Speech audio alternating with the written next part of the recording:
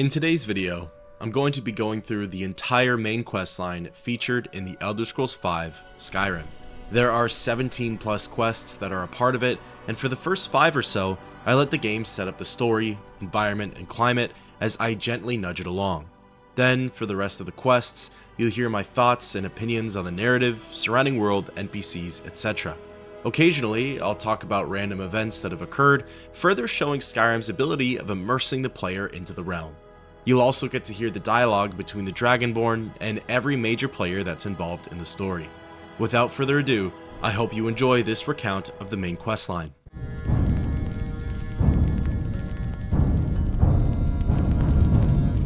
The world opens up and immediately, the player is thrown into the game. My character awakens and sees that they're in the back of some horse-drawn carriage, which is being led by Imperial soldiers. Riding along in the back with me are a few captured Stormcloak rebels. All of our hands are bound and things aren't looking very good for us. Hey, you're finally awake. You were trying to cross the border, right? Walked right into that Imperial ambush, same as us, and that thief over there. Damn you Stormcloaks. Skyrim was fine until you came along. Empire was nice and lazy. If they hadn't been looking for you, could have stolen that horse and been halfway to Hammerfell. You there, you and me, we shouldn't be here. It's these Stormcloaks the Empire wants. We're all brothers and sisters in binds now, thief. Shut up back there. What's wrong with him, huh? Watch your tongue. You're speaking to Ulfric Stormcloak, the true High King. Ulfric? The Jarl of Windhelm? You're the leader of the rebellion. But if they've captured you... Oh gods, where are they taking us? I don't know where we're going, but Sovngarde awaits. No, this can't be happening. This isn't happening. Hey, what village are you from, horse thief? Why do you care? A Nord's last thoughts should be of home. Rorikstead. I'm from Rorikstead. General Tullius, sir. The headsman is waiting. Good. Let's get this over with. Sure. Mara, Dibella, Kinnereth, Akatosh, Divines, please help me. It's here that some of Skyrim's in-universe conflicts and struggles are further introduced. Look at him. General Tullius, the military governor. And it looks like the Thalmor are with him. Damn elves. I bet they had something to do with this. It's also here that the audience gets a little bit of insight into where they're being taken to. This is Helgen. I used to be sweet on a girl from here.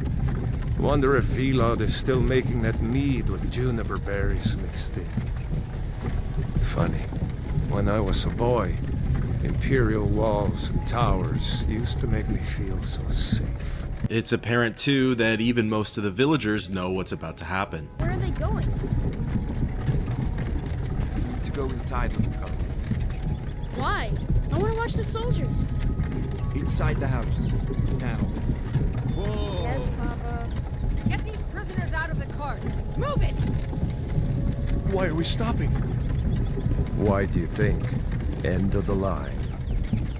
The cart pulls in, and one by one, the prisoners start to file out. Let's go. Shouldn't keep the gods waiting for us. No, wait! We're not rebels! Face your death with some courage, thief. You've got to tell them! We weren't with you! This is a mistake! Step towards the block when we call your name. One at a time. Empire loves their damn lists. Ulfric Stormcloak, Jarl of Windhelm. It has been an honor, Jarl Ulfric. Ralof of Riverwood.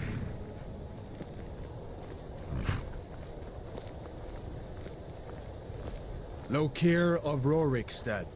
No! I'm not a rebel! You can't do this! Halt! You're not gonna kill me! Archers! Anyone else feel like running? Wait. You there. Step forward. My character approaches the Imperial soldiers. Who are you? This is where the magic happens. This is where I got to formally create my character. Although not as detailed and in-depth as previous Elder Scrolls games, there are still some important choices to make here.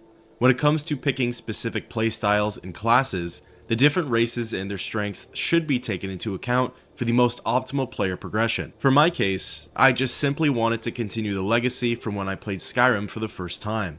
I made a high elf who pretty much just did whatever and knew no bounds or limits.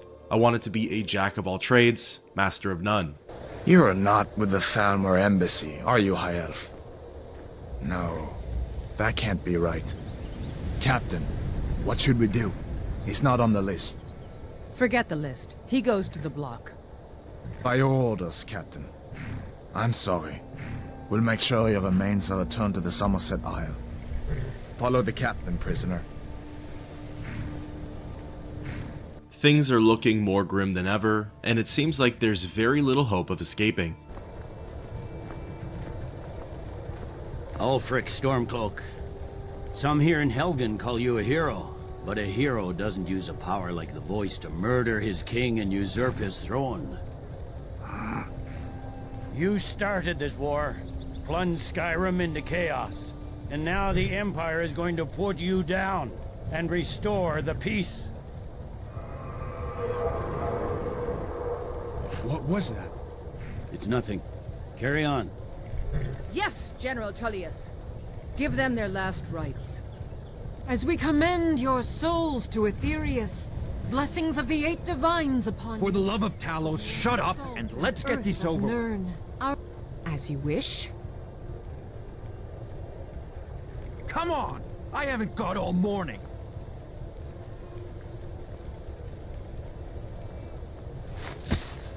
My ancestors are smiling at me, Imperials.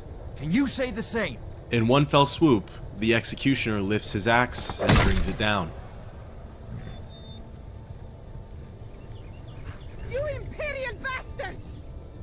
Justice! Death to the Stormcloaks! As fearless in death as he was in life. Next, the High Elf! Here it is again. Did you hear that? I said, next, prisoner! To the block, prisoner.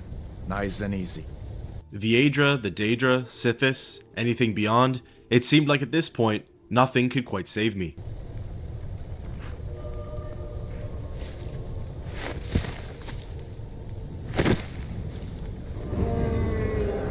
What in oblivion is that? Sentries, what do you see? Dragon!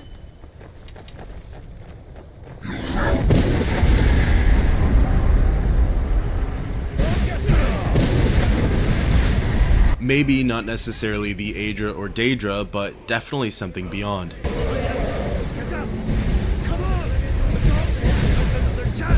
Chaos, mayhem, destruction.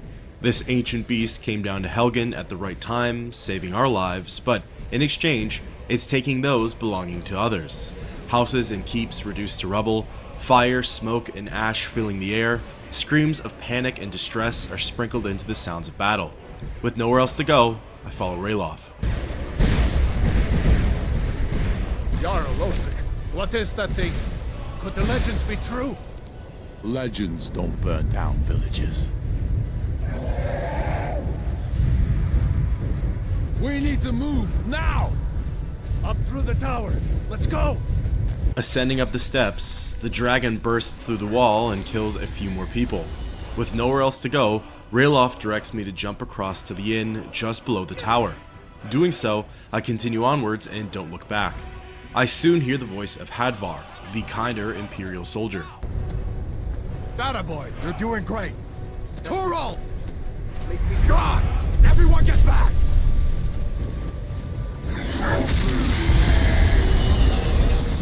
Still alive, prisoner? Keep close to me if you want to stay that way. Gunnar, take care of the boy. I have to find General Tullius and join the defense. Gods guide you, Hadvar. Even though I was about to be executed by him and his faction, it seems like he's got a good head on his shoulders, and knows that now is not the time to pursue justice. Together, we move through the village, evading the dragon. Soon, we arrived on this so-called defense and see that it's nothing but a slaughter against the villagers and soldiers. General Tullius directs everybody to run for the keep, and Hadvar and I make a break for it. Before getting to the doors though, we run into a familiar face. Barrow, you damn traitor! Out of my way! We're escaping, Hadvar. You're not stopping us this time. Fine, I hope that dragon takes you all to Sovngarde! You come on! Into the keep! With me, prisoner, let's go! The game gives me the choice of escaping with the Imperials or the Stormcloaks. Either way leads to safety, and whoever I go with shouldn't matter that much, although for some reason it feels like a really heavy decision to make. With the dragon closing in on the remaining survivors, I chose to escape with Hadvar, leaving Ralof on his own. Was that really a dragon? To bring us of the end times? We should keep moving. Come here. Let me see if I can get those bindings off. There you go. Take a look around. There should be plenty of gear to choose from. I'm going to see if I can find something for these burns. Running over to the quest marker, I managed to get a hold of some basic combat gear. There was actually a decent amount of items for the taking, and I grabbed what I needed. We need to get moving. That dragon is tearing up the whole keep. Just give me a minute. I'm out of breath. Hear that? Stormcloaks. Maybe we can reason with them. Hold up now. We only want... If you want to die...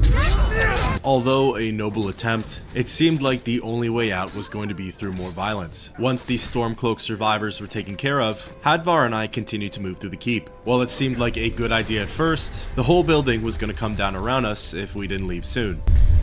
Damn, that dragon doesn't give up easy. As we moved through the dungeons, we continued to come across even more Stormcloak soldiers. The nice part though is that it seemed like the supplies were never ending, so I was able to stock up on a lot of consumables, weapons, and armor. The torture room. Gods, I wish we didn't need these. Eventually, Hadvar and I came across the first few friendly faces. The Torturer and Torturer's assistant were taking on a few of the Stormcloak rebels. Eliminating all of the threats, Hadvar warned them of the immediate danger. You fellows happened along just in time. These boys seemed a bit upset at how I've been entertaining their comrades. Don't you even know what's going on? A dragon is attacking Helgen. A dragon? Please, don't make up nonsense.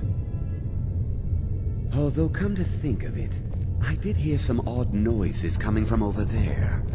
Come with us. We need to get out of here. You have no authority over me, boy. Didn't you hear me? I said the keep is under attack. Forget the old man. I'll come with you. Wait a second. Looks like there's something in this cage. Don't bother with that. Lost the key ages ago. Poor fellow screamed for weeks.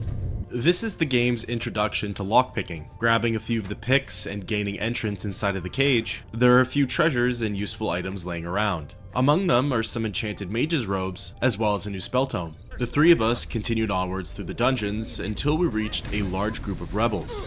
We fought against them, allowing me to try out different forms of combat, as well as acquiring new weapons in general. The Torturer's assistant splits off, and now it's just Hadvar and I looking for a way out. No going back that way. I guess we're lucky that didn't come down on top of us. With the only way to go now being forward, we resumed our escape and ended up crossing over into some natural caverns. Now, there weren't any Stormcloak soldiers standing in our way, but instead, Skyrim's beasts and monsters. That's the end of that. What next? Giant snakes?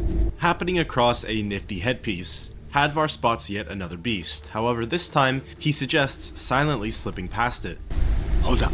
There's a bear just ahead. See her? I'd rather not tangle with her right now. You might be able to sneak by. Just take it nice and slow, and watch where you step. Or if you're feeling lucky, you can take this bow. This serves as the game's introduction to sneaking. However, it can also be seen as an intro to stealth takedowns. Just beyond the bear, Hadvar and I see some light at the end of the tunnel. This looks like the way out. I was starting to wonder if we'd ever make it. Finally exiting the caverns, the dragon does one last flyover. Leaving the ruins of Helgen, it flies north, twists around the mountains, and disappears. Looks like he's gone for good this time. But I don't think we should stick around to see if he comes back. Closest town from here is Riverwood. My uncle's the blacksmith there. I'm sure he'd help you out. It's probably best if we split up. Good luck. I wouldn't have made it without your help today. With a close call and a narrow escape from death, I'm now free to roam around the lands of Skyrim in search of adventure and my own destiny. Thus ends the quest, Unbound.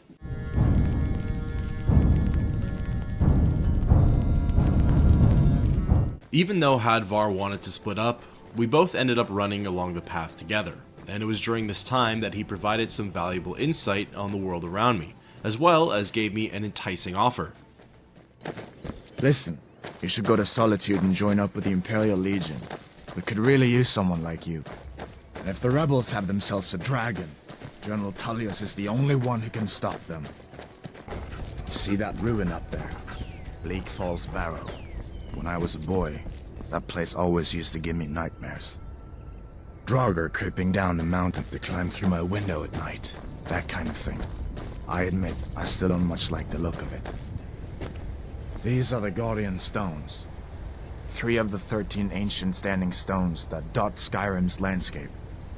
Go ahead, see for yourself. Here, I got to pick between the 3 signs: the warrior, the mage, or the thief.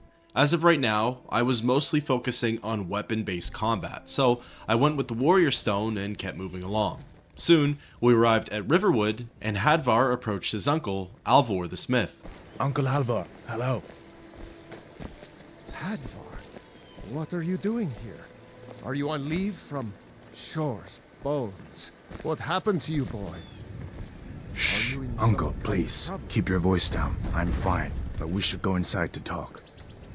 What's going on? And who's this? He's a friend. Saved my life, in fact. Come on, I'll explain everything, but we need to go inside. Okay, come inside then. Sigrid will get you something to eat, and you can tell me all about it. Entering into Alvor's home, Hadvar sat down and explained everything. The dragon attack, Helgen's destruction, etc. Of course, no one believed him at first, but after insisting on it being the truth, his uncle started to take him seriously. Alvor gave me a small care package and then an urgent task. The Jarl needs to know if there's a dragon on the loose. Riverwood is defenseless. We need to get word to Jarl Balgruuf in Whiterun to send whatever soldiers he can. If you'll do that for me, I'll be in your debt. I asked Alvor for directions up to Whiterun. Cross the river and then head north. You'll see it just past the falls. When you get to Whiterun, just keep going up. When you get to the top of the hill, you're at Dragon's Reach, the Jarl's palace.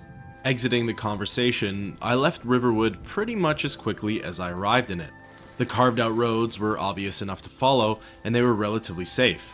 Of course, there would be the odd aggressive animal that emerged from the bushes, but nothing too hard to handle. Along the path was a small group of Imperial soldiers, escorting a Stormcloak prisoner. I wondered if they were also from Helgen, but given their lack of fear and distress, I doubted it. The rest of the way was a simple walk, and I soon spotted Whiterun in the distance. Getting within proximity of its gates, I approached the entrance and was halted by a guard. Halt! City's closed with the dragons about. Official business only. I made attempts to persuade him with news from Helgen.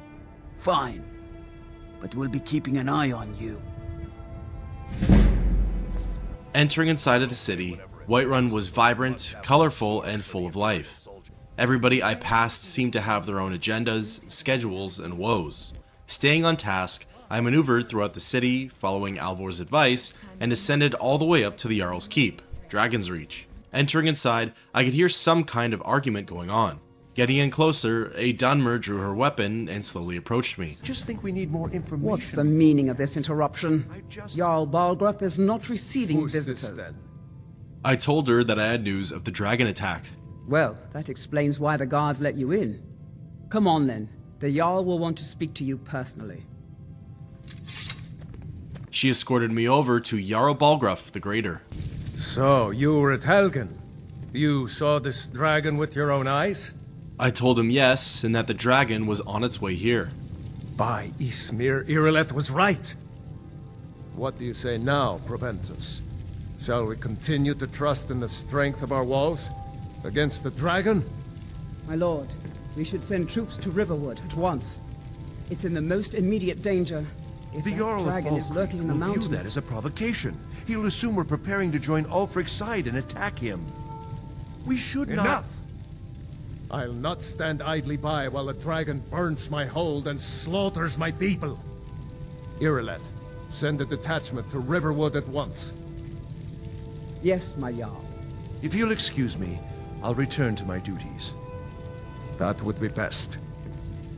Well done. You sought me out on your own initiative. You've done Whiterun a service, and I won't forget it. Here, take this as a small token of my esteem. There is another thing you could do for me. Suitable for someone of your particular talents, perhaps. Come, let's go find Farengar, my court wizard. He's been looking into a matter related to these dragons and rumors of dragons. With that, thus ends the quest before the storm.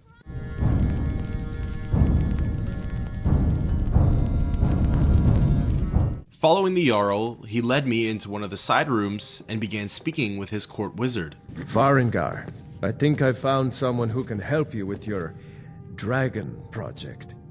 Go ahead and fill him in with all the details. So the Jarl thinks you can be of use to me. Oh yes, he must be referring to my research into the dragons. Yes, I could use someone to fetch something for me. Well, when I say fetch, I really mean delve into a dangerous ruin in search of an ancient stone tablet that may or may not actually be there. I ask him where I'm going and what I'm going for. Straight to the point, eh? No need for tedious hows and whys. I like that. Leave those details to your betters, am I right? I, learned of a certain stone tablet said to be housed in Bleak Falls Barrow. A dragon stone, said to contain a map of dragon burial sites. Go to Bleak Falls Barrow, find this tablet, no doubt interred in the main chamber, and bring it to me. Simplicity itself. I asked him if there was anything more he could tell me about this place. An old tomb, built by the ancient Nords, perhaps dating back to the Dragon War itself. Ah, maybe you just want to know how to get there. It's near Riverwood, a miserable little village a few miles south of here. I'm sure some of the locals can point you in the right direction once you get there. Finally, I asked him how he could be sure about the tablet's whereabouts. Well, must preserve some professional secrets, mustn't we? I have my sources. Reliable sources. This is a priority now. with you. Anything we can use to fight this dragon, or dragons, we need it quickly, before it's too late. I'm sure he will prove most useful. Succeed at this, and you'll be rewarded. Whiterun will be in your debt. Exiting the conversation and leaving Dragon's Reach, I popped open the vast and detailed world map. Using the game's built-in fast-traveling system, I returned back to Riverwood. It's funny how things come to full circles. Hadvar was just telling me about his fear of Bleak Falls Barrow, and here I am about to adventure inside of it. I crossed the river and began scaling my way up the mountain. Soon, I found an easier pathway and even ran into an oddly familiar face. Maik can travel fast across the land. Some lazy types take carriages. It is all the same to Maik. About halfway up was an abandoned tower. The structure was teeming with bandits, and they decided to pick a fight with me. I cut, slashed, and stabbed my way through the crowd. Continuing along, I soon found myself standing outside the ancient Nordic ruins. Posted on the outside were more bandits, which I needed to defeat. Once they were taken care of, I was free to enter inside of Bleak Falls Barrow. Pretty much immediately within the dungeon, I spotted two bandits conversing with one another. Sneaking my way up to them, I heard mention of something called a Golden Claw, and this added a new side quest to my journal. Taking them out, I looted what I could and continued along. The ruins were definitely a fantastic sight. They displayed old Nordic craftsmanship, and a lot of the objects found in here are unlike any that I would have seen in Skyrim's modern cities. The pathways twisted and turned, leading me further into the burrows. For a while, there weren't any signs of life, until I caught up to one of the bandits. He seemed focused on a task, so I decided to lay low and watch him. He advanced towards a lever and pulled it, although the outcome was not in his favor. Wanting to avoid his mistake, I surveyed the room for any puzzles that might lay about. On the upper walls behind the gate were two unique designs etched into some metal. One was of a snake and the other a whale. On the ground beside the lever was another one of those designs, also depicting a snake. On the walls to the left were 3 pillars that could be spun around, each having etchings that were identical to those on the floor and back walls. Putting 2 and 2 together, I lined up the pillars in order of their signifiers and tried the lever. It worked, and the gate was lifted. On the other side, there were a couple of treasures that I helped myself to. Descending down some stairs and exterminating some pesky skeevers, I delved further into the dungeon, and began to hear a voice call out to me. Is someone coming? Is that you, Haknir? Bjorn? Soling? I know I ran ahead of you, but I need help. The path ahead was covered in so many spiderwebs that I had to slash my way through them. This brought me out into an open room, and I managed to find the person connected to the voice, although I got a little more than I bargained for. Taking on the giant frostbite spider, it had a hefty amount of health, and its ability to poison me was going to prove rough in the long run. Switching over to destruction magic, I cast a bunch of fire spells at it, hoping that would do the trick. After some time and continued efforts, I was able to kill the thing, and then get a closer look at the entangled man. You did it, you killed it. Now cut me down before anything else shows up. I asked him where the golden claw was. Yes, the claw. I know how it works. The claw, the markings, the door in the Hall of Stories. I know how they all fit together. Help me down and I'll show you. You won't believe the power the Nords have hidden there. I asked for the claw first. Does it look like I can move? You have to cut me down first. Taking out my sword, I slashed through the webs until Arvel was released. He stood up, and then sure enough, began running away. You fool. Why should I share the treasure with anyone? Catching up to him and ending his life quickly, I looked through his inventory and found the golden claw. In there, he also had a journal. Taking a peek at it, it detailed how the claw originally came from someone named Lucan Valerius. It's apparently used to unlock a door at the Hall of Stories. And there's an old Nord saying that goes, when you have the golden claw, the solution is in the palm of your hands. Closing the journal and continuing along, I found myself in an ancient Nord crypt. Here, there were plenty of well-preserved bodies lining the walls. And what's more, a few of them came back to life. These undead beings are known as the Draugr, and they act as the protectors and guardians of these Nordic tombs. They're unique to spirits and zombies, however, as they fight using traditional weapons, and even have the ability to speak in tongues. The rest of Bleak Fall's Barrow mostly comprised of facing off against regular and restless Draugr. They would arise from their tombs and carved out slots in order to face any who tread on their sacred grounds. The scenes and settings changed from old Nordic masonry to natural caverns and back again. Soon, I found myself onto the next zone, Bleak Fall Sanctum. Within, there were more traps to scurry past and Draugr to put down. However, this would be the last batch of regular enemies, as soon I found myself inside the Hall of Stories. At the other end of the room was a rather peculiar door. On it were 3 different sliders that could be turned, presenting me with a new emblem. These were also in similar designs to the animals from the last puzzle, and remembering Arvel's journal, I took a closer look at the golden claw. On its palm were 3 markings that matched those seen on the door. So, lining them up with their corresponding emblem, I placed the claw in the holes, and the contraption began to open. Running on through, I was then brought to a great open cave. There were various empty coffins littered around, as well as smaller treasures for the taking. Towards the back of it though, there was a mound of sorts. It looked old and of great importance. There was a sealed tomb surrounded by greater treasures, but most interestingly, a wall of odd-looking inscriptions. Getting in close, some form of power from one of the words seemed to be drawn to me. Energy began emanating towards me, and suddenly, I was filled with knowledge from the so-called Word of Power. Unsure of what had just happened, I didn't have very much time to process it as I heard a noise behind me. A lone, mighty, and strong Draugr burst out from its crypt and drew its weapon. This one was a Draugr overlord, and the most powerful one I've had to face yet. It shouted at me using some unseen power, and my character staggered back. Fortunately though, I was able to get in close and began to swing around my warhammer. I caused it to flinch and step back, allowing me to come out on top. On its inventory was some gold, an enchanted weapon, and most importantly, the Dragonstone tablet. Taking all 3, along with the treasures that lay inside of the chest and near the tomb, I followed a new pathway that ended up being a shortcut out of here. Exiting back out into Skyrim, I popped open my map and fast traveled back to Dragon's Reach. Entering inside of the keep, I rushed over to Sovngarde to deliver the map. However, it seemed like he was already busy with another visitor. You see? The terminology is clearly First Era or even earlier. I'm convinced this is a copy of a much older text. Perhaps dating to just after the Dragon War. If so, I could use this to cross-reference the names with other later texts. Good. I'm glad you're making progress. My employers are anxious to have some tangible answers. Oh, have no fear. The Jarl himself has finally taken an interest, so I'm now able to devote most of my time to this research. Time is running, Sovngarde, don't forget. This isn't some theoretical question. Dragons have come back. Yes, don't worry. Although the chance to see a living dragon up close would be tremendously valuable. Now, let me show you something else I found. Very intriguing. I think your employers may be interested as well. Ah, yes, the Jarl's protege. Back from Bleak Falls Barrow. You didn't die, it seems. Ah, the Dragon Stone of Bleak Falls Barrow.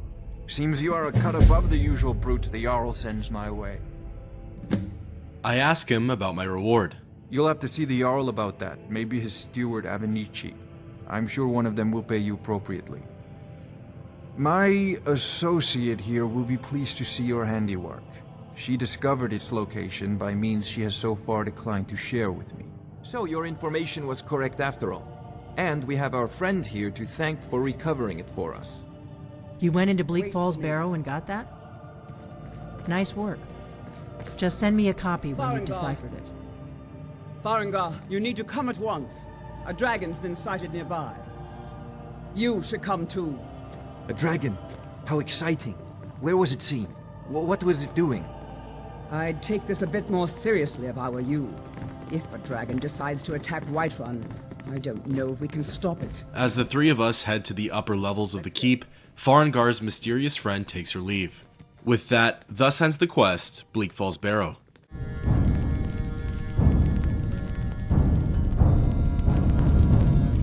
At the top of the stairs, Jarl Balgruuf is waiting to receive us. Western Watchtower? Yes, my lord. Tell him what you told me about the dragon. Oh, that's right.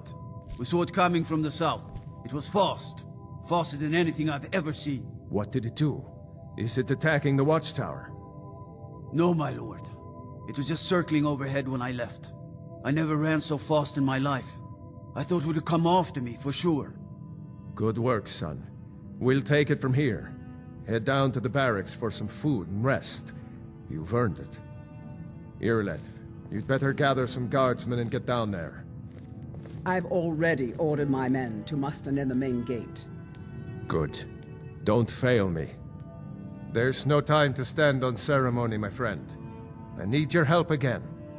I want you to go with Eyrie and help her fight this dragon. You survived Helgen, so you have more experience with dragons than anyone else here. But I haven't forgotten the service you did for me in retrieving the Dragon Stone for Sovngarde. As a token of my esteem, I have instructed Avenici that you are now permitted to purchase property in the city. And please, accept this gift from my personal armory. Help Eyrie kill this dragon before it can attack Whiterun. No, I can't afford to risk both of you. I need you here working on ways to defend the city against these dragons. As you command. One last thing, Eyrie. This isn't a death or glory mission. I need to know what we're dealing with. Don't worry, my lord. I'm the very soul of caution. It was now time to finally bring the fight to the dragon. Before I could set off though, the Jarl's armor that he gifted me put me over the weight limit, and attempting to dump some of my gear got me in trouble. You shouldn't leave weapons laying around. Someone could get hurt. If I see you doing it again, that someone will be you. I quickly dabbled with some enchantments, sold off my extra gear and goods, and then raced off to the Western Watchtower. Running through the fields and rocky terrain, I soon caught up with the rest of the garrison and laid eyes on a familiar sight. It sure looks like he's been here. I know it looks bad, but we've got to figure out what happened. And if that dragon is still skulking around somewhere. Spread out and look for survivors.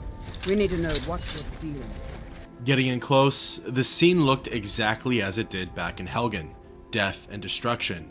The smoke from the fires could be seen from miles away, and everything seemed freshly demolished, yet no sign of the dragon. Approaching the interior of the tower, a lone soldier began to make his way out. No, get back. It's still here somewhere. Crocky and Todd just got grabbed when they tried to make a run for it. Guardsman, what happened here? Where's this dragon? Quickly now! I don't know. All of a sudden, he spots something in the sky. Kinneret, save us. Here he comes again. Here he comes! Find cover, and make every arrow count! The roars and screeches get louder and louder. Tolo, save us! Over here! The dragon comes flying in at top speed and begins to breathe fire. Every available body has their bow and arrow out, taking pot shots at the fearsome foe. After some time, it finally comes down from the sky and lands in front of us. It flails its tail, slaps its wings, and breathes more deadly flames. It's certainly a tough fight, and if we don't put it down soon, then there's unlikely to be any survivors. Finally, the dragon descended to the ground one final time and moved in for close combat. Its health was low, and its body was battered and bloodied. I got right up in its face and closed out the fight.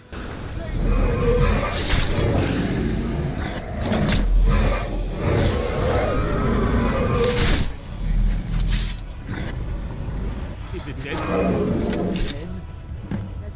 The dragon lay motionless on the ground. Similar to the word wall back in Bleak Falls Barrow, I began to absorb some sort of power from it. In what felt like a brief moment, its scales and skin disintegrated, blew towards me, and I felt a surge of energy. Eyrie and the guardsmen gathered around and stood in awe, staring at me and the pile of dragon bones. The game prompted me to go into my magic menu and perform a shout. This ability comes from the combined efforts of the word wall and the soul of the dragon. Using unrelenting force, one of the guardsmen finally spoke up. I can't believe it. You're Dragonborn. I asked him what he meant by that. In the very oldest tales, back from when there were still dragons in Skyrim, the Dragonborn would slay dragons and steal their power. That's what you did, isn't it? Absorb the dragon's power. I told him that I'm not exactly sure what happened. Well, you can shout now. You couldn't before, right? That can only mean one thing. You must be Dragonborn. Dragonborn? What are you talking about? That's right. My grandfather used to tell stories about the Dragonborn. Those born with the dragon blood in them. Like old Tiber Septim himself. I've never heard of Tiber Septim killing any dragons. There weren't any dragons then, idiot. They're just coming back now for the first time in forever. But the old tales tell of the Dragonborn who could kill dragons and steal their power. You must be one. What do you say, Eyrie? You're being awfully quiet.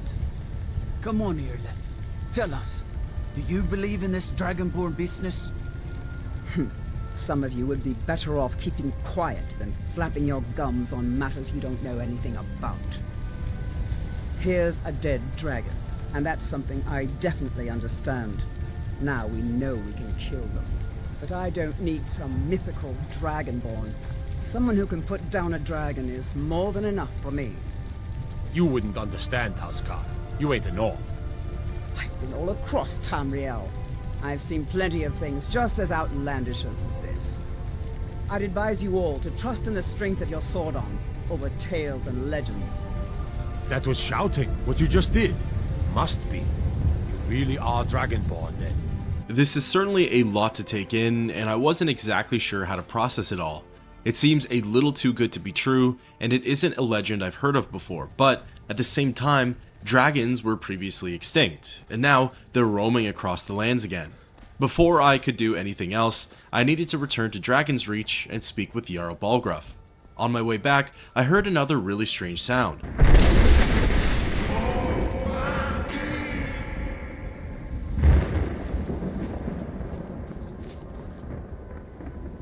Hoping that it wasn't more dragons, I made haste and reached the city. Entering into the Jarl's Keep, there were more arguments and discussions going on. Good. You're finally here. The Jarl's been waiting for you. You heard the summons. What else could it mean? The Greybeards. We were just talking about you. My brother needs a word with you. So what happened at the watchtower? Was the dragon there? I told him the dragon was killed, but the tower was destroyed. I knew I could count on Eyrie, but there must be more to it than that. I tell him that everybody there seemed to think I was the Dragonborn. Dragonborn? What do you know about the Dragonborn? I mentioned that when the dragon died, I absorbed some kind of power from it. So it's true. The Greybeards really were summoning you. I question who the Greybeards are. Masters of the Way of the Voice. They live in seclusion high on the slopes of the throat of the world. I asked him what they could have wanted with me. The Dragonborn is said to be uniquely gifted in the voice. The ability to focus your vital essence into a thum, or shout. If you really are Dragonborn, they can teach you how to use your gift. Didn't you hear the thundering sound as you returned to Whiterun? That was the voice of the Greybeards, summoning you to High Hrothgar. This hasn't happened in centuries, at least. Not since Tiber Septim himself was summoned when he was still Talos of Atmora. Hrongar, calm yourself. What does any of this Nord nonsense have to do with our friend here? Capable as he may be, I don't see any signs of him being this, Dragonborn. Nord nonsense? Why, you puffed up ignorant. These are our sacred traditions that go back to the founding of the First Empire. Hrongar, don't be so hard on Avenici. I meant no disrespect, of course. It's just that, what do these Greybeards want with him? That's the Greybeards' business, not ours. Whatever happened when you killed that dragon, it revealed something in you, and the Greybeards heard it. If they think you're Dragonborn, who are we to argue? You'd better get up to High Hrothgar immediately. There's no refusing the summons of the Greybeards. It's a tremendous honor. You've done a great service for me and my city, Dragonborn. By my right as Jarl, I name you Thane of Whiterun. It's the greatest honor that's within my power to grant. I assign you Lydia as a personal housecarl, and this weapon from my armory to serve as your badge of office. I'll also notify my guards of your new title. Wouldn't want them to think you're part of the common rabble, now would we? We are honored to have you as Thane of our city, Dragonborn. Back to business, Proventus. We still have a city to defend. Yes, my lord. With the immediate threat of the dragon dead, it's time to answer the call of the Greybeards. With that, thus ends the quest, Dragon Rising.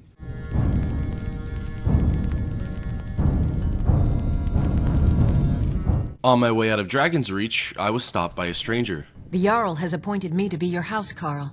It's an honor to serve you. I ask her what it means to be a Thane. The Jarl has recognized you as a person of great importance in the Hold. A hero. The title of Thane is an honor, a gift for your service. Guards will know to look the other way if you tell them who you are. I've got my first follower, but for now, I prefer to travel solo. Exiting Dragon's Reach, I dumped some of my goods and leveled up my smithing. Before meeting with the Greybeards, I quickly wanted to take care of some unfinished business. I traveled over to Riverwood and went inside of the trade house. The owner, Lucan Valerius, was the very same as the one Arvel had mentioned in his journal, with regards to the Golden Claw. Inside, he was arguing with a woman, seemingly about the claw itself. When the conversation was finished, I approached him. Yeah, well, I don't know what you overheard, but the Riverwood Trader is still open. Feel free to shop. Yeah, we did have a bit of a break-in, but we still have plenty to sell. Robbers were only after one thing. An ornament, solid gold in the shape of a dragon's claw. I asked him if it's the one I have. You found it! There it is! Strange. It seems smaller than I remember. Funny thing, huh?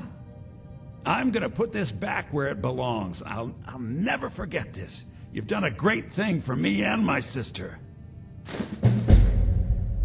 With that taken care of, it was now time to seek out the hermits. Popping open the map, the quest marker was bringing me over to the village of Iverstead. That was on the eastern side of the mountain, and at the time, it seemed like my best bet was going to be taking the road around it. I traveled to Hunningbrew Meadery and began my journey. The beginning of the trek was fairly straightforward. Along the road, I had run into a man who was collecting ingredients in order to impress a famous chef named the Gourmet. A little further in, I passed by an abandoned watchtower, except it was being occupied by bandits. I was going to leave them alone, but they wanted to pick a fight with me. Hold it. This here's a toll road, see? You're gonna have to hand over, say, 200 gold if you want to use our road. Warhammer in hand, I killed everybody on sight, including their chief. Continuing along, I passed by two men on the road, each on their own journey to join with one of the two warring sides of the province. Soon, I went off-road, swam through a river, and ended up making it to the town of Iverstead. Shooting straight for the steps, I overheard two men bantering about needing to bring some supplies up. Curious, I waited until they were finished and asked one of them about it. Passing through on your way to High Hrothgar? About to make a delivery up there myself. I asked him if there was anything he could tell me about it. I've been to the monastery many times, but I've never even laid eyes on one of the Greybeards. Not that I'd care to. Being masters of the Thu'um, they could kill you by uttering a single word. Well, not that they would. They seem peaceful, but I wouldn't want to provoke them. I asked him about the deliveries he makes and what he gets in return. And then, to be nice, I told him that I could make the trek. He handed me a bag of supplies, and then I was off to climb the 7,000 steps. Along the way, there were 10 etched tablets that could be read and were a part of the whole pilgrimage. I ran into the first one immediately, and it read, "Before the birth of men, the dragons ruled all Mundus. Their word was the voice, and they spoke only for true needs. For the voice could blot out the sky and flood the land. For the most part, Klimek was right on what I'd have to deal with here. Occasionally, the lone wolf would be guarding the path, and I'd have to slay it. I soon came across the second etched tablet. Standing before it was a Nord named Barknar, and he himself was actually embarking on his own personal pilgrimage. The second emblem read, "Men were born and spread over the face of Mundus. The dragons presided over the crawling masses. Men were weak then and had no voice." The wolves kept coming, but again, they weren't really much of an issue. Soon, I came across the third tablet, and it read, "The fledgling spirits of men were strong in old times, unafraid to war with dragons and their voices. But the dragons only shouted them down and broke their hearts." At this point into the climb, the conditions were certainly getting worse, and my visibility was lowered, but from what I could see, the views were stunning and beautiful. At the fourth emblem, I came across another pilgrim, and her name was Karita. However, she chose not to share what she was here for, and we pretty much left it at that. The fourth emblem read, "Kin called on Parthenax who pitied man.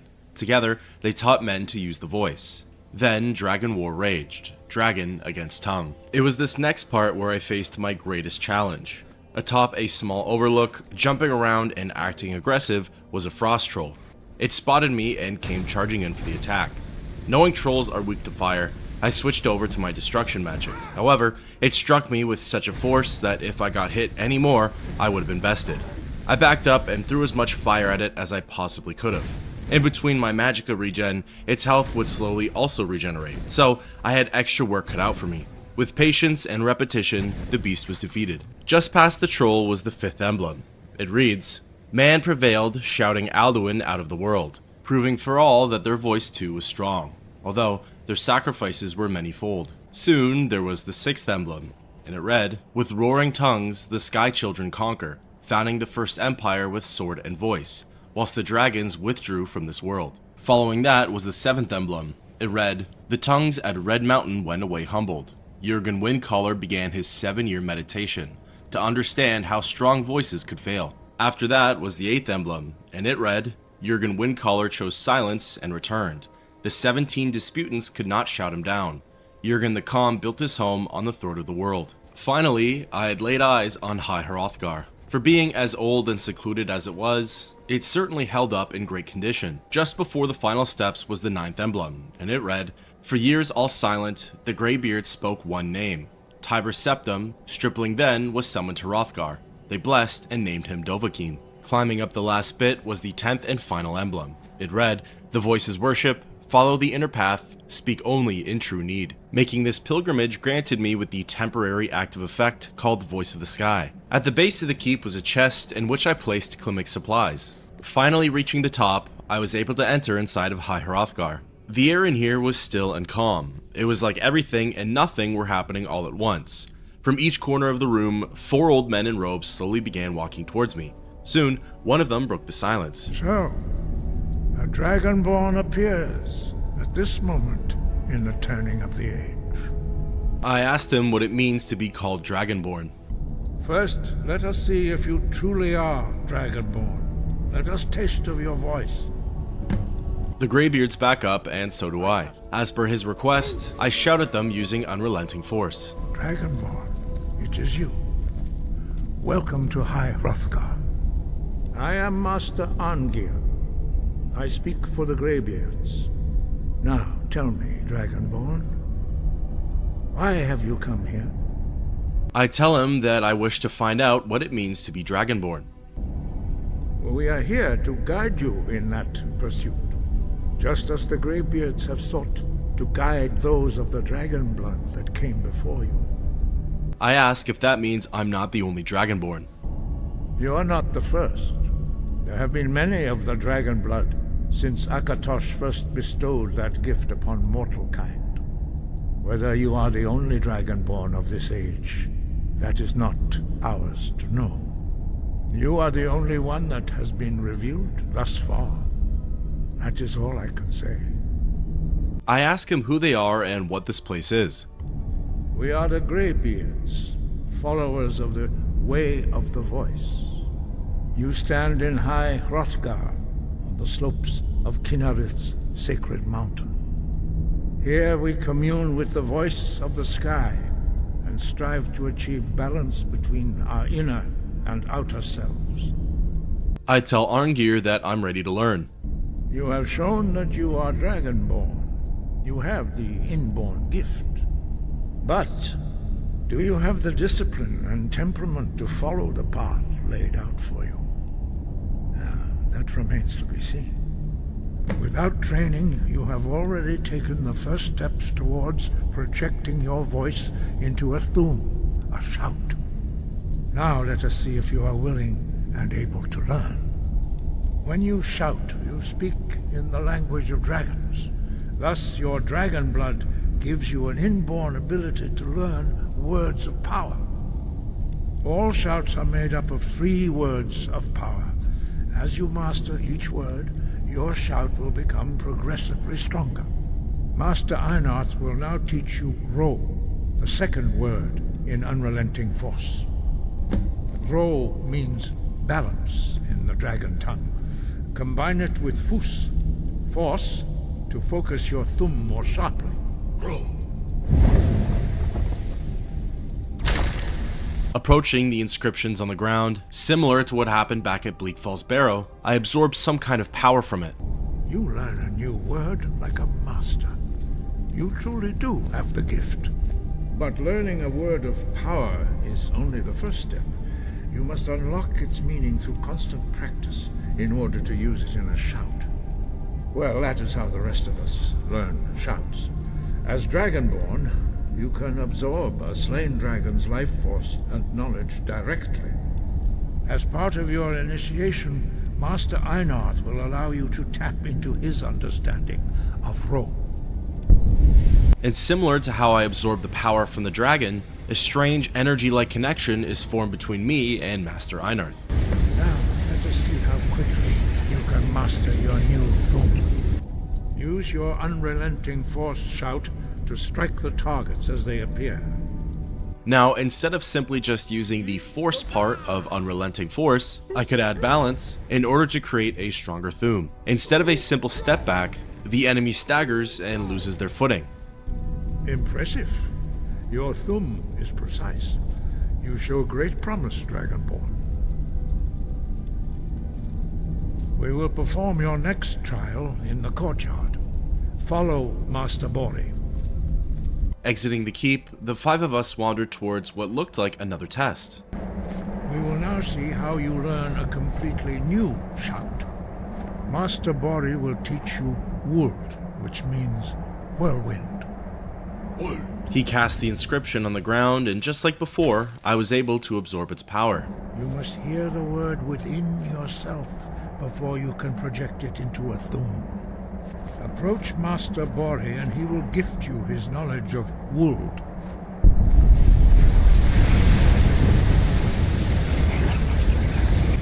Now we will see how quickly you can master a new shout. Master Wulfgar will demonstrate whirlwind sprint. Then it will be your turn. The gates open, and with a few words, Nori beams across the courtyard like a bolt of lightning. Next, it's my turn, and as soon as the gates open, I'm able to travel a short distance at a rapid speed. Your quick mastery of a new thum is astonishing. I'd heard the stories of the abilities of Dragonborn, but to see it for myself... I tell him that I'm not sure how I do it, as it happens naturally. You were given this gift by the gods for a reason. It is up to you to determine how best to use it. You are now ready for your last trial. Retrieve the horn of Jurgen Windcaller, our founder, from his tomb in the ancient fane of Sovngarde. Remain true to the way of the voice, and you will return. With new abilities in my arsenal comes more dangerous trials and tasks. However, I'm eager to prove myself and discover what it really means to be Dragonborn. With that, thus ends the quest, The Way of the Voice.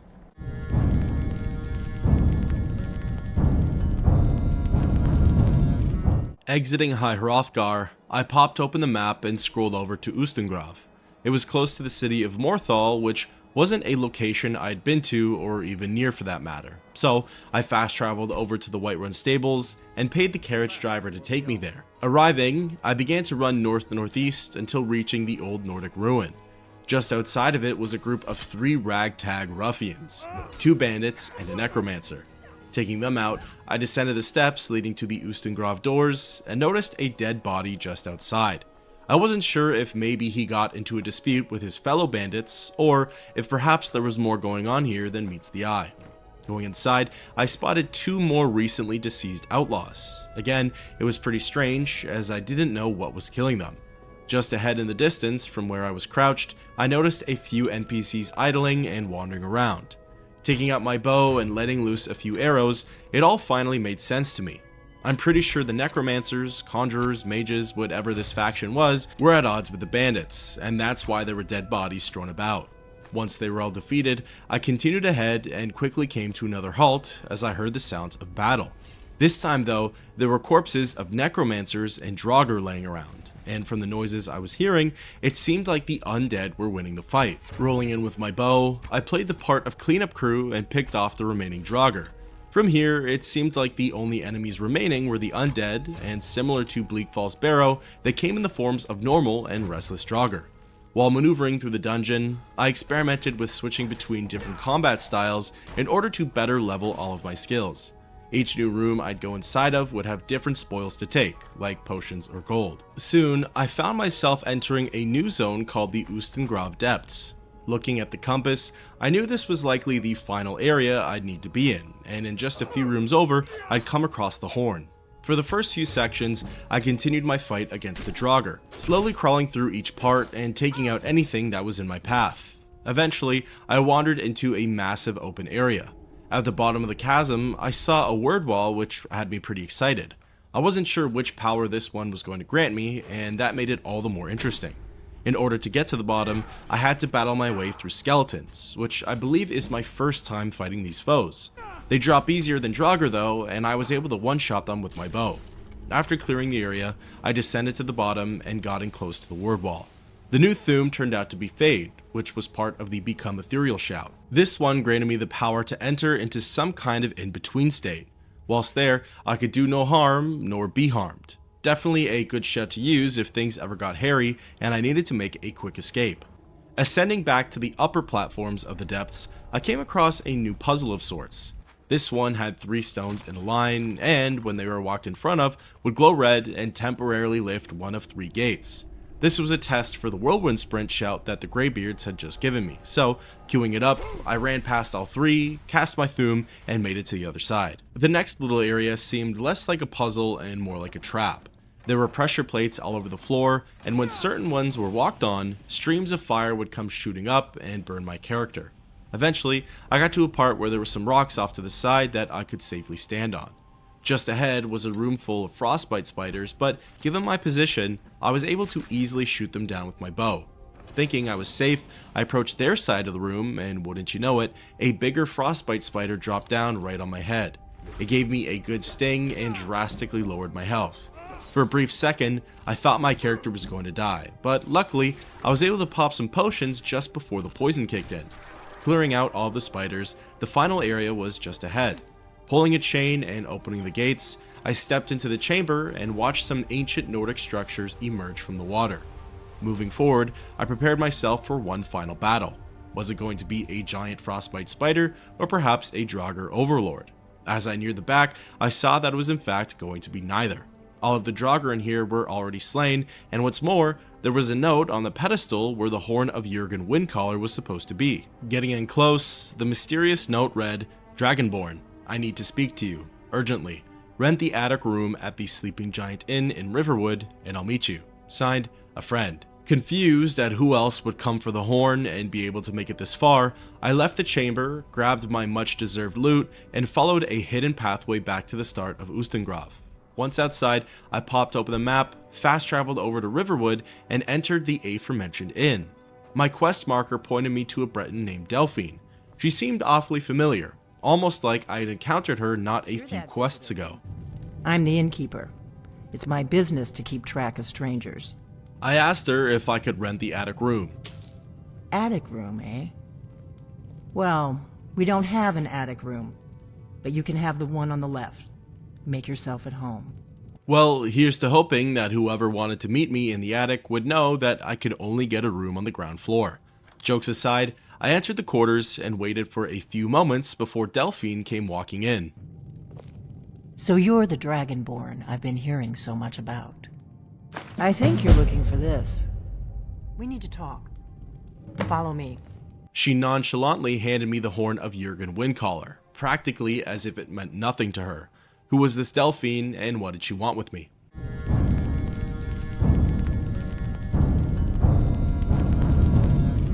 Not really having much of a choice but to follow her, I went inside her quarters. Close the door. Now we can talk.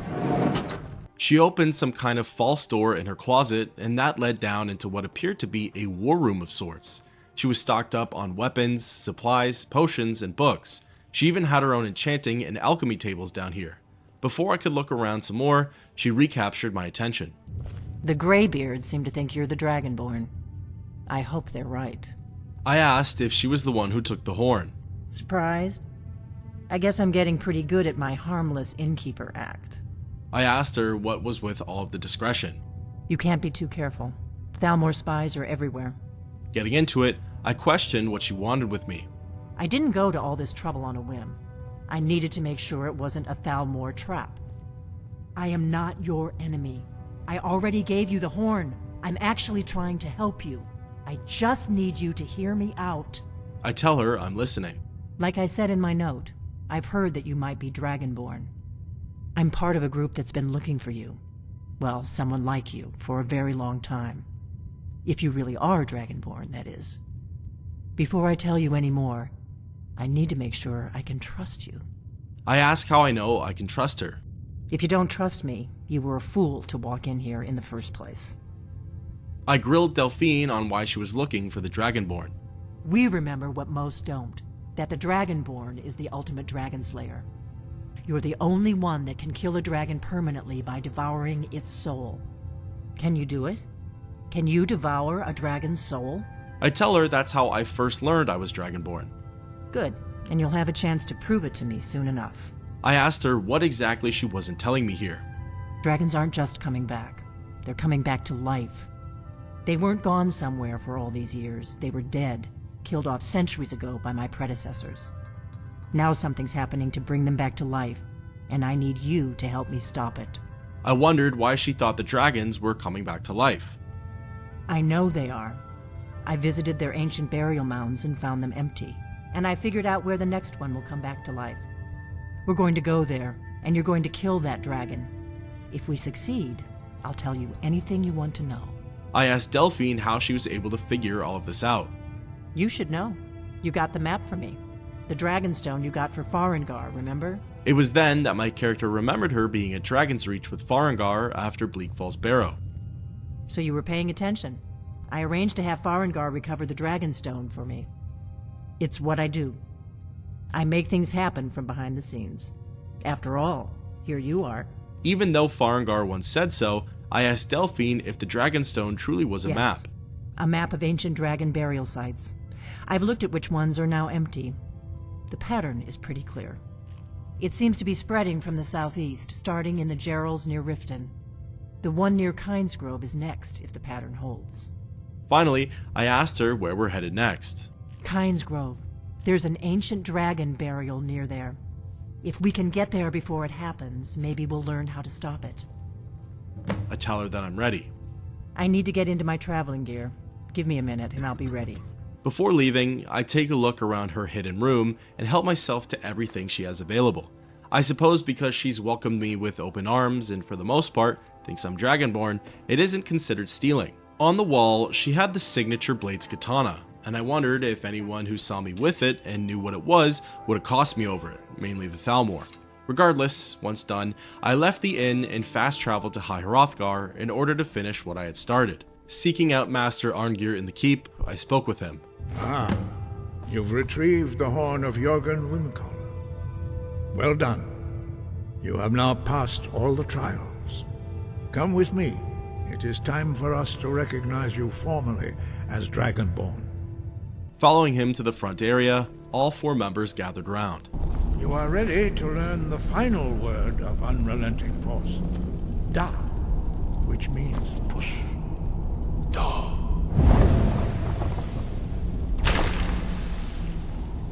With all 3 words together, this shout is much more powerful.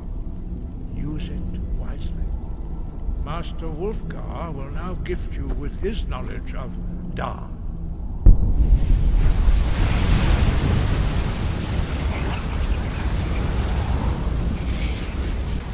You have completed your training, Dragonborn. We would speak to you. Stand between us and prepare yourself.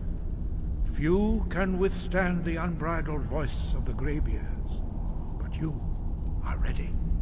Barely getting my toes in the center, the Greybeards immediately began their shouting.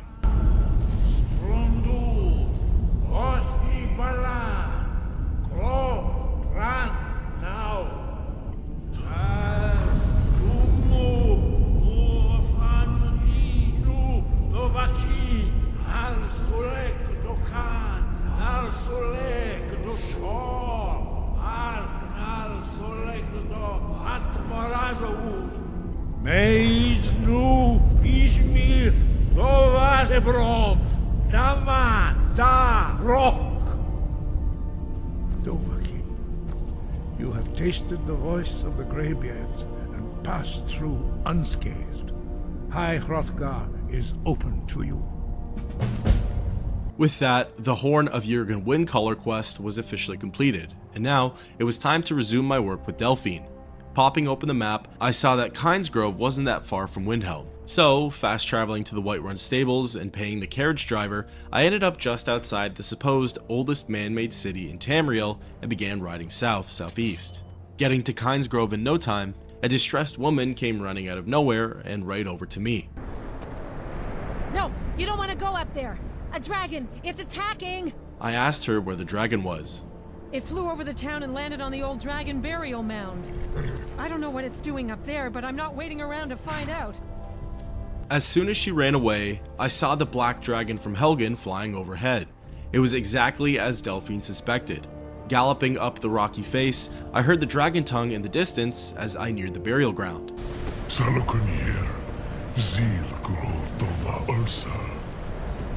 As the dragon was flying around the site, a strange vortex of light swirled up from the tomb.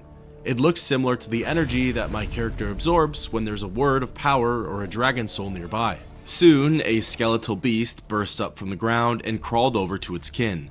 Through subtitles, we can see that the black dragon is named Alduin, and the one that was just resurrected is called Salognir. After they're done speaking with one another, Alduin then turns to me.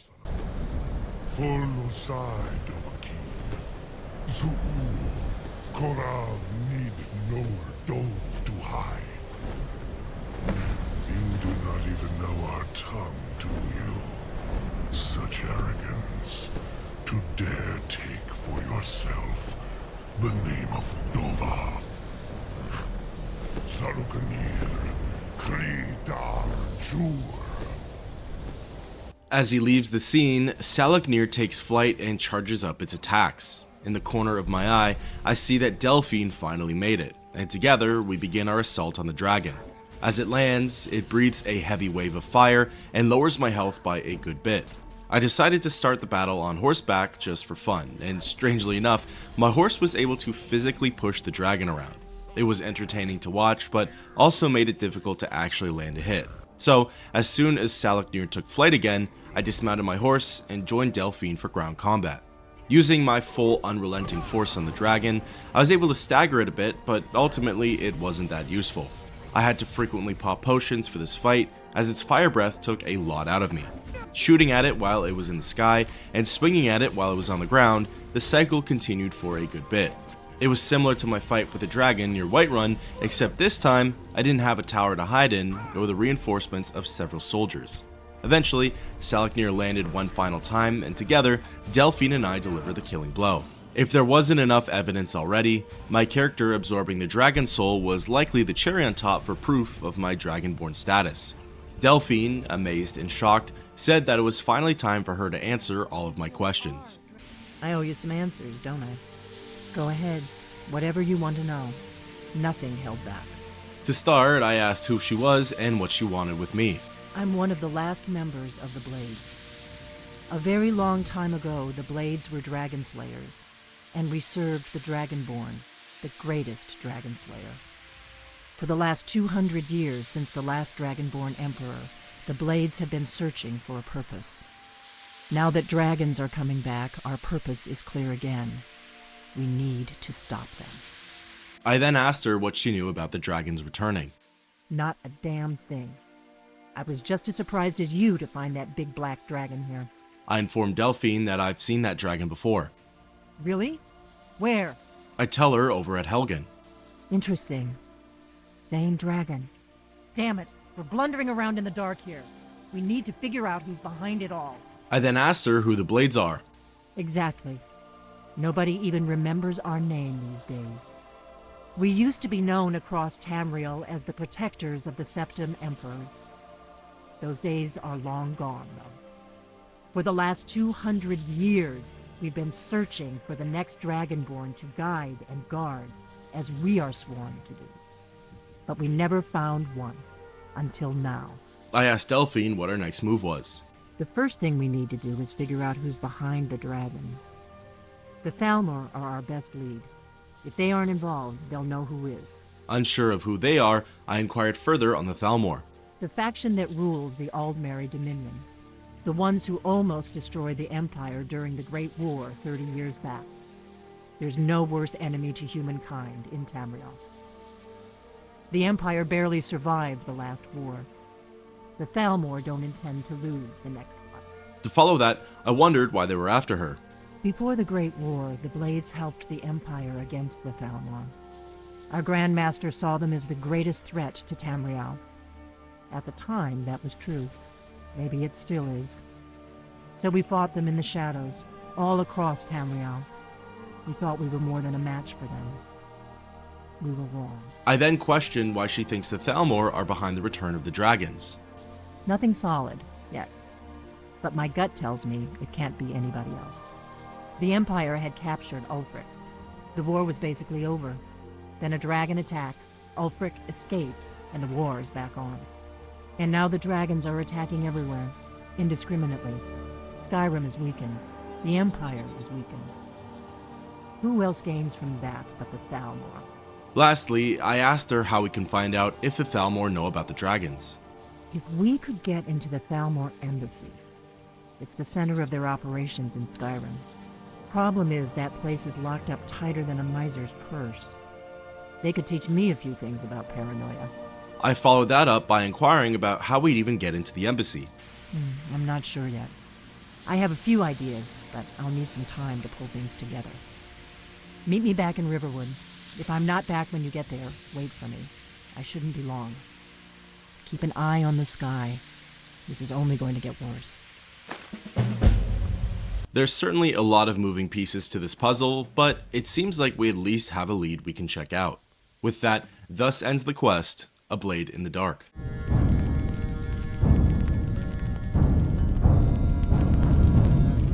From Kynes Grove, I quickly fast-traveled over to Whiterun and did some upkeep, selling my excess weapons, stocking up on supplies, and disenchanting extra gear. Once finished, I headed on over to Riverwood and entered back inside of the Sleeping Giant Inn. Delphine was waiting for me by the entrance, and together we descended to her war room.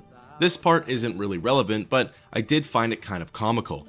Delphine kept trying to approach me in order to continue with the quest, but Sven and his ballads were blaring in the background. So, while waiting for him to finish, I was breaking some ankles around the table and evading Delphine like my life depended on it. But this land is ours, and we'll see it wiped clean of the scourge that has sullied our hopes and our dreams. Finally, Sven had wrapped up, and I let her come to me. I figured out how we're going to get you into the Thalmor embassy. I asked her if she was coming with me. That would be a bad idea. I'd be too likely to attract the wrong kind of attention. But they don't know you at all yet. I inquired about her plan to infiltrate the embassy. The Thalmor ambassador, Elenwen, regularly throws parties where the rich and connected cozy up to the Thalmor. I can get you into one of those parties. Once you're inside the embassy, you can get away and find Elenwen's secret files. I have a contact inside the embassy. He's not up for this kind of high-risk mission, but he can help you. His name is Malborn. Wood Elf. Plenty of reason to hate the Thalmor. You can trust him. I'll get word for him to meet you in Solitude at the Winking Skeever. You know it? While you're doing that, I'll work on getting you an invitation to Elenwen's little party. Meet me at the Solitude stables after you've arranged things with Malborn. Any questions? I asked her what I was supposed to do once inside. That's when the fun starts. You'll have to slip away from the party without raising the alarm. Then you'll need to find Elenwen's office and search her files. Malborn should be able to point you in the right direction. Lastly, I asked her if she was sure her contact could be trusted. Don't worry about Malborn. He's not a dangerous character like you. But he hates the Thalmor at least as much as I do. He's a wood elf. The Thalmor wiped out his family back in Valenwood during one of their purges that we never hear about. Luckily, they don't know who he really is, or he wouldn't be serving drinks at the ambassador's parties. I tell her that I'll meet her at the stables outside Solitude. Sounds good. Be careful. Exiting the inn, I fast-traveled over to Whiterun and took the carriage services to the capital, as I had never been there before. Arriving, I ran through the gates just in time to witness Rogvir's execution, but time was of the essence, so I let the show go on without me. The Winking Skeever was right by the entrance to the city, and going on inside, I spotted Malborn seated by himself in the corner. What do you need? I tell him that our mutual friend sent me. Really? You're who she picked? I hope she knows what she's doing. Here's the deal. I can smuggle some equipment into the embassy for you. Don't plan on bringing anything else in with you.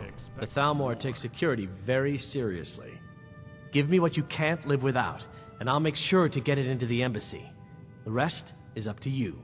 I asked him what kind of things I should bring with me. You're asking me? She promised that she was sending someone who knew what they were doing.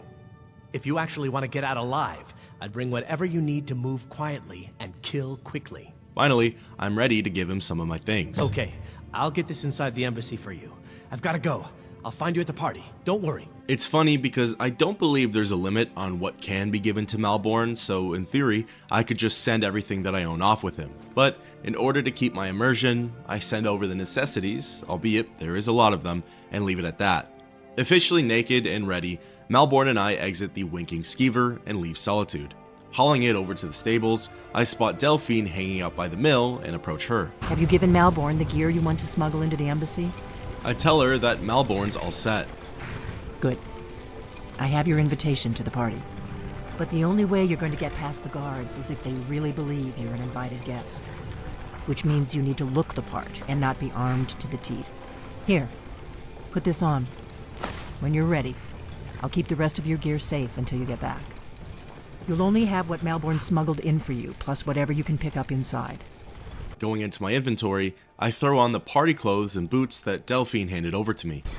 I guess that will have to do. You should pass for a real guest, at least until you open your mouth. Ready to board the carriage to the embassy? I tell her that I'm ready and ask her to keep the rest of my things safe. Don't worry, it will all be waiting for you when you get back. Just make sure you get back out of there alive with the information we need. Good luck. Boarding the carriage, the next thing I know, I'm at this elegant manor. It appears to be the Thalmor embassy, and I arrived at the same time as someone named Raislin. He went on and on about how this place was hard to reach, how he was looking forward to the drinking, and even asked if he could ride in my carriage once the party was over. Having a look around, everything's locked up tight, and wouldn't you know it, there are Thalmor agents all over the place. Approaching the embassy entrance, I was stopped by a guard. Welcome to the Thalmor embassy. Your invitation, please. I handed it right over. Thank you, sir. Go right in. Proceeding with the plan, I walked on through the doors and was brought straight to the party. Welcome. I don't believe we've met. I am Elenwen, the Thalmor ambassador to Skyrim, and you are? I formally introduced myself. Ah, yes. I remember your name from the guest list. Please, tell me more about yourself. What brings you to this... to Skyrim? What is it, Malborn? It's just that we've run out of the Alto wine. Do I have your permission to uncork the... Of course. I've told you before not to bother me with such trifles. Yes, Madam Ambassador. My apologies. We'll have to get better acquainted later. Please, enjoy yourself. Saving me from a risky conversation, I went over to Malborn and spoke with him. Far too proud a woman. What can I get for you? You made it in. Good. As soon as you distract the guards, I'll open this door and we can get you on your way. Let's hope we both live through this day. I took the next little bit of time to acquaint myself with the surroundings and people present. There were some seemingly prestigious folks here like Maven Blackbriar, Jarl Idgrod Ravencrone, a businessman named Eriker, and of course, Raislin, the drunkard from outside. Perhaps on the verge of getting a little too dicey, I decided to pursue further conversations with some of the higher-ranking Thalmor members, like Ondalamar. The degeneracy of the Empire is on display here in this room. I came out the gate with the heavy question of if there could ever be peace between the Empire and the Thalmor. I hope they'll serve the roast venison. There is peace now, and that peace will continue for as long as it suits our needs.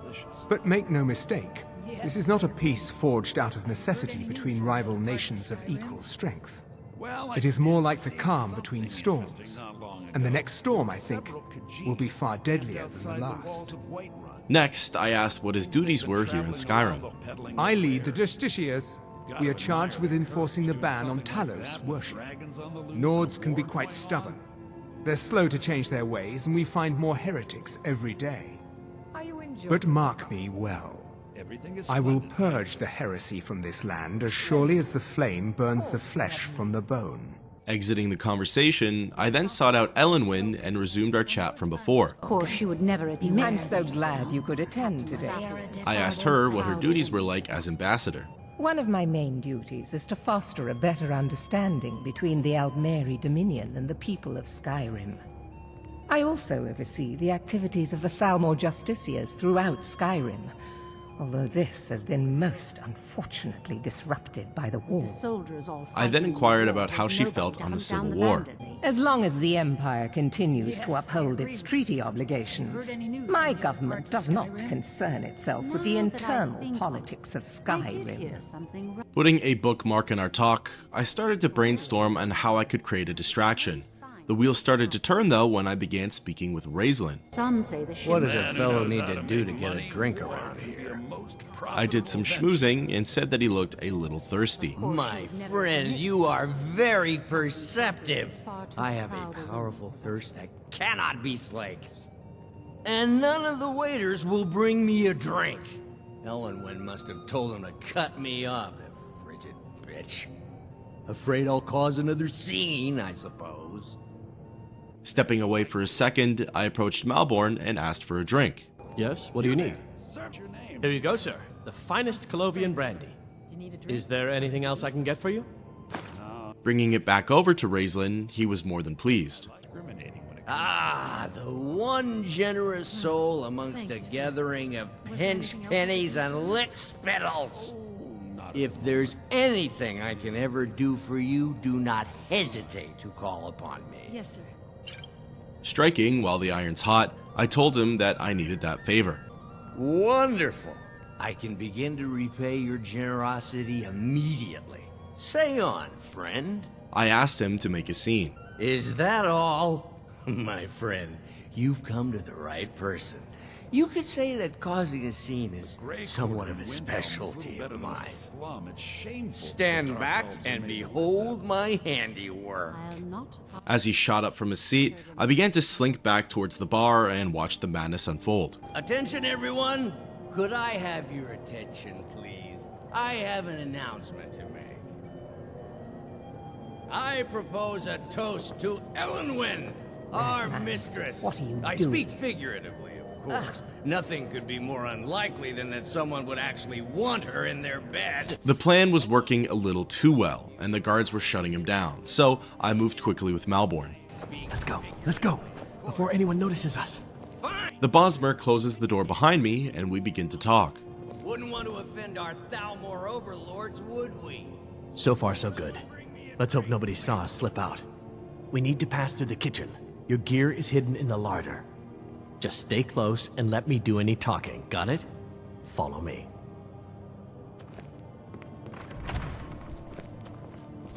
Who comes, Malborn? You know I don't like strange smells in my kitchen. A guest feeling ill. Leave the poor wretch be.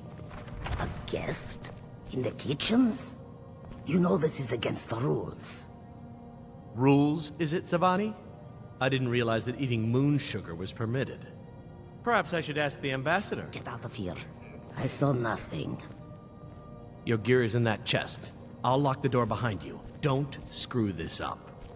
I need to lock the door behind you, or the patrols might notice something's wrong. Peeking inside, all of my gear that I handed over to him in Solitude was front and center. Taking it all and equipping my weapons and armor, I began phase 2 of the mission and moved on through the door leading further into the embassy. Malborn closed it behind me, and immediately, the soldiers and wizards were alerted to my position. They came charging out, weapons in one hand and destruction magic being cast out the other. I think Magicka is pretty overpowered in this game to begin with, but combine that with my Altmer's added weakness to it, it's a tough situation for me to deal with. In terms of fighting back, I had the most luck with my Warhammer as it was able to run down their HP the fastest. There were only 3 Thalmor agents in the first zone, and once they were taken care of, I explored around a bit looking through the upstairs section. There was some minor loot to take, including soul gems, gold, and potions. Once done, I followed the quest marker and it led me outside. I was brought to a different courtyard from the first one I arrived in. However, similar to that original one, there were multiple guards on patrol. Taking out one of the soldiers first, I then had to deal with a wizard whom was able to lock me down pretty good. He would cast sparks from afar and move backwards when I tried to get in close for the takedown. Thinking I could get a brief break from them, I entered back into the embassy, only for them to have followed me. The joke was on them though, as I now had them right where I wanted them. Of course, health potions were needed, but through some relentless swings with my Warhammer, both of them were defeated. The courtyard was now clear, and I could make my way into Elduin's Solar. Right as I got inside though, I apparently interrupted a meeting of sorts as a few guards were having a chat with a man named Gisser over some owed money. 2 of them came rushing in, a soldier and the Nord. First, the High Elf went down, then the poor sod asking for money. Next, a Thalmor agent named Rulindul entered the room and began casting sparks at me. I wasn't really able to handle him at the moment, so I quickly stepped outside, regenerated my bars a bit, and then went back in. Interestingly though, the Solar was now quiet. and Rulendil was gone. After looking around for a bit, I stumbled across the quest-marked chest and looked inside. There was a key to an interrogation chamber, Thalmor dossiers on Delphine and Ulfric Stormcloak, and then a note regarding the dragon investigation. Taking a peek at the dossiers, Delphine's reads, status, active, capture or kill, high priority, emissary level approval. Description, female, Breton, mid-50s. Background, Delphine was a high priority target during the First War, for both operational and political reasons. She was directly involved in several of the most damaging operations carried out by the Blades within the Dominion. She had been identified and was slated for the initial purge, but by bad luck, was recalled to Cyrodiil just before the outbreak of hostilities. During the war, she evaded 3 attempts on her life, in one case, killing an entire assassination team. Since then, we have only indirect evidence of her movements, as she has proven extremely alert to our surveillance. She should be considered very dangerous, and no move against her should be made without overwhelming force and the most careful preparation. Operational notes. She's believed to still be working actively against us within Skyrim, although we have no location on her.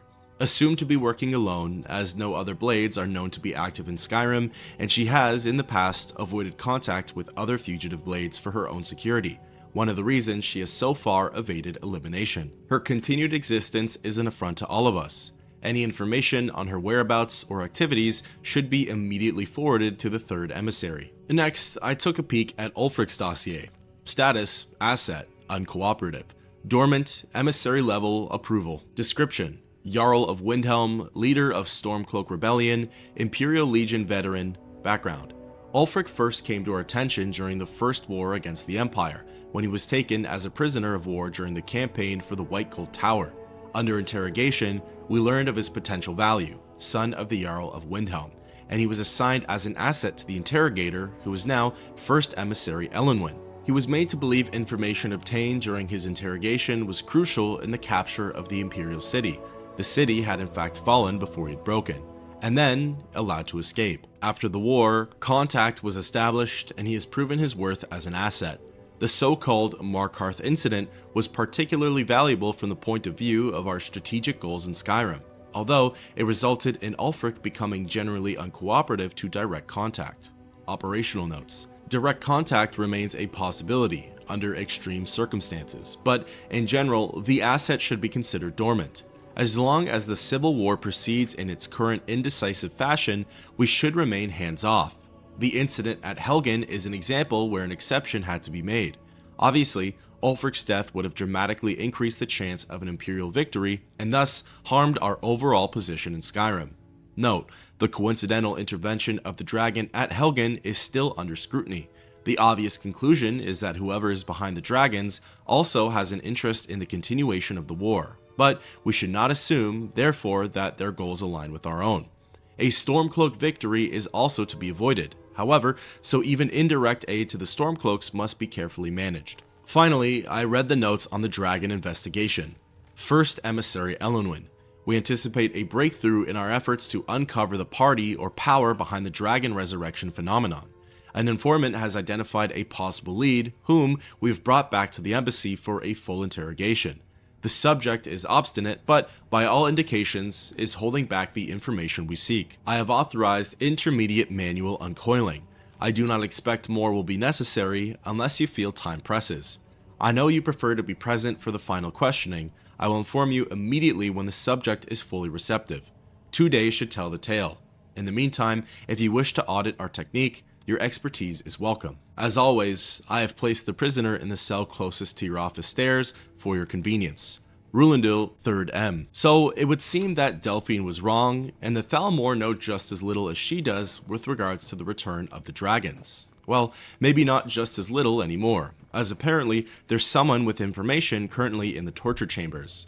A little irrelevant to the matter at hand, but just thinking about the dossier on Ulfric, it's very interesting that the Thalmor call him an asset, even though they're actively fighting against each other. It just goes to show that there's more at play here for the Altmerry Dominion, as the Empire and the Stormcloaks fight over the province's freedom. Returning to the mission, I descended the steps leading to the dungeon and entered on through. Once in there, I almost alerted the remaining guards to my position, but they quickly lost interest and started torturing their subject for more information. Stop, please. I don't know anything else. Don't you think I'd have told you already? Silence. You know the rules. Do not speak unless spoken to. Master Rollindil will ask the questions. Let's begin again. No, for pity's the sake. rules. I've already told you everything. Start at the beginning, as usual. If you persist No, in this wait. stubbornness, I was just I'll have... catching my breath. Why wouldn't I tell you again? I don't even know anything. There's an old man. He lives in Riften. He could be this Esbern you're looking for, but I don't know. He's old and seemed kind of crazy. That's all I know. And his name is... I don't know his name. Like I've already told you 100... You know the rules. Just answer the questions. And where can we find this nameless old man? Having heard enough, I interrupted the interrogation and came in swords blazing. Admittedly, I wasn't really paying attention to my health and was more so satisfied with the unrelenting force I had just let off that the last Thalmor soldier got the better of me. Trying again, this time I took out the soldier first and then moved in for the kill on Rulindil. With what appeared to be all of the threats taken care of, I looted Rulindil's things and then searched his chest. Inside, there was one final dossier, and it was written on someone named Esbern. Taking a peek at it, it reads, Status, Fugitive, Capture Only. Highest Priority, Emissary Level Approval. Description, Male Nord, Late 70s. Background, Esbern was one of the Blade's lore masters prior to the First War against the Empire. He was not a field agent, but is now believed to have been behind some of the most damaging operations carried out by the Blades during the pre-war years, including the Falanesti incident and the breach of the Blue River prison. His file had remained dormant for many years, an inexcusable error on the part of my predecessor, who has been recalled to Alinor for punishment and re-education, in the erroneous belief that he was unlikely to pose a threat due to his advanced age and lack of field experience. A salutary reminder to all operational levels that no Blades agent should be considered low priority for any reason. All are to be found and justice exacted upon them. Operational notes. As we are still in the dark as to the cause and meaning of the return of the dragons, I have made capturing Esbern our top priority, as he is known to be one of the experts in the dragon lore of the Blades. Regrettably, we have yet to match their expertise on the subject of dragons, which was derived from their Akaviri origins and is still far superior to our own, which remains largely theoretical. The archives of Cloud Ruler Temple, which is believed to have been the primary repository of the oldest Blades lore, were largely destroyed during the siege, and although great effort has been made to reconstruct what is lost, it now appears that most of the records related to dragons were either removed or destroyed prior to our attack. Thus, Esbern remains our best opportunity to learn how and why the dragons have returned.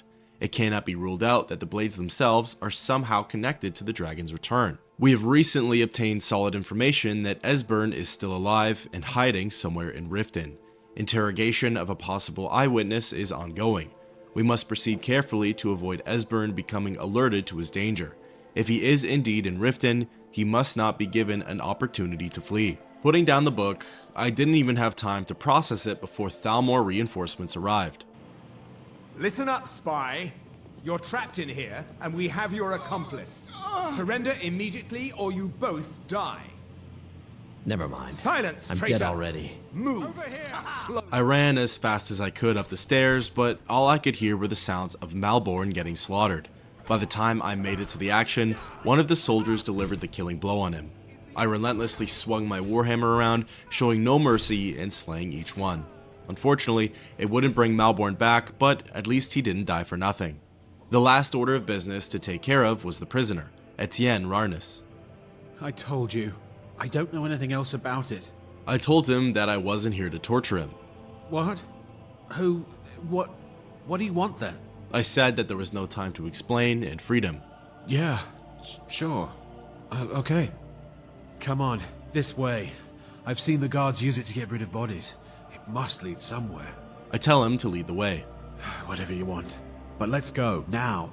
Running over to the trapdoor, I waited for Etienne to sneak his way over, and to be honest, there was something about his form and posture while doing so that really freaked me out for some reason. Climbing down, we were placed in some caves and hurried our way to freedom. Just before the exit though, we heard some monstrous growls and roars. Below the platform we were standing on was a frost troll, and unlucky for Etienne, he jumped down prematurely. I tried to distract it with fire, but it was of no use. Rarness got stuck on the wall, the troll approached and savagely killed him. I had some difficulty last time with the frost troll on the 7,000 steps, and at least there, I could control the fight and retreat down the mountain. Here, I was in a tight space with nothing but me and the beast. Hopping down, I got in close and shot it with as much fire as I could. My magicka would quickly drain, and I downed a bunch of potions for the regeneration. Lucky for me, I didn't get hit once and managed to defeat it in a timely manner. Just underneath the platform I jumped down from, there was a small nook which contained a dead conjurer. Near him were some treasures, including an unusual gem, which spawned a miscellaneous quest. Escaping the cave, and ultimately the embassy, I opened the map and fast traveled to Riverwood. Entering the Sleeping Giant Inn, I sought out Delphine in her war room. You made it out alive, at least. Your gear's safe in my room, as promised. Did you learn anything useful? I told her that the Thalmor knew nothing of the dragons. Really? That seems hard to believe. You're sure about that? I then informed her that they're looking for someone named Esbern. Esbern? He's alive? I thought the Thalmor must have got him years ago. That crazy old man. Figures the Thalmor would be on his trail, though, if they were trying to find out what's going on with the dragons. I asked why they would want him. You mean aside from wanting to kill every blade they can lay their hands on? Esbern was one of the Blade's archivists, back before the Thalmor smashed us during the Great War. He knew everything about the ancient dragon lore of the Blades. Obsessed with it, really. Nobody paid much attention back then. I guess he wasn't as crazy as we all thought. I told her that they believe he could be found somewhere in Riften. Riften, eh? Probably down in the Ratway, then. It's where I'd go. You'd better get to Riften. Talk to Brynjolf. He's well-connected. A good starting point, at least. Oh, and when you find Esbern, if you think I'm paranoid, you may have some trouble getting him to trust you. Just ask him where he was on the 30th of Frostfall. You'll know what it means. Exiting the conversation, thus ends the quest, Diplomatic Immunity.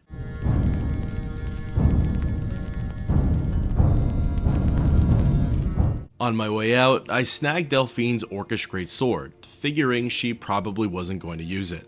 Popping open the map, I traveled to the carriage driver by Whiterun and used his services to quickly reach the rift. Before being able to hop in the back though, a courier came running by and handed me a note. It seems my deeds across Skyrim haven't gone unnoticed, and now the Jarl of Falkreath would like me to become its Thane. Side quests aside, I arrived at the Riften stables and attempted to enter the city. Hold there. Before I let you into Riften, you need to pay the visitor's tax. I asked what the tax was for. For the privilege of entering the city. What does it matter? At first, I chose to be brazen and threaten the guards. I think you'd be a little smarter than that. I then called this out as an obvious shakedown. All right, keep your voice down. You want everyone to hear you? I'll let you in. Just let me unlock the gate. Gaining entrance to Riften, the atmosphere and culture was pretty magical. As pointed out with Whiterun and a little bit of Solitude, there are conversations and interactions going on everywhere. For example, a man named Maul stopped me by the gates and sort of threatened me by becoming my friend, if that makes sense. Continuing along, I found myself in a mini market of sorts and located Delphine's contact, Brynjolf. Best in all of Skyrim. Never done an honest day's work in your life for all that coin you're carrying, hey lad? I asked him to repeat himself. I'm saying you've got the coin, but you didn't earn a septim of it honestly. I can tell. I tell him that my wealth is none of his business. Oh, but that's where you're wrong, lad. Wealth is my business. Maybe you'd like a taste. I ask what he has in mind. I've got a bit of an errand to perform, but I need an extra pair of hands. And in my line of work, extra hands are well paid. I inquire about what I have to do. Simple. I'm going to cause a distraction. You're gonna steal Medesi's silver ring from a strongbox under his stand. Once you have it, I want you to place it in Branche's pocket without him noticing. Choosing to back out of the conversation and stray away from the criminal business, I restarted the chat and told Brynjolf that I'm really here for Esbern. Ah, expecting free information, eh? Help me deal with business first, then we'll see how I can help you. Besides, you look like your pockets are a little light on coin. Am I right? I attempted to get the information out of him first. Passing on a golden opportunity is worse. Humoring his little scheme, I asked why Branche. There's someone that wants to see him put out of business permanently. That's all you need to know. Now, you tell me when you're ready, and we'll get started. I tell him that it's time. Good. Wait until I start the distraction, then show me what you're made of. Everyone, gather round. I have something amazing to show you that demands your attention.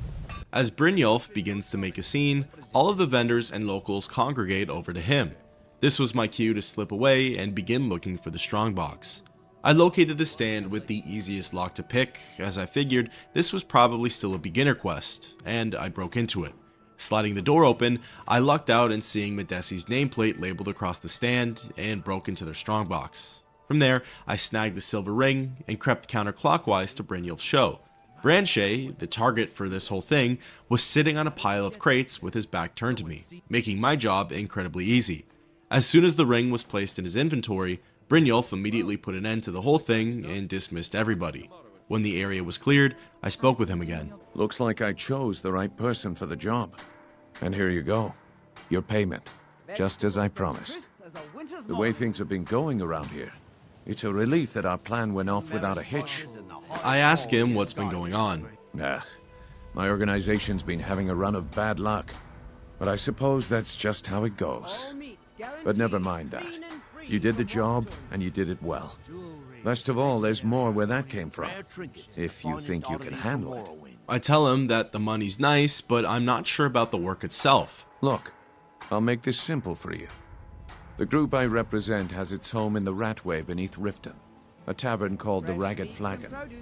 When you make up your mind, come find me there, and we'll talk about your future. That completes the small side quest, but there's still the matter of finding Esbern.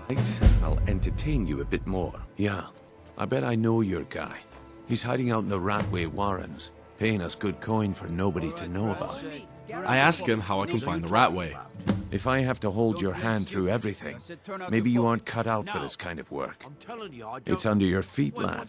Just follow the smell. Exiting the conversation, I leapt over the railing and landed in the narrow canal just below. Along the stone wall was an entrance to the Ratway, exactly as Brynjolf had said. Going in, I had only taken a few steps forward and had already caught the attention of a small team of outlaws, Draff and Hunan Blackskeever. I couldn't quite catch their full conversation, but looking it up, it appears that whatever work they're doing, Hunan feels it's bettering the interests of the Thieves Guild and isn't quite doing them any favors. Meanwhile, Draff is simply telling him to trust the process. Regardless, both are now dead, and their hopes and dreams have gone with them. The next enemy I came across was a lowlife, which appears to be the common tunnel dweller here in Riften. Their stats are probably similar to bandits, but they're far less equipped for battle. After him came John the Fist, and John fought with some unique gauntlets called Gloves of the Pugilist, which gave unarmed strikes an additional 10 damage. Continuing onwards, I soon came across a door leading into the Ragged Flagon. This place was certainly interesting and was the hideout of sorts that Brynjolf mentioned his organization liked to frequent.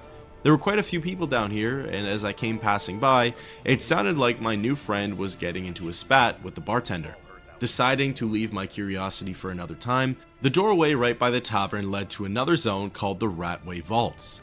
As soon as I entered on through, I saw some torches moving around in the distance. Getting a closer look, it appeared as though the Thalmor were also on Esbern's trail and were remarkably close to finding him.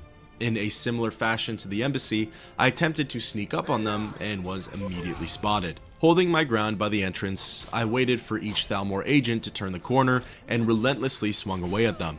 It seemed like for now, the wizards were the ones I had the most trouble with, as their destruction spells are the most effective at depleting my health. Luckily, there appeared to be only 3 of them down here searching, and for a little while, that was my last encounter with enemies. Running through a series of rooms and hallways, I soon found myself at the Ratway Warrens.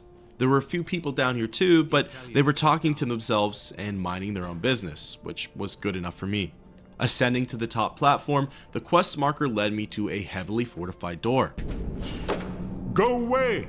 I tell him to open the door as I'm a friend. What? No, that's not me. I'm not Esbern. I don't know what you're talking about. I tell him that Delphine had sent me. Delphine? How do you... So you finally found her, and she led you to me. And here I am, caught like a rat in a trap. Remembering what Delphine told me to say, I bring up the 30th of Frostfall. Ah, indeed. Indeed. I do remember. Delphine really is alive, then? You'd better come in, then, and tell me how you found me, and what you want. This'll just take a moment. This one always sticks. There we go. Only a couple more.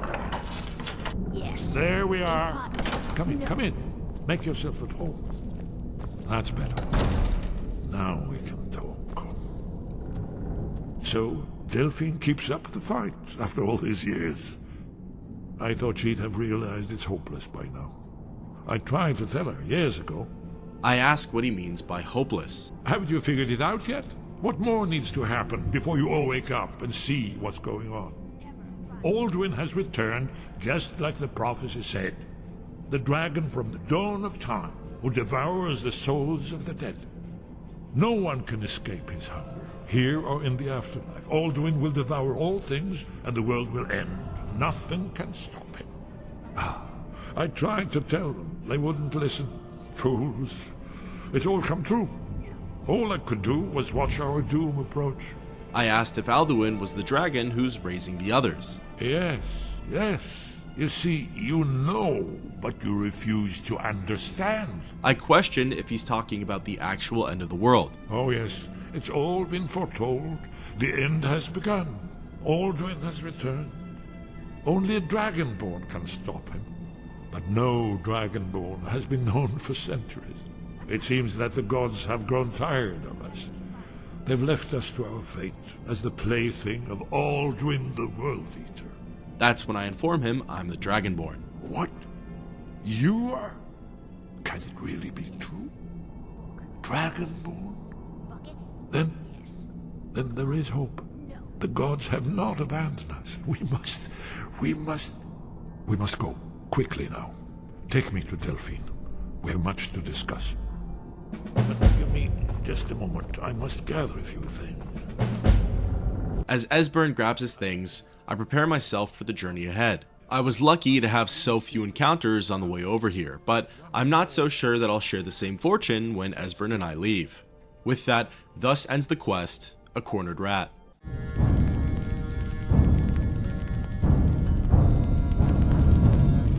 Ready to leave the Ratway, I asked Esbern if he knew the way out, and he led our escape. Exiting his chambers, we made our way to the lower level and ran towards the gateway. As soon as we were out in the open though, we heard Thalmor agents taunt us and ready their weapons. 2 Altmer lunged in from different angles and began their assault. Esbern took on the wizard while I dueled with the soldier. I knew that I was fine here, but I was more than curious to see how Esbern was going to handle himself. I defeated my opponent first, and then moved on for the double team. Mage versus mage is usually a slow crawl, so I don't blame him for not getting the wizard's health down by that much. I expected there to be more Thalmor operatives skulking around in the shadows, but that was actually it for the enemy encounters in the Ratway. I wondered if I had just missed them on the way in, or if they were supposed to spawn in after meeting Esbern. Regardless, the remaining trek out of the Ratway was fairly uneventful. We essentially backtracked through the whole tunnel, stepping over the corpses of the Thalmor and the societal outcasts. I suppose if the player had successfully snuck their way through this entire thing, they would then have to fight their way out with Esbern anyways. Things got pretty interesting once we popped back into the city though. Upon ascending to the street level, I witnessed the guards and just about every citizen utterly obliterate a thief. I've always loved the idea that you can then take the now owned items that the thief had stolen and claim them for yourself. Thinking that was it for the funny business, from a distance, I saw Khajiit running towards me. She had a dagger in hand, and she was screaming about how I was going to pay for meddling in the Thalmor's affairs.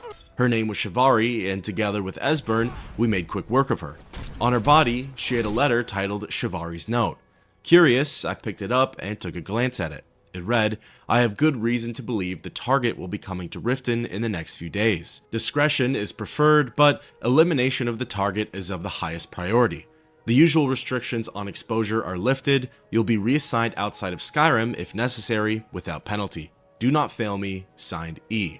Assuming E is Elenwyn, it seems like the Thalmor officially have it out for me now. But if they want the job done, they're going to have to do a lot better than sending lone assassins. Not wanting to deal with anything else, I fast traveled over to Riverwood with Esbern and made my way for the Sleeping Giant Inn. Delphine. Why, it's good to see you. It's been a long time. It's good to see you too, Esbern. It's been too long, old friend. Too long. Well, then. You made it safe and sound. Good. Come on, I have a place we can talk. Orgnar, hold down the bar for a minute, will you? Yeah, sure. Together, the three of us made our way into the war room and got down to business. Now then, I assume you know about... Oh yes, Dragonbone. Indeed, yes. Oh, this changes everything, of course. There's no time to lose. We must locate. Let me show you. I know I had it here somewhere. Esbern, what? Give me just a moment. Here it is. You see, right here, Skyhaven Temple. Constructed around one of the main Akaviri military camps in the Reach during their conquest of Skyrim. Do you know what he's talking about? Shh.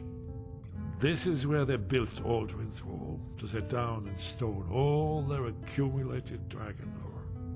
A hedge against the forgetfulness of centuries. A wise and foresighted policy in the event. Despite the far-reaching fame of Alduin's Wall at the time, one of the wonders of the ancient world, its location was lost. Esbern, what are you getting at? You mean, you don't mean to say you haven't heard of Alduin's Wall? Either of you?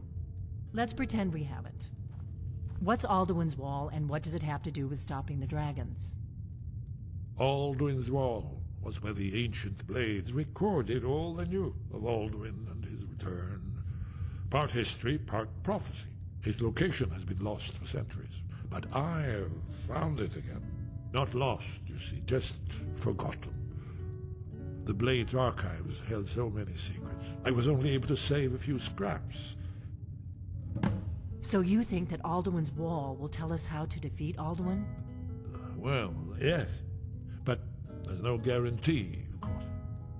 Skyhaven Temple it is, then. I knew you'd have something for us, Esbern. I know the area of the Reach that Esbern's talking about, near what's now known as Karthspire, in the Karth River Canyon. We can meet you there, or all travel together. Your call. I tell her that I'll just meet the two of them there. Your call. Might be safer to travel separately. Attract less attention that way. Don't worry, I'll get Esbern there in one piece. We'll wait for you near Karthspire. Good luck. Before leaving, I took a quick peek at Esbern's book, Annals of the Drakengard. The first page shows a map of what appears to be Akaviri temples or outposts. Then, after that, there are several journal logs regarding the Akaviri and their work over in Skyrim.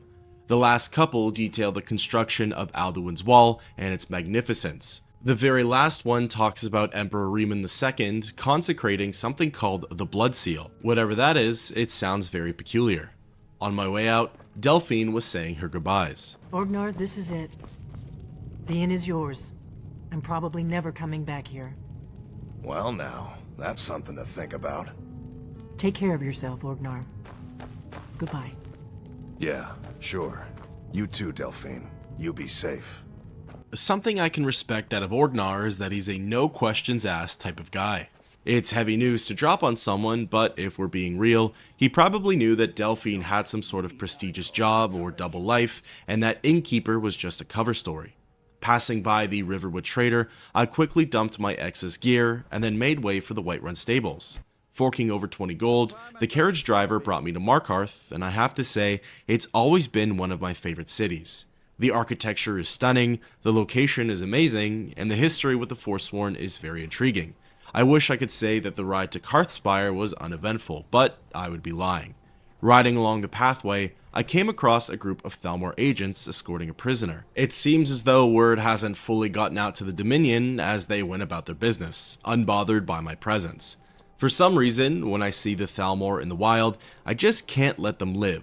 To be honest, I didn't even really care that much about the prisoner, and I knew that letting him go would probably mean his death. But anything to antagonize my fellow High Elves was good enough for me.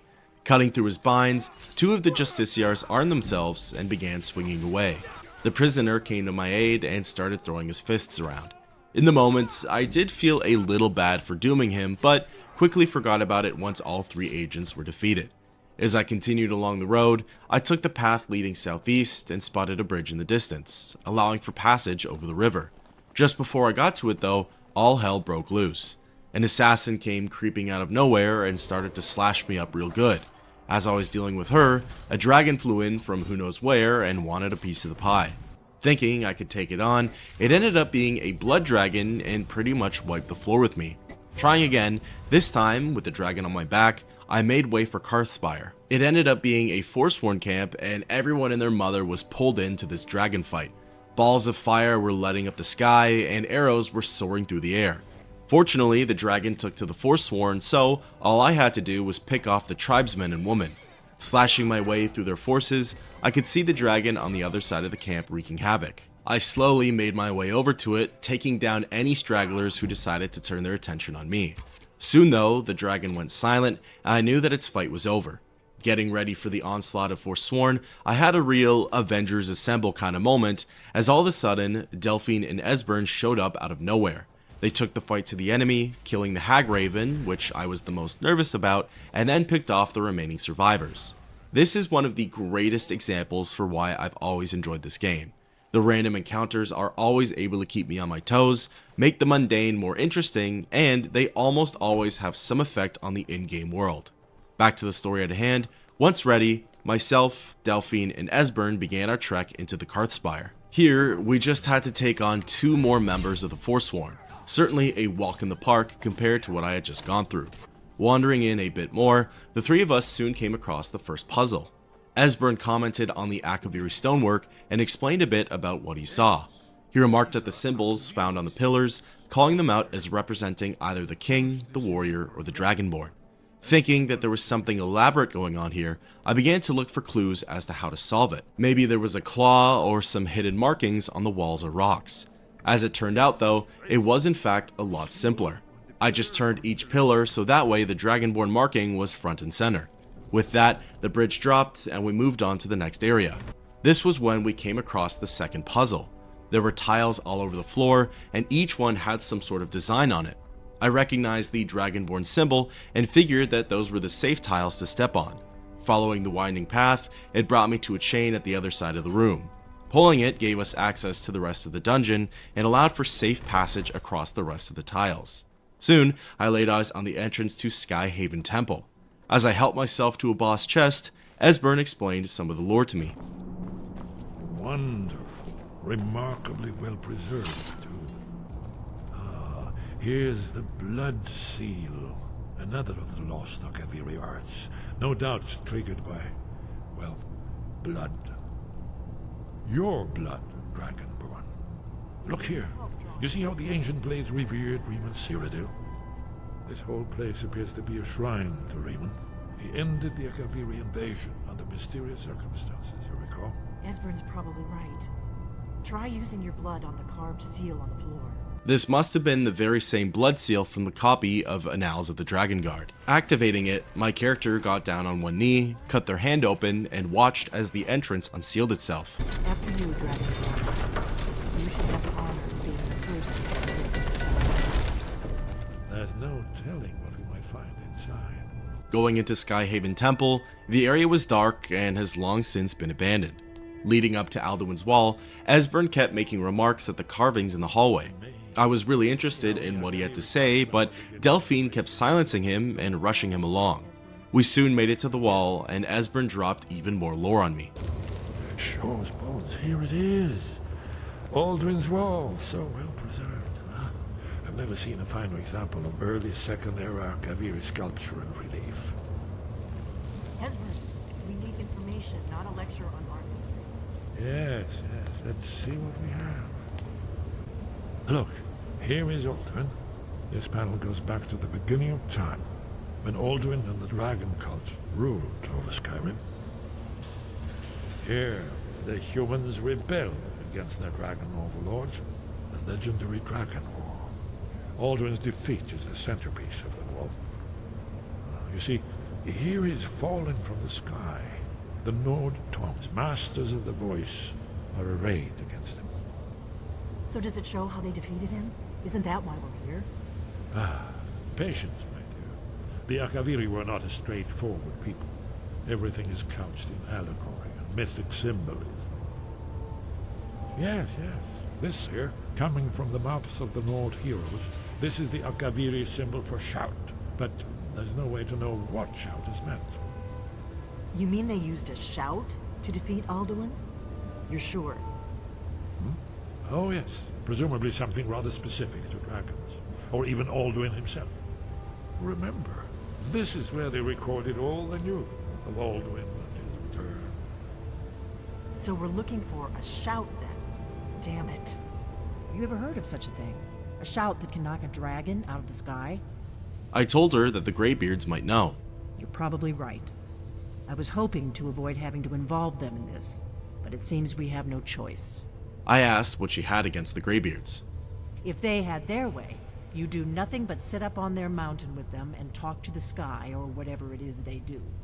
The Greybeards are so afraid of power that they won't use it. Think about it. Have they tried to stop the Civil War or done anything about Alduin? No. And they're afraid of you, of your power. Trust me, there is no need to be afraid. Think of Tiber Septim. Do you think he'd have founded the Empire if he'd listened to the Greybeards? I told Delphine not to worry and that I wasn't afraid of my own power. Good.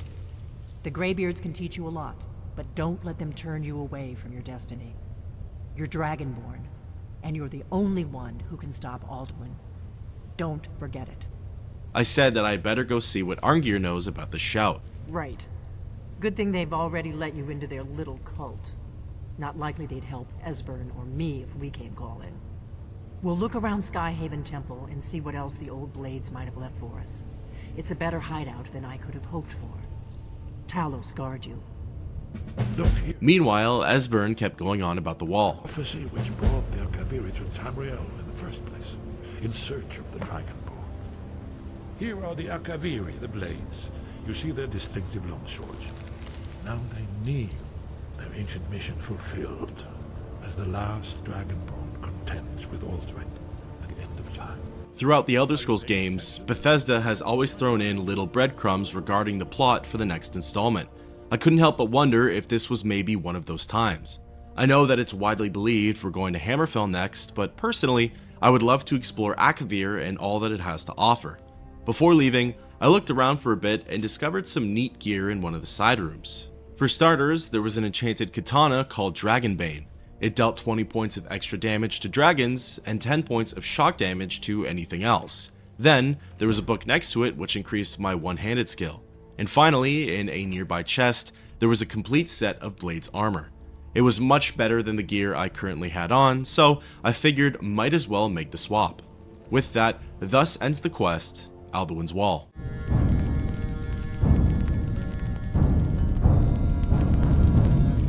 Esbern was still going on about the wall, the prophecy, and a common saying amongst the Blades. When misrule takes its place at the 8 corners of the world, when the brass tower rocks and time is reshaped, when the thrice blessed fail and the red tower trembles, when the dragonborn ruler loses his throne and the white tower falls, when the snow tower lies sundered, kingless, bleeding, the World Eater wakes and the wheel turns upon the last Dragonborn. Now, I'm more than certain there's been countless deep dives into what exactly the prophecy alludes to. Maybe one day I'll try my hand at cracking the code and talking about the meaning behind it, but the leading theory is that each line refers to the events that have taken place thus far in the Elder Scrolls. Some lines are easier to decipher than others. For example, the World Eater and the Dragonborn refers to the current events of Skyrim. The Dragonborn ruler and the fall of the White Tower refers to the Oblivion Crisis and the end of the Septim Line. The Thrice Blessed and the Red Tower refers to Red Mountain and the Tribunal. The Brass Tower and Time is Reshaped refers to Anubidum and the Warp in the West. Misrule takes its place at the Eight Corners of the World refers to Jaggertharn's impersonations of the Uriel Septim and the player's journey for finding the Staff of Chaos. There seems to be some debate regarding the line, when the Snow Tower lies sundered, kingless, bleeding. This, however, likely refers to Skyrim's current political climate, the Civil War, and High King Toryg's death. I find it really neat that Bethesda set up the plots for all of their games to be a part of one bigger picture. It often feels like each installment is in its own world, if that makes sense. Sure, we see the fallout, repercussions, and aftermath from one game's ending featured in the next, but in that timeline, the experience feels isolated, a collection of smaller tales told in the same universe. But Alduin's Wall shows us that the Oblivion Crisis, the Warp in the West, the Neverween, etc., it all led up to this moment, and that's something I can really appreciate. Perhaps more interesting than the past, though, is the future. What I find even more interesting about the Wall is that the prophecy ends with Alduin and the Dragonborn, almost as if there's no future beyond this game, or maybe there's going to be a whole new beginning.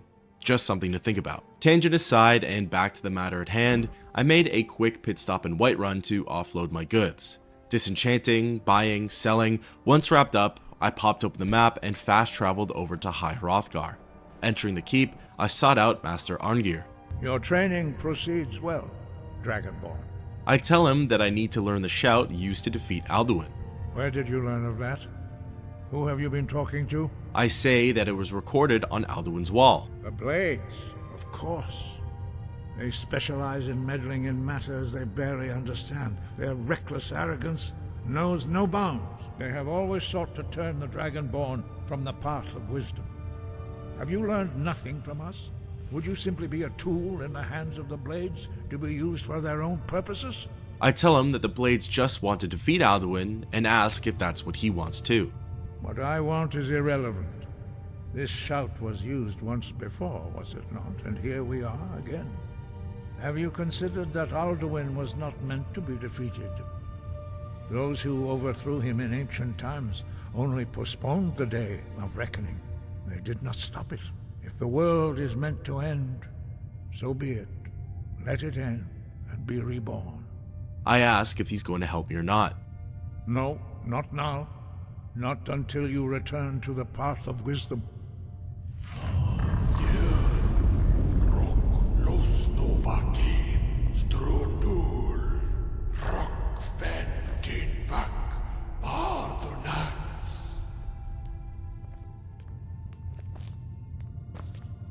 Dragonborn, wait. Forgive me, I was intemperate. I allowed my emotions to cloud my judgment. Master Einarth reminded me of my duty. The decision whether or not to help you is not mine to make. I ask again if he could teach me the shout. No, I cannot teach it to you because I do not know it. It is called Dragonrend, but its words of power are unknown to us. We do not regret this loss. Dragonrend holds no place within the way of the voice. I wondered what's so bad about Dragonrend. It was created by those who had lived under the unimaginable cruelty of Alduin's dragon cult. Their whole lives were consumed with hatred for dragons, and they poured all their anger and hatred into this shout.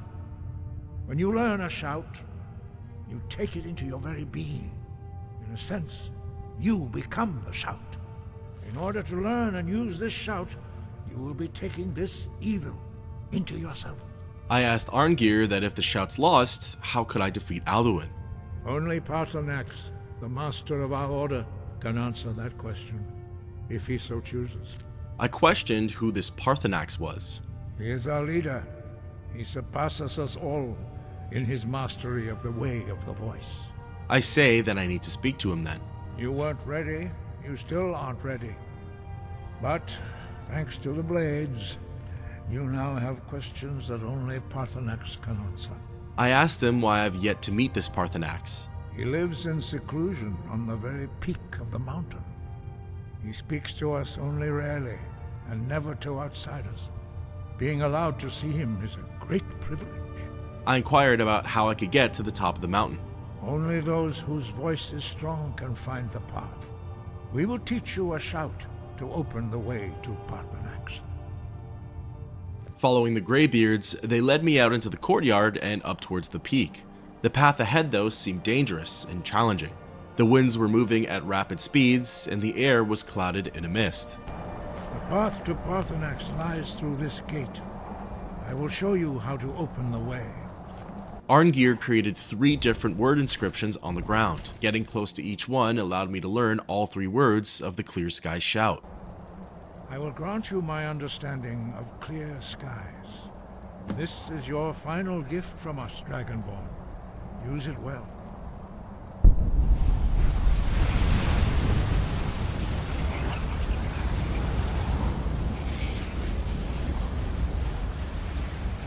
Clear skies will blow away the mist, but only for a time. The path to Parthenax is perilous, not to be embarked upon lightly. Keep moving, stay focused on your goal, and you will reach the summit. With the hand-holding at an end, it was time to face the challenges ahead. Out of curiosity, I wanted to see what the winds would do to me if I got too close. They drastically lowered my health and stamina, and for a brief second, I thought I was a goner. Fortunately, my bars regenerated, and I cast the shout. Crazy enough, the Clear Sky Shout made the skies clear, and I was free to begin my ascent. For the most part, with every cast, I was able to move up about 30 yards or so. At certain points on the expedition, ice wraiths would pop up from the ground and delay my journey. Some of them were able to hit me for decent damage, and I was forced to pop a few health pots. Other than those though, I was sure to enjoy the scenery and views at each clear lookout. Finally, I got to a second gate, similar to the one I went through at the start, and arrived at the throat of the world. Here, I spotted a word wall, and as I was gazing at it from afar, a dragon came flying in.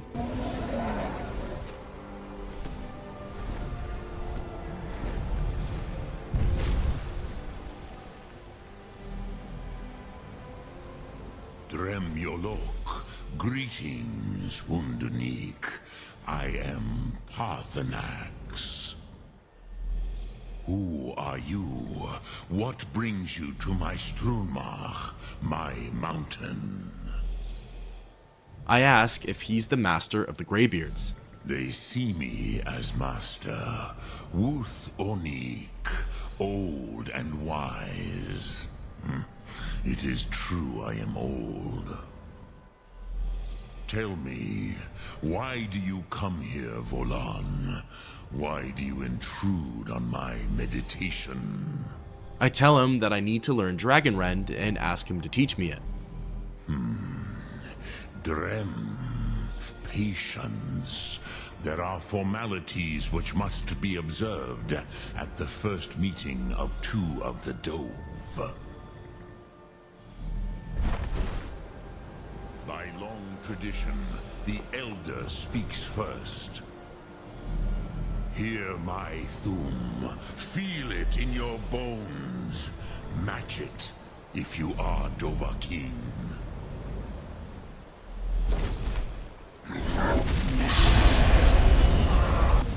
I have spoken. The Rotmulag waits. Getting in close to the word wall, I learned the first word of Fire Breath. A gift, Dovahkiin.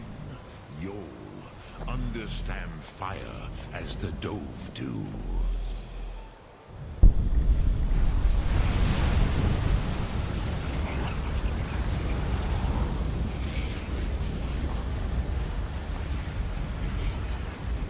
Now, show me what you can do. Greet me, not as elf, but as Dova. Selecting Fire Breath, I perform the Thum on Parthenax. Yes, Sosedo Vrostmul. The dragon blood runs strong in you. It is long since I had the pleasure of speech with one of my own kind. Parthenax takes flight and makes his landing on the word wall. Getting in close, we continue our discussion. So, you have made your way here to me.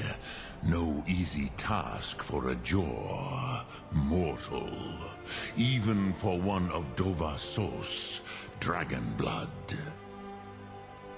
What would you ask of me? I ask him again if he could teach me the Dragonrend shout. I have expected you, Proda. You would not come all this way for Tinvak with an old Dova. No, you seek your weapon against Alduin. I ask him how he knew I came here for the shout. Alduin Comet Tid. What else would you seek? Alduin and Dovahkiin return together. But I do not know the Thum you seek. Croesus, it cannot be known to me. Your kind, Jaw, mortals, created it as a weapon against the Dove, the dragons. Our Hadrime, our minds, cannot even comprehend its concepts. I wondered how I could learn it then. Drem, all in good time. First, a question for you. Why do you want to learn this Thum? I tell Parthenax that I need to stop Alduin. Yes, Alduin, Zembach, the elder brother, gifted, grasping, and troublesome, as is so often the case with Firstborn. But why? Why must you stop Alduin? I say that the prophecy decrees that only the Dragonborn can stop him. True, but Kostid, prophecy, tells what may be, not what should be. Kostid Salo Ak. Just because you can do a thing does not always mean you should. Do you have no better reason for acting than destiny? Are you nothing but a plaything of Des, of fate? I reply with what better reason to act than to fulfill destiny. If you can see your destiny clearly, your sight is clearer than mine. Dahman, remember, Alduin also follows his destiny as he sees it. But I bow before your certainty. In a way, I envy you. The curse of much knowledge is often indecision. But you have indulged my weakness for speech long enough. Croesus, now I will answer your question. Do you know why I live here, at the peak of the Monaven, what you name Throat of the World? I say that I never thought about it. This is the most sacred mountain in Skyrim, Zokravak Struma, the great mountain of the world. Here, the ancient tongues, the first mortal masters of the voice, brought Alduin to battle and defeated him. I ask if it was using Dragonrend. Yes and no. Viknuzny Karon. Alduin was not truly defeated either. If he was, you would not be here today seeking to defeat him. The Nords of those days used the Dragonrend shout to cripple Alduin, but this was not enough. Ok Mulag Unslad. It was the Kell, the Elder Scroll. They used it to cast him adrift on the currents of time. I confirm if what he's saying is that the ancient Nords sent Alduin forward in time. Not intentionally. Some hoped he would be gone forever, forever lost. Meye. I knew better. Tidbo Amativ. Time flows ever onward. One day, he would surface. Which is why I have lived here. For thousands of mortal years, I have waited. I knew where he would emerge, but not when. I inquire about the so-called Elder Scrolls. How to explain in your tongue? The Dove have words for such things that Jor do not. It is an artifact from outside time. It does not exist, but it has always existed. Rahwalan. They are fragments of creation. The Kelle, Elder Scrolls as you name them, they have often been used for prophecy. Yes, your prophecy comes from an Elder Scroll. But this is only a small part of their power. Zofa Suyek. I ask how any of this helps me. Tid Krent. Time was shattered here because of what the ancient Nords did to Alduin. If you brought that Kell, that Elder Scroll back here to the Tid Ahran, the Time Wound, with the Elder Scroll that was used to break time, you may be able to cast yourself back to the other end of the break. You could learn Dragonrend from those who created it. I ask Parthenax if he knows where I can find one. Croesus, no. I know little of what has passed below in the long years I have lived here. You are likely better informed than I. I wondered if perhaps Esbern or Arngir might have an idea. Trust your instincts, Dovahkiin. Your blood will show you the way. Exiting the conversation, there's a lot to take in here. An Elder Scroll, the Time Wound, both Alduin and I racing towards our destinies. One thing's for sure though, time is of the essence. With that, thus ends the quest, the Throat of the World.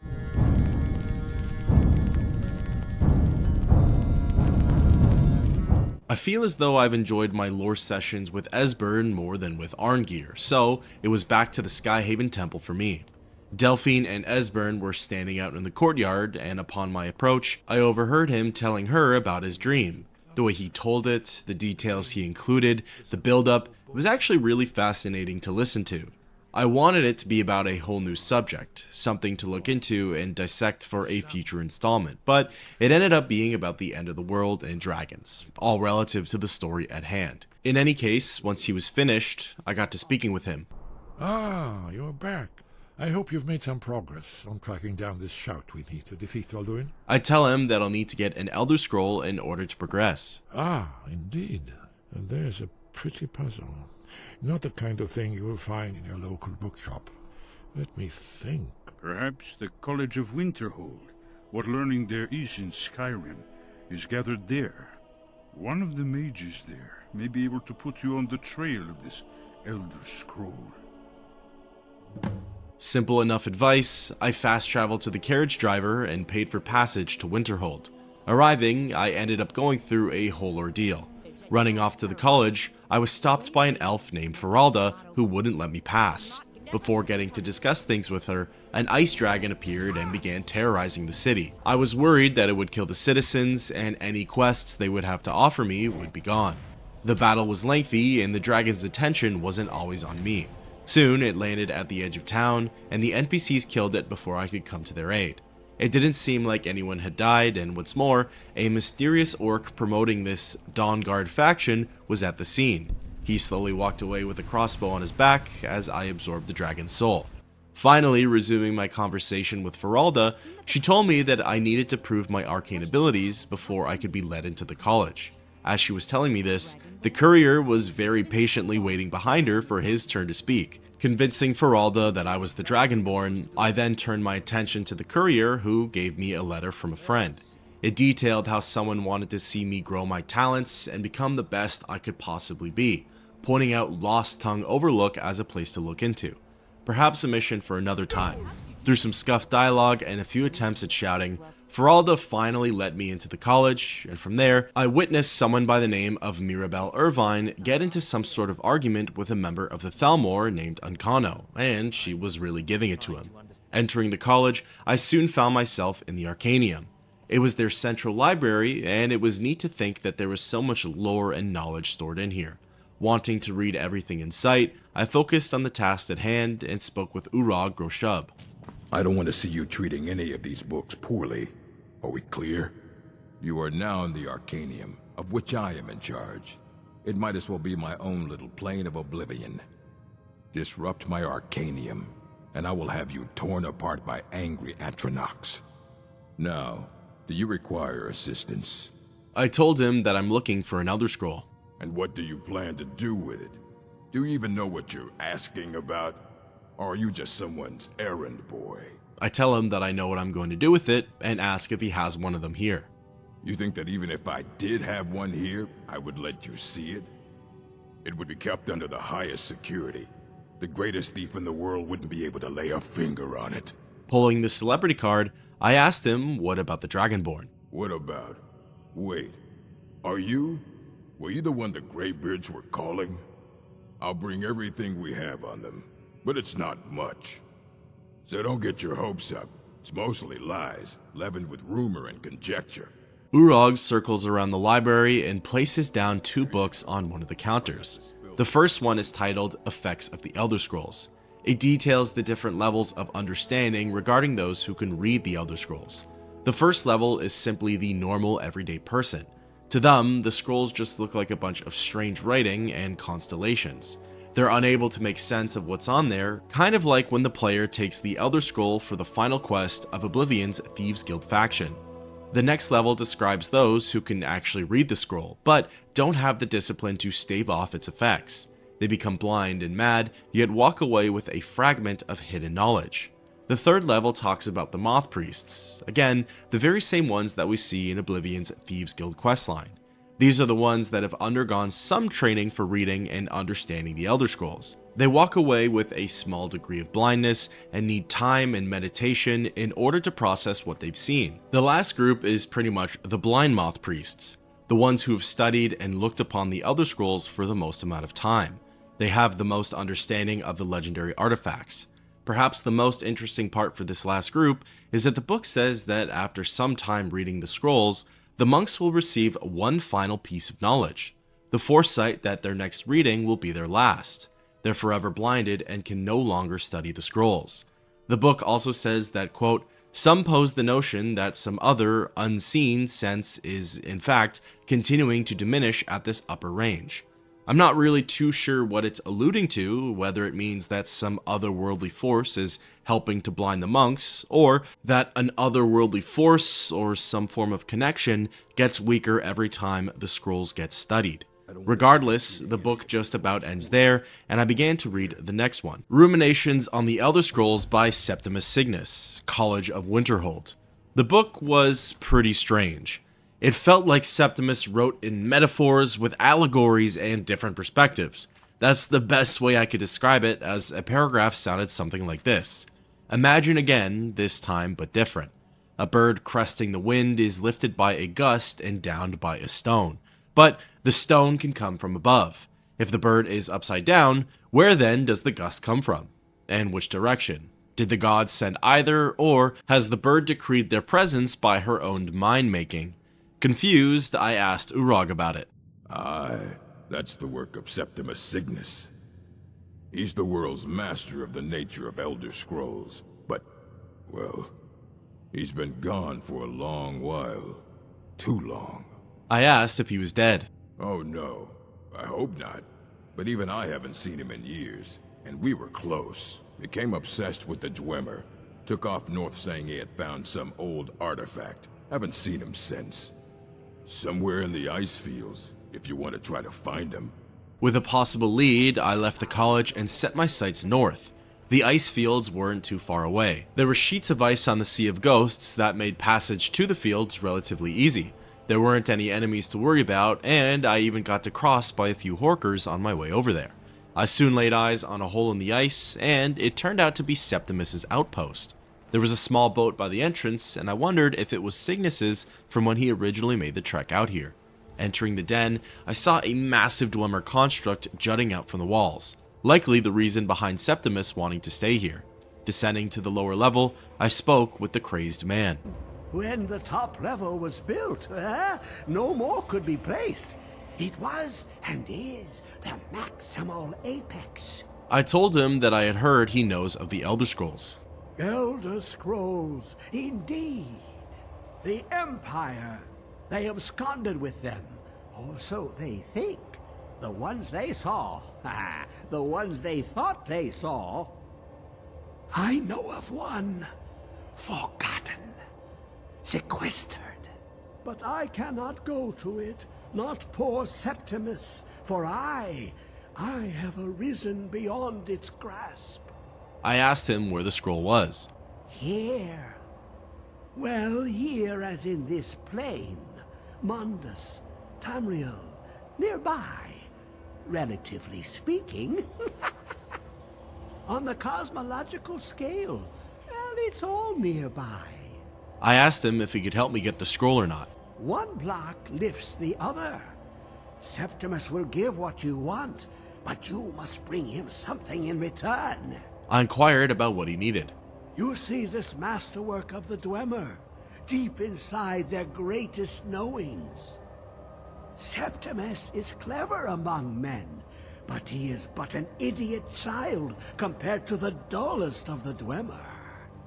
Lucky then they left behind their own way of reading the Elder Scrolls. In the depths of Black Reach, one yet lies. Have you heard of Black Reach? Cast upon where Drimmer's city slept, the yearning spire hidden learnings kept. I asked where Blackreach was. Under deep, below the dark, the hidden keep, Tower Mazark. Oftan, the point of puncture, of first entry, of the tapping. Delve to its limits, and Black Reach lies just beyond. But not all can enter there. Only Septimus knows the hidden key to loose the lock, to jump beneath the deathly rock. I asked how I could get in. 2 things I have for you. 2 shapes. One edged, one round. The round one for tuning. Dwemer music is soft and subtle, and needed to open their cleverest gates. The edged lexicon for inscribing. To us, a hunk of metal. To the Dwemer, a full library of knowings, but empty. Find Mazark and its sky dome. The machinations there will read the scroll and lay the lore upon the cube. Trust Septimus. He knows you can know. Exiting the conversation, Septimus hands me a blank lexicon and an attunement sphere. I'm still foggy on the details for how to use them, but I'm sure when the opportunity presents itself, I'll have an idea. Leaving his outpost and popping open the map, the Dwemer ruins of Alftand weren't too far from Winterhold. Although it appeared close, the dangers on the way there were many. I encountered snowy saber cats for the first time, and they absolutely slaughtered me. Riding past them and some wolves, I was able to find some safe ground and reassess my plan of attack. Looking ahead, I was able to see most of the threats on the pathway there. Pulling them in with my bow, I would then arm myself with the Orcish greatsword, and together with my horse, cut down any creature that lasted through the assault of arrows. Finally, I arrived just outside of Alftend and began looking around. The Dwemer ruins seemed intact, but there was a small outpost just outside that's seen better days. The huts were destroyed, the tents were torn down, and there were even some blackened bodies strewn about. In one of the huts was an expedition manifest. It detailed how a small crew had set up camp here and worked to gain entrance into Alftend in hopes to plunder the ruins. The ice walls were apparently hard to get through and more manpower was needed. One of the members spotted a crack in the glacier which could have been used to get in. It ends off by detailing that a storm was coming through and better shelter was likely needed. Just below the camp was a series of bridges and walkways that led into the aforementioned fissure. The first stretch of the dungeon was mostly comprised of ice caves. There were tools, containers, carts, lanterns, and above all else, lots and lots of blood. There were blood splatters all over the floors and walls of the glacier. Not too far into the cave, I heard what sounded like a Khajiit talking to someone. Where is it? I know you were trying to keep it for yourself, Cesar. You always try to keep it for yourself. No, there's got to be more scoop. Shut up, shut up. Don't lie to me, Cesar. Get it. Always try. Their conversation quickly ended, but there was no sign of them anywhere. Soon I wandered into the Dwemer ruins themselves, and it was here I battled against my first dwarven spider. Kind of like a real spider, it moved quickly and lunged in for its attacks. One at a time, they were no problem. Two or more though, and things would get a little hairy. Speaking of hairy, after traversing the edge of the Dwemer ruins, I crossed back into the ice caves and came face to face with the NPCs from before. It was two Khajiit. Well, sort of, and after some discussion with his brother, Jadar came in for the attack. For an unarmored, starved cat wielding a woodcutter's axe, he actually fought really well. He didn't really deal loads of damage to me or anything like that, but he had a lot of health. Once he was defeated, I stumbled upon his brother, Jazar, who seemed to be the supplier for all of the blood that I've been seeing. Beside his corpse was his journal. It detailed how he signed both him and Jadar up for this expedition in order to help his brother kick his skooma addiction. Unfortunately though, it only got worse due to the raging storm that we last read about in the expedition manifest. The end of the journal talks about how a member of the Fellowship has gone missing, and Jazar is worried his brother will be blamed for it. It's neat how we get to see this little tragedy unfold. What's more is that there are still a lot of people unaccounted for. There were over half a dozen workers listed in the manifest, and at most, I've seen the bodies of about 3 of them. Moving along, I soon came across my first dwarven sphere. Certainly a lot more challenging than the spiders. They hit harder and they had way more health. All of the close calls going forward were definitely my fault, as I didn't do as much as I should have to prepare myself for these encounters. The next few rooms of Alftend contained a lot of Dwemer contraptions, automatons, and unique loot. I was keeping my eyes peeled for dwarven weapons, as I wanted to bring a few of them out of here with me. In terms of aesthetics, it's neat to compare the Dwemer ruins from Skyrim to those we see in Morrowind. There are a lot of similarities, but there are also a lot of differences too, and in my mind, that can be chalked up to the different regions they were built in, materials used, and perhaps just different styles of craftsmanship. The next zone I went into was titled Alfden and Homunculary. There were more automatons to beat, and it really felt like the fighting was only getting trickier. The enemies felt more bunched, and I was running low on supplies in general. Again, my fault there. I soon found myself in a big open area, and this was more or less where the power shift changed. Below me, I heard the sounds of fighting and clashing. Working my way down the ramp and looking over the edge, I spotted a dwarven spider taking on a pale, hairless humanoid creature. These were the legendary Falmer, or Snow Elves, the once mighty dominant branch of Myr who were tricked by the Dwemer and mutated into these animalistic primal beings. Leaping down to their level, I noticed the corpse of someone named Yag Gargortwog. I recognized her as one of the members from the expedition manifest. It would seem as though those who disappeared were actually taken by the Falmer. Speaking of which, the Falmer gave me a lot of problems. One-on-one, they were easy enough to pick off, but as soon as 2 or 3 of them were grouped up, I had to re-strategize and play more of a defensive role. Admittedly, they killed me more than a few times. As soon as a spellcaster was brought into the mix, my health would drop to critically low amounts. The melee fighters and archers weren't too tricky to take on though, and I counted myself lucky when they were the only ones in the area. In any case, it seemed long gone were the days of one-hit KOs with poorly enchanted warhammers. At one point, it even seemed like the snow elves were on friendly terms with the frostbite spiders, which I thought was a pretty strange alliance. Just past that section though were the doors leading into the next zone, the cathedral. The cathedral had 4 Falmer which needed to be defeated. Fortunately, they weren't grouped up very well, so the fight wasn't too bad. There were a few different nooks and crannies on different levels and platforms to check out. There was some decent loot, including my long-awaited dwarven battle axe. Continuing through the room, I soon got to face off against my first dwarven centurion. Starting off the fight by getting in close, my battle axe did peanuts for damage, and the centurion's steam attack almost wiped me immediately. At this point, the flight response for my fight-or-flight instincts kicked in, and I ran for cover. I was able to position myself on one of the nearby structure's roofs and completely dodge its steam attacks. I was even lucky enough to be able to cheese the rest of the fight through firing off some arrows while it remained dormant. At one point, I got a little too cocky and advanced too far up. It quickly shot out its steam at me, and this time, I really did think I was a goner. Fortunately, through healing spells and what few potions I had left, I was able to just barely keep myself in it, finishing off the Centurion from a distance. Ready to move along, I went through the back gates and discovered the remaining crew from that expedition. Sola and Umana were hiding out and whispering to each other. In order to hear their conversation a little better, I attempted to sneak, but accidentally shouted and alerted them to my position.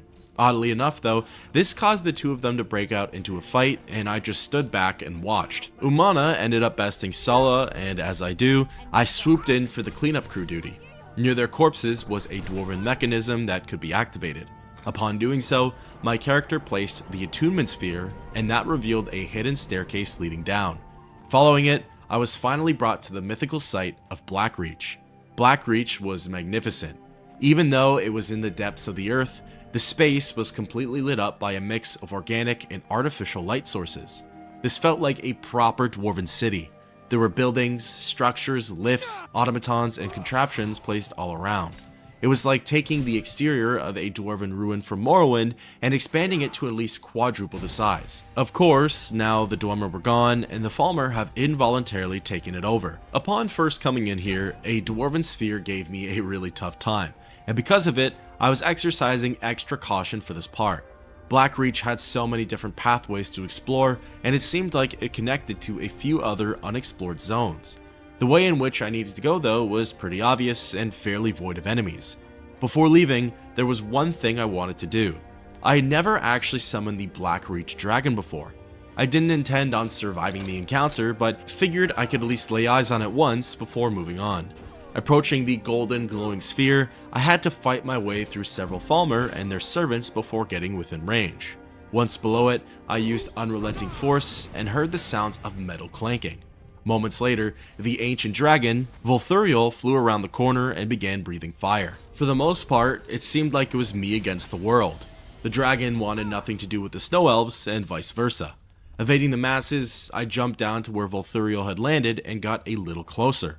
One blast of fire breath drastically lowered my health, and I knew it was probably over. Taking shelter in the rapids of a river, I discovered the ultimate method of cheesing this ancient dragon fight. Volthuriel was stuck to the riverbanks, occasionally letting off a fireball. His attack would get stopped by the rocks just in front of me though, and through what must have been close to 70 arrows, I was able to kill it. It sort of felt similar to cutting off the tail of the Hellkite Wyvern in Dark Souls Undeadburg. Once Volthuriel was slain, I followed my quest marker which led me to the Tower of Mazark. The tower was my final landing spot for this voyage. After looting the front room, the doors in the back brought me to a complex and unique Dwemer puzzle. Looking around, I found the skeleton of someone named Drocht laying on the floor. Beside his remains was his journal. It detailed his complications for solving the puzzle and that he was essentially trapped in here due to the Falmer below and the wolves above. It also gives the player a little bit of insight into how operating the puzzle works. Ascending to the top platform, I placed the lexicon in its receptacle, and this started the process. Out of the 4 buttons, only the 2 on the right hand side were lit up. Pressing the one on the inside twice This seemed to activate the lexicon and gave me access to more buttons. From here, I'll be completely honest with you, whichever buttons were freshly lit up or hadn't been pressed in a while were the ones that I activated. It did the trick nicely though, as all of the mirrors and lenses had begun to manipulate the light. Once every panel on the floor below had a beam shining down on it, the puzzle was complete. A crystal-like container lowered from the ceiling opened up and revealed the Elder Scroll. Taking it for myself, it always feels surreal when the character obtains one of these. Some of the most critical and forbidden knowledge in the entire universe. Before leaving, I snagged the rune lexicon from the receptacle, which was now transcribed. Perhaps someday I'll give it back to Septimus. With that, thus ends the quest, Elder Knowledge.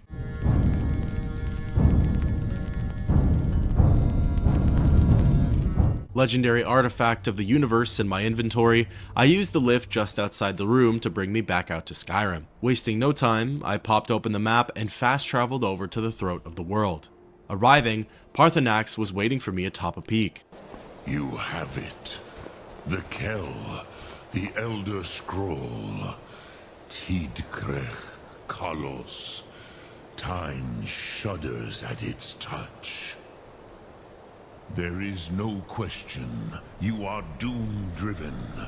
Kolgan Akatosh. The very bones of the earth are at your disposal. Go then. Fulfill your destiny. Take the scroll to the Time Wound. Do not delay. Alduin will be coming. He cannot miss the signs. Running up to the Time Wound, I pulled out the Elder Scroll and watched as its secrets were revealed to me.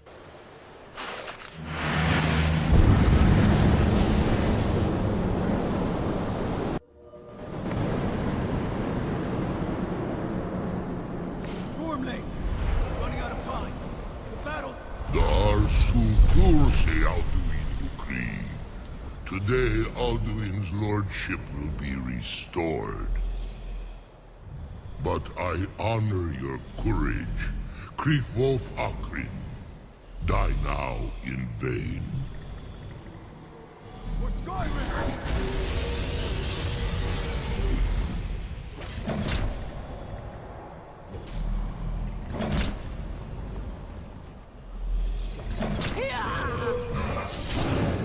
Know that Gormley sent you down to death.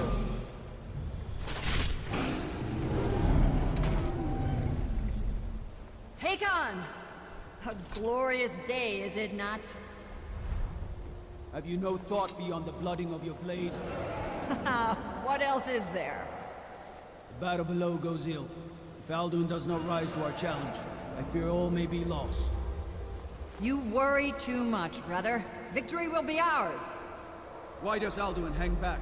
We've staked everything on this plan of yours, old man. He will come. He cannot ignore our defiance. And why should he fear us, even now? We blooded him well. 4 of his kin have fallen to my blade alone this day. But none have yet stood against Alduin himself. Oh, sorry, Birka. They did not have Dragonrand. Once we bring him down, I promise, I will have his head. You do not understand.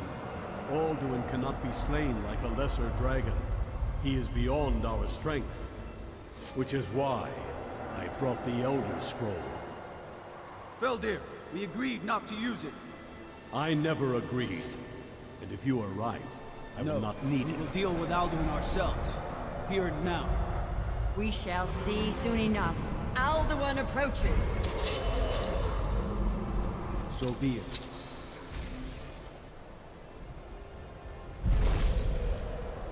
Me, Tarudis, Ani, Him Hind Paliv, Zuu Hindan. Let those that watch from Sovngarde envy us this day.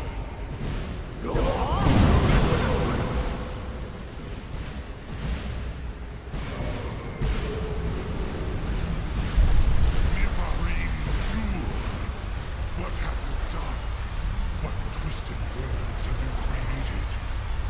Tarudis Arnax, my teeth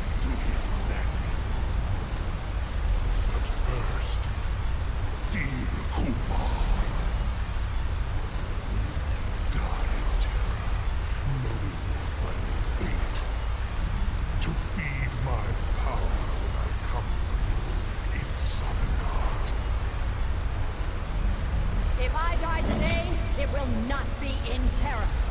You feel Ready! the first time, worm. I see it in your eyes.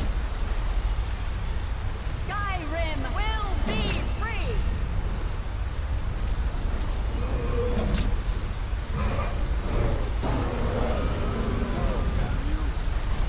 It's no use. It's a smoke they'll be. Hold Alduin on the wing. Sister Hawk, grant us your sacred breath to make this contract heard. Begone, World Eater. By words with older bones than your own, we break your perch on this age and send you out. You are banished. We shout you out from all our endings unto the last.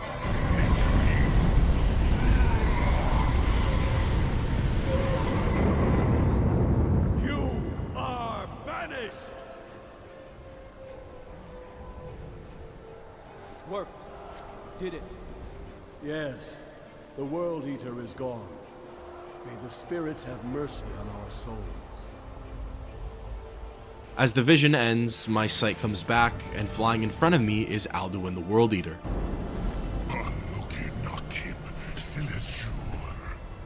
My belly is full of the souls of your fellow mortals, Dovahkiin. Die now, and await your fate in Sovngarde. Lost Foot, you are too late, Alduin. Dovahkiin, use Dragonrend if you know it. As predicted, my character was able to learn the Dragonrend shout from the Nords of old. Casting it, a force of energy shrouded both Alduin and Paarthurnax. Within moments, both dragons were lowered to the ground and the fight had begun. Alduin had quite a lot of health, and his attacks did decent amounts of damage. While face to face, he could dish out both frost and fire attacks. Of course, if too close, he could also whip with his tail and nip with his razor sharp teeth.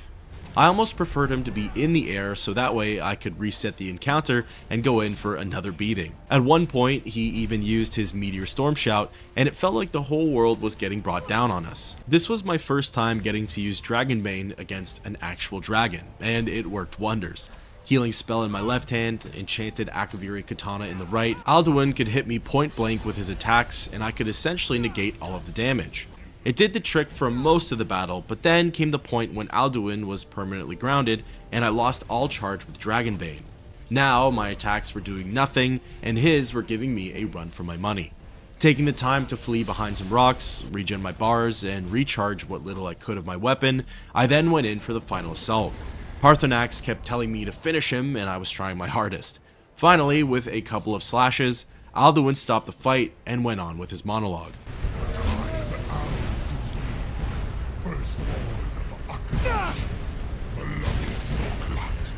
I cannot be slain here. I do not want anyone else. You cannot prevail against me. I will outlast you, mortal. As the World Eater flew away, it felt like the true war was only just beginning. He mentioned that he couldn't be slain here, not by any mortal. So, where could he truly be defeated then if not the mortal plane? With that, thus ends the quest, Alduin's Bane.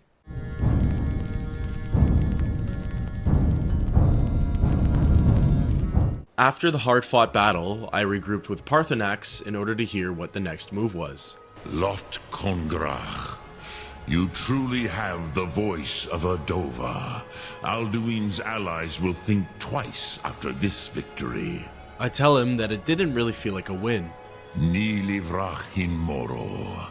True, this is not the final Kongrach victory, but not even the heroes of old were able to defeat Alduin in open battle. Alduin always was Pachlok, arrogant in his power. Uznagar Par. He took domination as his birthright. This should shake the loyalty of the Dove who serve him. I tell him that I need to find Alduin. Yes, one of his allies could tell us. Matmahus. But it will not be so easy to convince one of them to betray him. Perhaps the Hafkasayun, the palace in Whiterun, Dragon's Reach. It was originally built to house a captive Dova. A fine place to trap one of Alduin's allies, I said that Jarl Balgruuf probably thinks otherwise. Yes, but your Soom is strong. I do not doubt that you can convince him of the need. I once heard the legends from the Jarl Steward, and now Paarthurnax basically confirmed them. Dragon's Reach was meant to trap a live dragon, and at this point, it seems like my best bet for learning how to reach Alduin. Before leaving the Throat of the World, there was one last order of business I needed to tend to. Up on the highest peak, on the tallest mountain in Skyrim, there's proof that another came before me. Laying near some malachite or veins, waiting for its next owner to pick it up, was the notched pickaxe. Legend has it that Steve Creepermane, the best miner in all of Tamriel, used this weapon tool hybrid to assert his dominance. The notched pickaxe raises the wielder's smithing abilities and does 5 shock points of damage. Overpowered, game-breaking items aside, I fast-traveled to Dragon's Reach and entered the keep. I already knew just how insane the request was going to sound to the Jarl, but it had to be done. I must have misheard you. I thought you asked me to help you trap a dragon in my palace. I tell him that it's the only way to stop the dragons. What you're asking for is insane. Impossible. You want me to let a dragon into the heart of my city, with the threat of war on my doorstep? I inform him that Alduin has returned, and everyone's days are numbered. Alduin, the World Eater himself. But how can we fight him? Doesn't his return mean it's the end times? I replied that it's my destiny to defeat him. I don't know about such things, but I heard the Greybeard summon you. That's good enough for me. Now what's this nonsense about trapping a dragon in my palace? I said that it's our best shot at stopping the World Eater. I want to help you, Dragonborn. And I will. But I need your help first. Ulfric and General Tullius are both just waiting for me to make a wrong move. Do you think they will sit idle while the dragon is slaughtering my men and burning my city? No. I can't risk weakening the city while we are under the threat of enemy attack. I'm sorry. I asked him what if he didn't have to worry about that. Then I would be glad to help you with your mad dragon-trapping scheme, but getting both sides to agree to a truce will be difficult at this point. The bitterness has gone too deep. Maybe. What of the Greybeards? They are respected by all Nords. High Hrothgar is neutral territory. If the Greybeards were willing to host a peace council, then maybe Ulfric and Tullius would have to listen. I told Balgruuf to leave that detail to me. Aye, Dragonborn. Maybe you can stop the dragons, and this war into the bargain. For this portion of the main quest, The Fallen, there are 2 mini-quests that run concurrent to it. The first is called Season Unending. Since there's no final result to Skyrim's civil war, my task is to bring both leaders of each side to the negotiation table. Definitely a job that sounds easier said than done, and it doesn't sound very easy. First though, I had to make sure that the Greybeards would be okay with hosting something like this. They're avidly against concerning themselves with the province's current affairs, but ever since Paarthurnax got involved, they've been pushovers towards me. Traveling to High Hrothgar, I sought out Master Arngeir and spoke with him. Alduin? We heard the Dragonren shout from here. You defeated him? I told him that he escaped to Sovngarde. I feared as much. I thought it was him we saw flying east after your battle. I then asked Arngeir for his help in capturing the dragon. We are not warriors. What is overlooked in the Dragonborn is not permitted to any other followers of the Way of the Voice. I told him that I just need their aid in pausing the civil war. You misunderstand our authority. The Greybeards have never involved themselves in political affairs. I informed him on where Jarl Balgruuf stood. I see. The dragon will lead you to Alduin, but without the Jarl's help. I told him that they'll listen to their authority. Paarthurnax has made the decision to help you. This is the road we have to walk. Even the Greybeards must bend to the winds of change, it seems. So be it.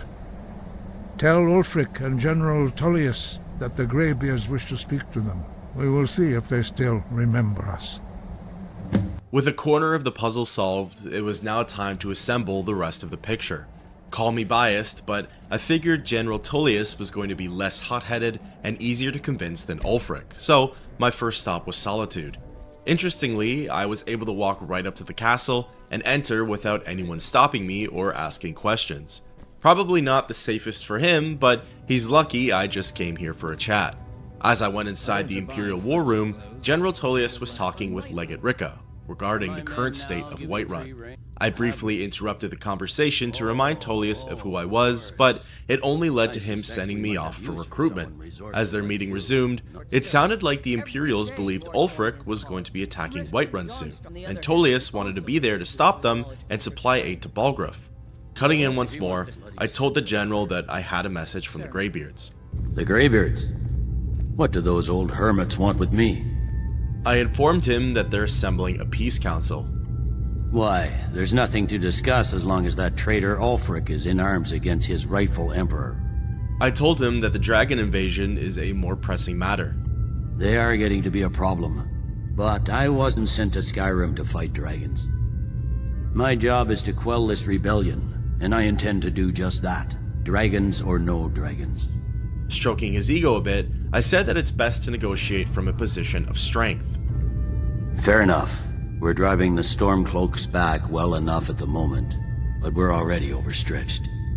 That's what comes of trying to win a war with a bare handful of legions. If the Emperor would just give me the reinforcements I've requested. I lastly confirmed if he was attending. Yes, fine. I'll come to this Greybeard Council. For all the good it will do. With one leader down, there was just one more to go, but I knew I was going to have a little more work cut out for me on this one. The Thalmor were right about one thing. Ulfric is paranoid, distrusting, and withdrawn, but he has every right to be, and it's served him well so far. Fast traveling to the Windhelm stables, I made my way for the city gates. Along the path, a guard told me that some boy named Aretino was trying to summon the Dark Brotherhood. It's a pretty grim thing to do and a nasty piece of work. Just inside the city, there was a small group of Nords ganging up on a singular Dunmer woman. They were giving her heck for no good reason, and the whole scene reminded me a lot of being an Outlander on Vardenfell. Regardless, similar to Solitude's castle, I was able to just mosey on up to the Palace of the Kings and go on inside. No questions asked. Ulfric was in a meeting with his advisor, Galmar Stonefist, and funny enough, they were also talking about Whiterun. The conversation was very different though. Galmar kept telling him to kill Jarl Balgruuf and take the city by force, and Ulfric entertained the idea, telling him that it could be done in due time. It felt as though this really showed each side's true colors and the real difference between the Empire and the Stormcloaks. Tullius's first instinct was to help those who would probably look down upon him and cast him out, whereas Ulfric isn't opposed to killing someone who is as Nord-like as a Nord can get, exactly the type of person he wants Skyrim to be full of. In any case, I'll save my opinions and judgments for the Civil War video, as there's plenty of time for either side to win me over. Cutting into their conversation, I finally got a chance to speak with the High King. I remember you. You're at Helgen with us. Come to join the war. Speak with Galmar. He handles the new recruits. I tell him that's not why I'm here. I'm sorry to hear that. If you change your mind, speak with Galmar. What does bring you to me? I told him that I bore a message from the Greybeards. It's about time they turned their gaze from the heavens back to our bleeding homeland. What do they want? I brought up the truce with the Imperials. I have the greatest respect for the Greybeards, of course, and the dragon attacks are a growing plague.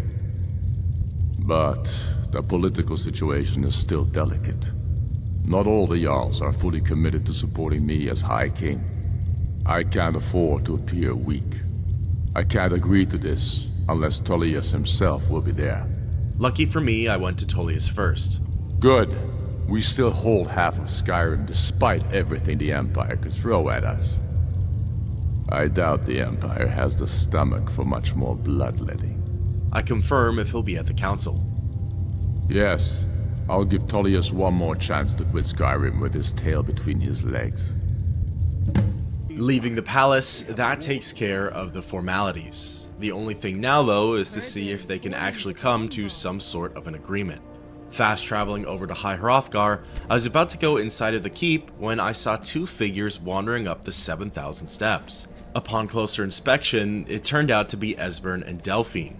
Wanting to greet them myself, I ran over, and that's when Delphine sprung a tricky ultimatum on me. There's one more thing.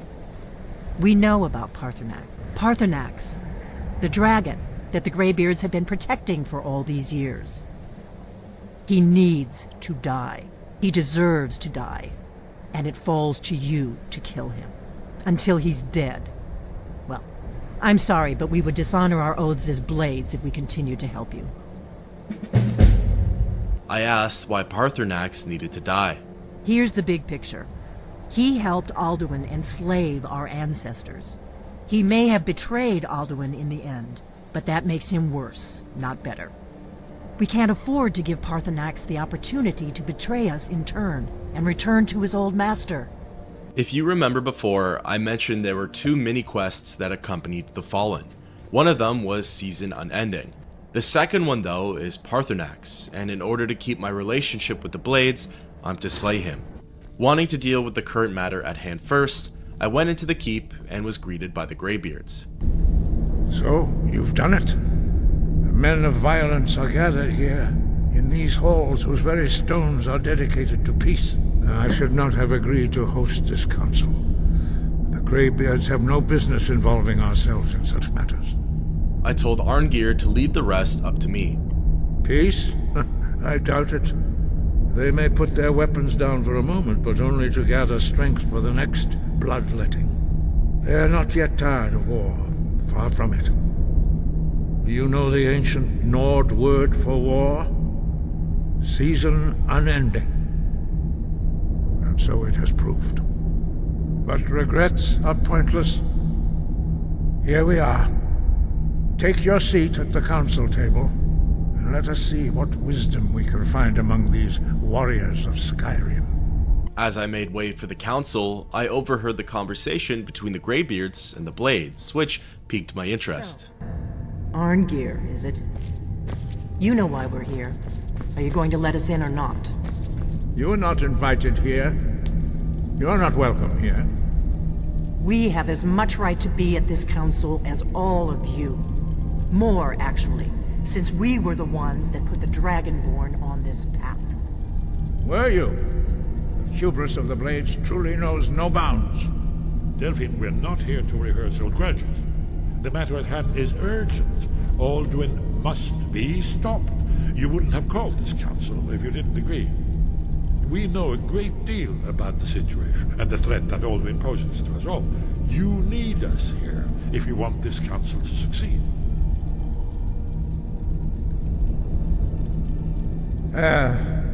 Very well. You may enter. The more I see how Delphine and Esbern handle these situations, the more I think Esbern should just run the show. Delphine came in here swords blazing and was probably going to start a fight she would have lost if not for Esbern. He was actually able to reason with the Greybeards, which saved their hide, and that seems more like the Blade kind of thing to do. Entering the council chambers, I got a good look at everyone who was in attendance. There were 5 who seemingly sided with the Empire and only 2 for the Stormcloaks. Of the 5, Tullius and Rika were there. Jarl Elisif came, although I'm sure her invitation was just a formality from Tullius. Balgrove was there, which makes sense for Dragon's Reach, and then, saving the best for last, Ellen Wynne of the Thalmor decided to show her face. The very same one who had Malborn killed and threatened Esbern. With everyone finally ready, we all took our seats and the meeting had begun. Well, sort of. Please take your seats so we can begin. I hope that we have all come here in the spirit you of... insult us by bringing her to this negotiation? You're Chief Talos Hunter? That didn't take long. Here, here. I have every right to be at this negotiation. I need to ensure that nothing is agreed to here that violates the terms of the White Gold Concordat. She's part of the Imperial delegation. You can't dictate who I bring to this council.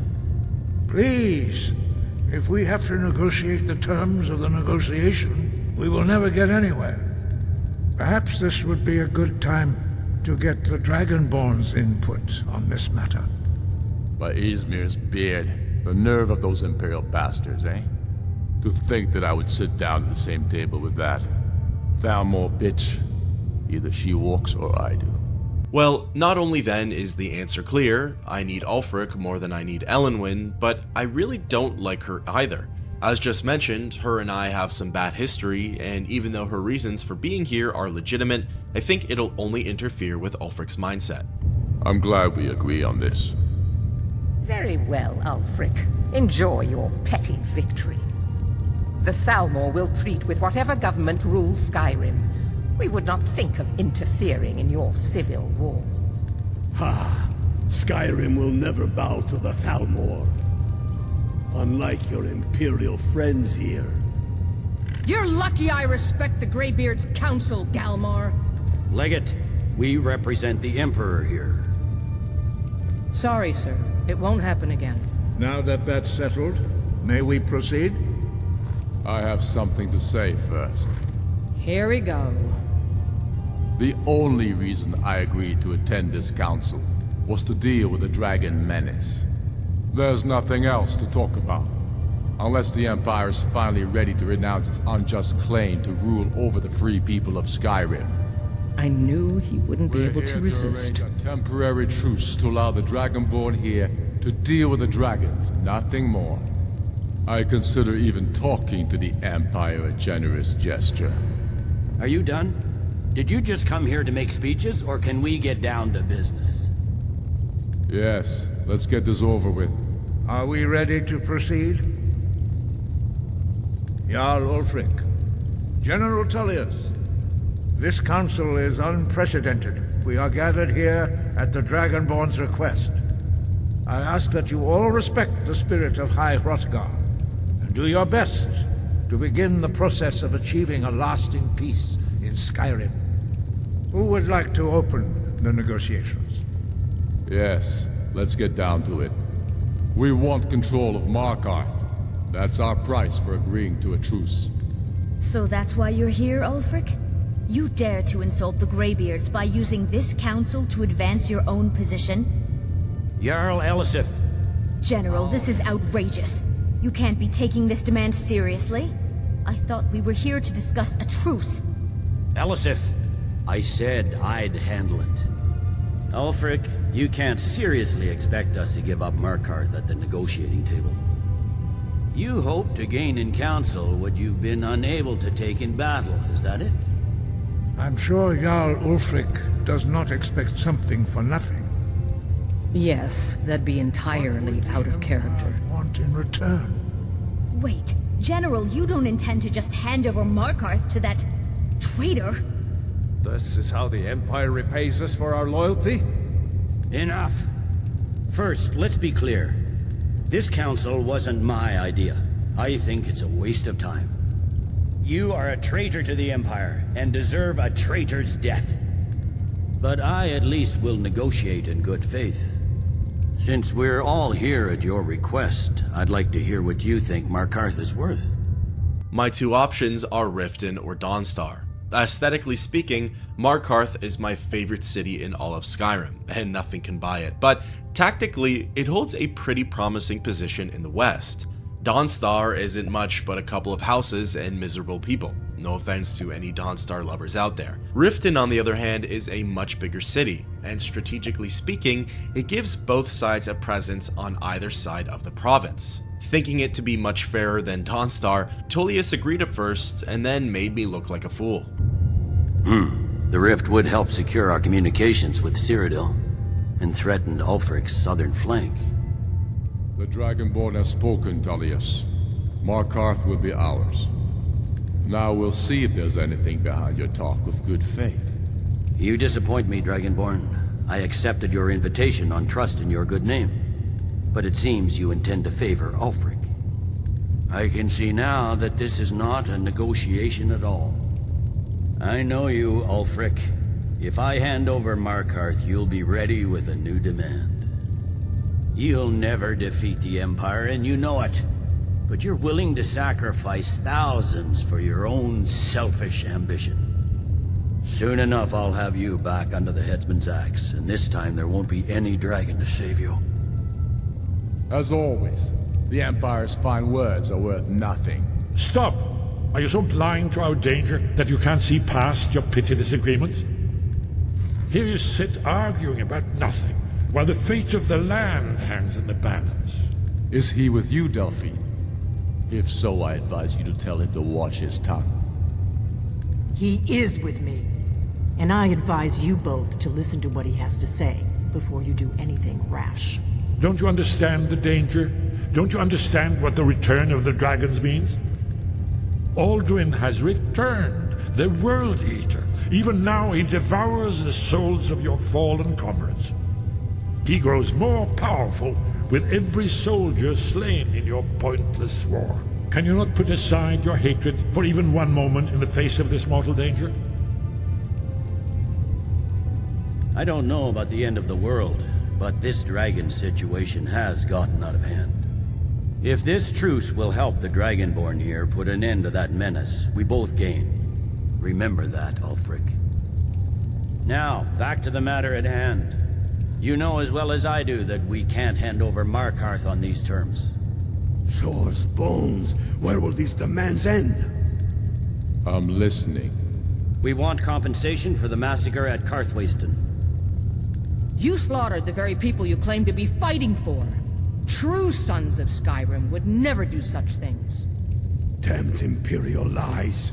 My men would never stoop to such methods, even in retaliation for your butchery at... All the blood spilled in this war is on your head.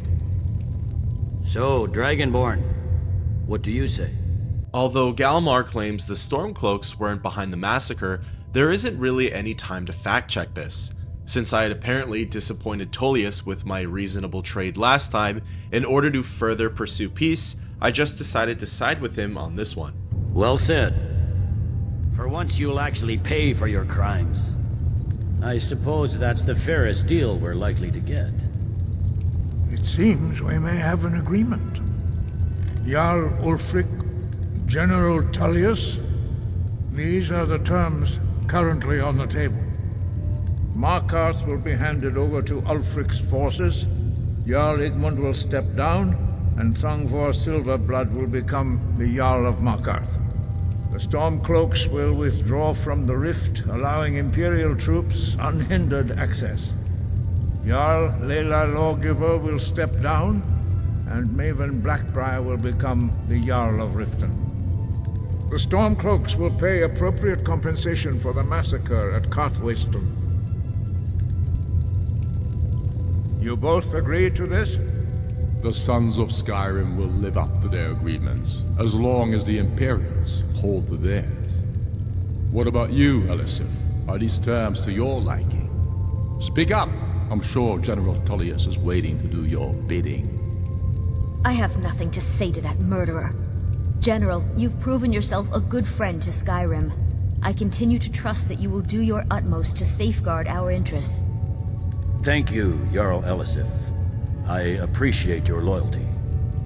The Empire can live with these terms, yes, for a temporary truce, until the dragon menace is dealt with. After that, Ulfric, there will be a reckoning. Count on it. It was certainly a tough crowd, and I doubt that everyone left the room pleased, but at least there's some semblance of peace in Skyrim, if only for a brief moment. As people started to file out of the room, Arngir began discussing the plans with Balgrove. The Dragonborn's plan? Yes, I'm ready to do my part. Just say the word, and my men will help you spring this trap. But the difficulty remains how to lure a dragon to Dragon's Reach at all. Well, that's an excellent question. You haven't overlooked that little detail, have you? I believe I can be of help here. I anticipated the problem. While you were arranging this meeting, I was busy in the library of Skyhaven Temple, an unguessed trove of lost lore. But the important thing is that the Blades recorded many of the names of dragons they slew. Cross-referencing this with Delphine's map of dragon burial sites, I believe I've identified one of the dragons that Alduin has raised up. I asked Esbern how this helps. Don't you see?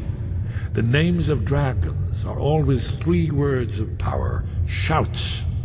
By calling the dragon with a voice, he will hear you wherever he might be.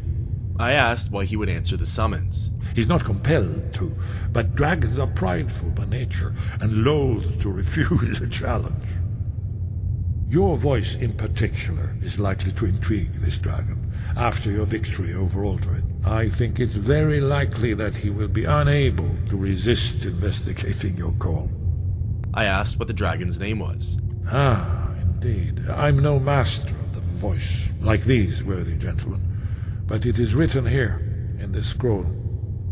Odahving, winged snow hunter, as I read it. The conversation comes to an end, and a plan has been set in motion. With the learning of the dragon's name, all that remains now is to set the trap. Before going on my way though, there was one more matter which needed to be handled. Popping open the map, I fast traveled up to the throat of the world and started a chat with Paarthurnax by telling him that the Blades think he deserves to die. The Blades are wise not to trust me, Onikan Niov. I would not trust another Dova. I asked why not. Dov Walan Farel. We were made to dominate. The will to power is in our blood. You feel it in yourself, do you not? I can be trusted. I know this, but they do not. Onikan Niov Dova. It is always wise to mistrust a Dova. I have overcome my nature only through meditation and long study of the way of the voice. No day goes by where I am not tempted to return to my inborn nature, Zimgrifhorvut se Sulyech. What is better, to be born good, or to overcome your evil nature through great effort? Of course, I wasn't actually going to kill Paarthurnax. While I do somewhat agree with Delphine's reasoning, she's proven to be a little antagonistic lately. I'm still in good favors with Esbern, and I don't want to make an enemy out of the Greybeards. With that out of the way, it's finally time to go trap a dragon. Fast traveling over to Dragon's Reach, I prepared myself for what was to come by enchanting the Dwarven Battle Axe. Slightly stronger weapon in hand, I woke up Balgruuf from his slumber and told him that it was go time. As I promised, my men stand ready. The great chains are oiled. We wait on your word. My men know what to do. Make sure you do your part. I'm putting my city in your hands. Running over to the Great Porch, the setup here was pretty concerning. It was a giant stock, operated by some chains and a pulley system. Putting all of our faith into it, I approached the edge of the keep and shouted for the dragon. For a few moments, the night sky was still and silent. Soon though, we heard the roar of a dragon in the distance, and before we all knew it, Odahving was swooping around the keep, snatching up guards. For my first attempt, I assumed the dragon needed to be either close to low health or actually defeated, thinking the game was going to put a pause in the fight. So, standing my ground and swinging away at the dragon, it soon turned its attention on me, and my restoration spells were no match for its fire breath. So, trying again, this time I kept a low profile, did what the NPCs told me to do, and ignored the first part of the journal entry. Using Dragon Rend, I pulled Odahving out of the sky and backed up further into the keep. It followed, and as I lay close to death, I heard the sounds of chains moving and the stock dropping. Peeking around the corner, Odahving was ensnared, and the plan actually turned out to be a success. Ovuta med Kodav, caught like a bear in a trap. Zokfrini grin Kogra Drunviki, Dovakin. Zuubonar, You went to a great deal of trouble to put me in this humiliating position. In Sir Alduin, No doubt you want to know where to find Alduin? I asked him where Alduin was hiding. Renik Vaza, an apt phrase. Alduin Boval. One reason I came to your call was to test your Thuum for myself.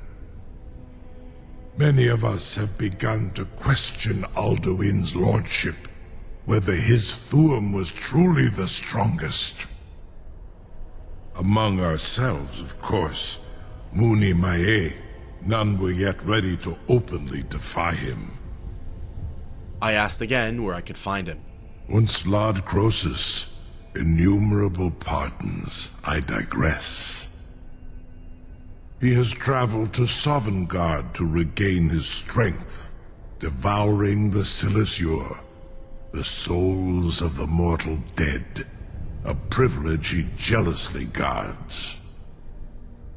His door to Sovngarde is at Skuldafn, one of his ancient fanes high in the eastern mountains. Mindoran pa ok midove lavarantil. I surely do not need to warn you that all his remaining strength is marshaled there. Zuulost ofan hinlan. Now that I have answered your question, you will allow me to go free? I asked Odahviing if he was willing to serve me. Serve you? No. Need id. If and when you defeat Alduin, I will reconsider. Croesus. There is one detail about Skuldafn I neglected to mention. I asked what it was. Only this. You have the Thuum of a Dova, but without the wings of one, you will never set foot in Skuldafn. Of course, I could fly you there, but not while imprisoned like this. Definitely a difficult position to be in. If Odahviing is telling the truth, I would need his help to get into Skuldafn. If he's lying, however, or betrays me, then that puts a major risk on the rest of the plan and all mortals in Tamriel. Just before signing off, Farengar came wandering over and had a pretty amusing interaction with Odahviing. Sir, you have no idea how long I have waited for such an opportunity. I would be most appreciative if you would permit me to perform some, tests on you, purely in the interests of the advancement of knowledge. Be gone, mage. Do not test my promise to the Dovahkiin. I assure you, you will not even notice me. Most of them are hardly painful at all to a large dragon such as yourself. Surely you wouldn't miss a few scales, or a small amount of blood. May, what are you doing back there?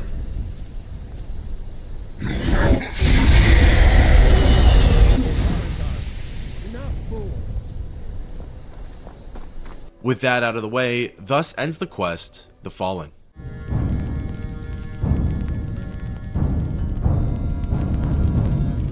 Seeing the writing on the wall, I figured that this was the classic part in almost all action-adventure RPGs where there's no turning back.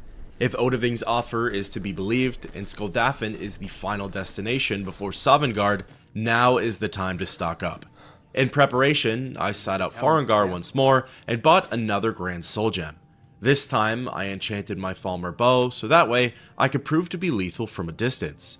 Something I regretted doing, as you'll soon see why, was not buying filled, petty, and lesser soul gems. However, the plethora of health potions that I purchased from Angeline's aromatics went a longer way than the gems ever would have. Broke and ready, I returned to the porch and spoke again with Odahviing. You have reconsidered my offer, Onikan Kron? You will release me, Roland, if in return I promise to take you to Skuldafn and stop helping Alduin? I told him yes. Onikan Korav Gair Mirad. It is wise to recognize when you only have one choice. And you can trust me. Zuni Tarudis. Alduin has proven himself unworthy to rule. I go my own way now. Free me, and I will carry you to Skaldafin. Ascending to the upper platform, I told the guard to raise the chains. You sure about that? You want to let that dragon loose after all the trouble to catch him in there? I assured him it was the best choice. Your funeral. Someone else is gonna have to help you get him back in there again. As Odahviing began to turn around, everyone anxiously armed themselves, awaiting to see what his next move was going to be. Saran Uth, I await your command as promised. Are you ready to see the world as only a Dova can? Ready to go past the point of no return, I told them to take me to Skaldafin. Zukbrit Uth. I warn you, once you've flown the skies of Kaizal, your envy of the Dove will only increase. Amativ Mubokotin Stinselok.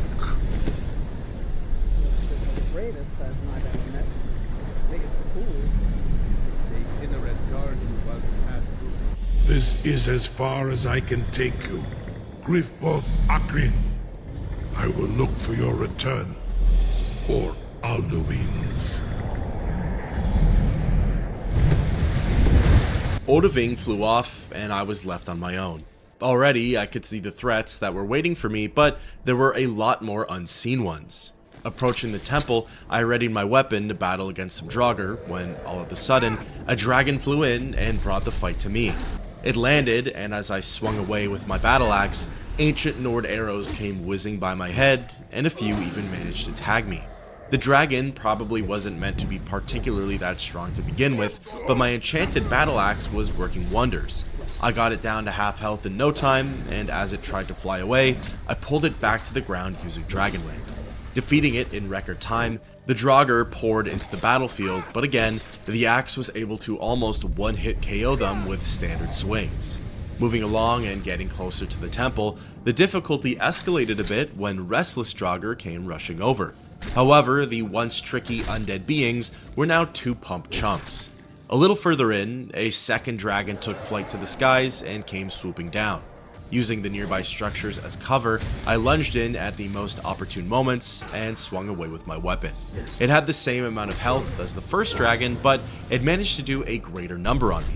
It could have been stamina related, or perhaps too much focus on defense, but in the end though, the killing blow was delivered and that was another one down. The dragons, however, were the least of my problems. As I ascended up the steps, I could hear more arrows flying by my head and the footsteps of Draugr scuttling above. Turning the corner, the first of many came charging in, and this turned out to be a Draugr White. Even with my new and improved gear, the Draugr Whites felt just as challenging as the restless ones felt back when I was level 3 in Bleak Falls Barrow. They hit hard and had lots of health. Accompanying them would be the odd restless Draugr here and there. For these encounters, I had to make sure that I fought with the proper fundamentals, avoid their swings, block what I could, and strike when the moment was right. Out here in the courtyard, I ended up taking on a lot of undead. I counted myself lucky every time I saw the restless nameplate, as the whites were getting trickier to face and the enchantment on my battle axe was draining rapidly. Eventually, the way inside the temple seemed clear, and I started phase 2 of the expedition. The Skaldafin temple was pretty similar to other ancient Nord burial grounds. The aesthetics were the same, there were traps in every room, unique treasures to take, and of course, more Draugr. However, as far as the Draugr went, I never had to face a single white in here, so I thought myself pretty fortunate on that front. After almost one-hit KOing a couple of the weaker ones, I was brought to my first puzzle of the dungeon.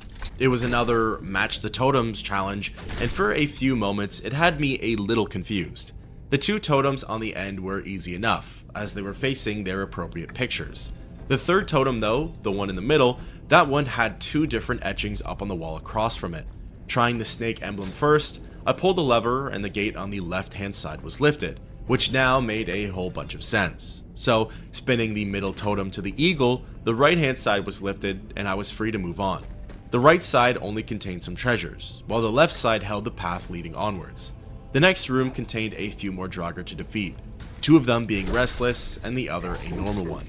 Beyond where they kicked through the coffin, the halls were littered with spiderwebs and egg sacs, and I figured that could only mean one thing. Rounding the corner, I spotted at least 12 legs attached to giant hairy insects. Taking up my bow, I began to shoot them down from a distance. Luckily, most of them were the only one arrow needed kind, and after intercepting a few more of them, I was brought over to the second puzzle of Skuldafn. Eliminating just 2 Draugr, I ascended some steps and laid eyes on a drawbridge. Across from it was a lever, and similar to the first puzzle, the totems needed to match their corresponding etchings. The 2 on the upper platform were easy enough, as a whale was on one side and an eagle on the other. Not seeing the third, I prematurely pulled the switch and got fired on by darts. Noticing a snake emblem on the ground in front of me, I hopped down to where I first came in and took note of the final totem. Spinning it to the serpent, I tried the lever again, and lo and behold, the bridge dropped down. Behind it was a door leading further into the temple. Over here, the first room I was brought to had me in a showdown with 3 restless Draugr. 2 were firing arrows from above, and the third was closing in for the ground attack. Dispatching all of them, I was slightly worried that this weapon was going to lose its enchantment too before I actually made it to Sovngarde. Maneuvering through the rest of the dungeon brought on more undead and minor loot. Soon though, I came upon my final enemy in here, a Draugr overlord. It was by the final puzzle in the temple, a claw wall similar to the ones I saw in Bleak Falls Barrow and Ustengrav. Funny enough, the overlord was less challenging than the wights were. An interrupted shout and a few hits with my battle axe did the trick nicely. In its inventory, it had the diamond claw. Not only did it have a value of 1,000 gold, but it was my ticket out of here. Examining the piece, its palms had the emblems in order of fox, moth, dragon. Lining up the wheels on the wall and inserting the claw, the door unsealed itself and I was brought to the final chamber. As mentioned before, there were no enemies here or grand treasures, but there was a word of power in the back. It gave me the knowledge of Stormcall, which I knew was going to be a fun one to use. Following the rest of the path, it led me back out into Skyrim. Out on the edges of the Skuldafn temple, the challenges resumed as 2 Draugr wights came rushing in for the attack.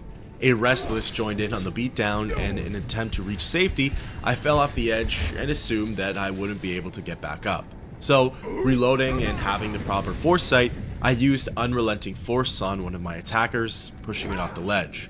As the other 2 came rushing in, I healed up and got to work.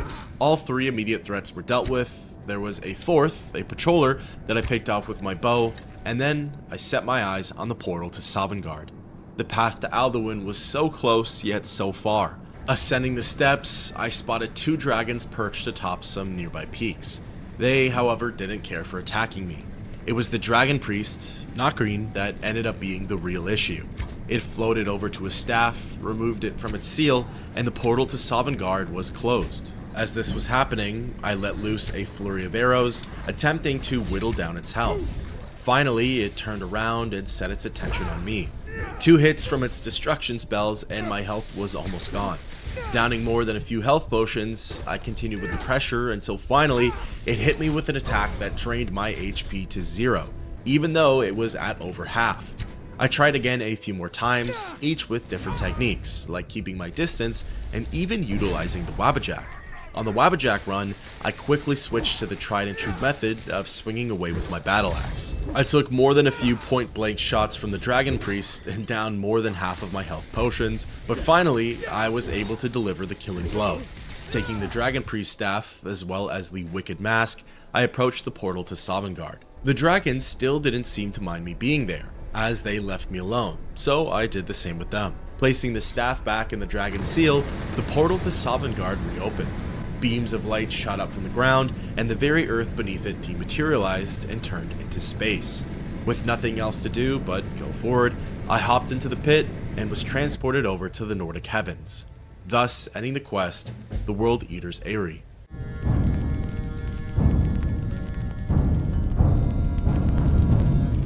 Sovngarde was beautiful. It felt dreamlike. the dark skies filled with thousands of stars and streamed with waves of auroras. As I began my descent into the valley, I could see a thick layer of mist clouding the pathway ahead, and in the distance, a dragon soaring overhead. No doubt, Alduin had already begun feasting on the souls of the weary. As I got closer to the fog, I could almost make out a giant structure, all the way on the other side of the valley. Most likely the famous Halls of Shore I've heard so much about. Casting clear skies on the mist temporarily made things a lot more visible. Wandering along the path, I began to encounter the aforementioned lost souls, many who were soldiers taken by Skyrim's Civil War. But vain is all courage against the peril that guards the way. I asked him who he was. Near Giant's Gap, in the gloom before dawn, we marched unsuspecting into the Imperial's trap. Then we stood and fought, our shield wall defending, until by dawn's light the Legion's ranks wavered. But I never knew if Night's End brought victory. A swift flying arrow to Sovngarde carried me. I asked him about the mist. I do not know, but none have passed through. Alduin, his hunger insatiable, hunts the lost souls snared within this shadowed valley. Can you lead the way to where Shore's Hall waits, beckoning us on to welcome long sought? I told him it's at the other end of the valley. I saw it fair when first I trod this long-sought path. The pain and fear vanished, dreamlike, and a vision beckoned. Shore's Hall, shimmering across the clouded veil, but quenched was hope by the shrouding mist. My mind is darkened. I've lost the way, and wander blindly. Hurry, before Alduin your life devours. Bring word to Shore's Hall of our hard fate. I told the soldier to follow my lead. I'll try to hold to your hopeful purpose. Quickly, before this encompassing fog once more snares me in the World Eater's net. Using clear skies once more, Alduin's position was revealed as he appeared to be waiting for us just a bit further along the pathway. He flew off, and that gave us time to continue to move through the mist. Interestingly, the World Eater never bothered to come for me, and he stuck to the lesser game found lost along the trails. As I continued on my journey, I ran into more soldiers from the Civil War, members from both the Stormcloaks and the Empire. The visual did a great job at showing just how pointless the war was. Brothers and sisters were killing each other, even though each and every one of them were true sons and daughters of Skyrim. Soon, I managed to find my way over to the Whale Bridge leading into the Halls of Shore. As I attempted to cross them, I was intercepted by a very large man. What brings you, Wayfarer Grim? To wander here in Sovngarde, Soul's End. Shore's gift to honor dead. I told him that I pursue Alduin. A fateful errand. No few have chafed to face the worm, since first he set his soul snare here at Sovngarde's threshold. But Shore restrained our wrathful onslaught. Perhaps deep counseled your doom he foresaw. I asked him who he was. I am Soon, shield thing to Shore. The whalebone bridge he bade me guard, and winnow all those souls whose heroic end sent them here to Shore's lofty hall, where welcome well earned awaits those I judge fit to join that fellowship of honor. I tell him that I want to enter the Hall of Valor. No shade are you, as usually here passes, but living, you dare the land of the dead. By what right do you request entry? I replied on the birthright of the Dragonborn. Ah. It's been too long since last I faced a doom-driven hero of the Dragonblood. I ask again if I may enter.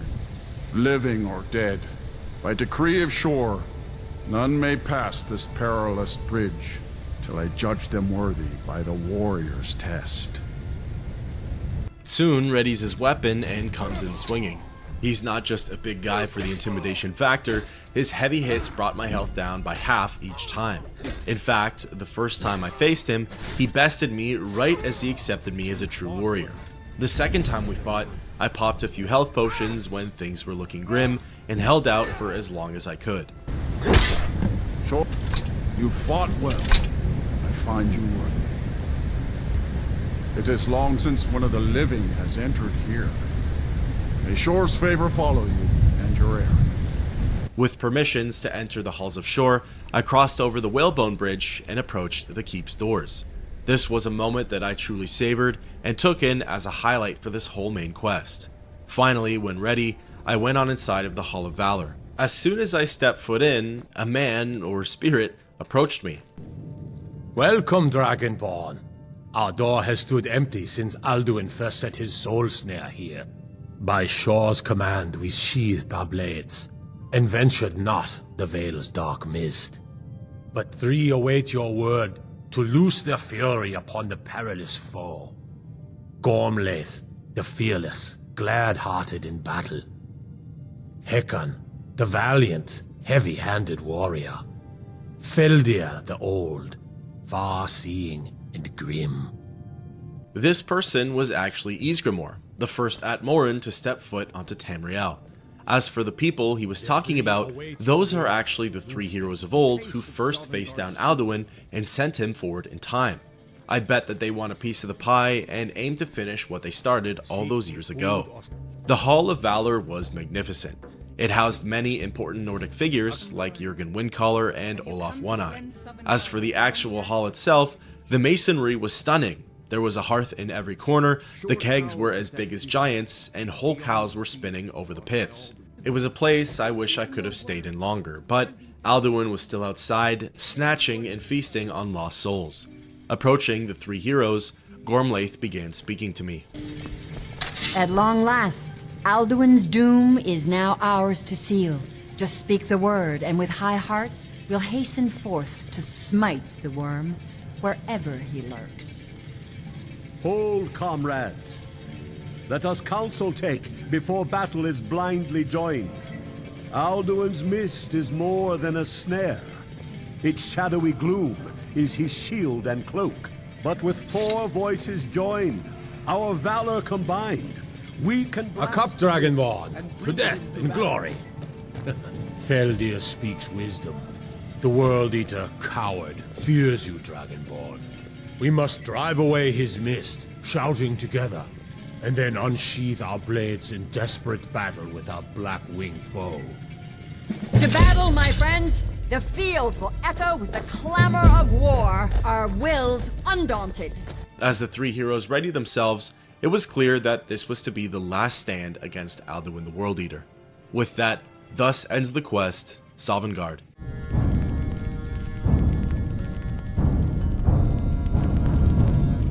Together, the four of us moved out of the Hall of Valor and ran across the Whalebone Bridge back into the valley. As we passed by soon, he wished us luck, but to be honest, I was hoping that all 8 feet of him would have joined our cause.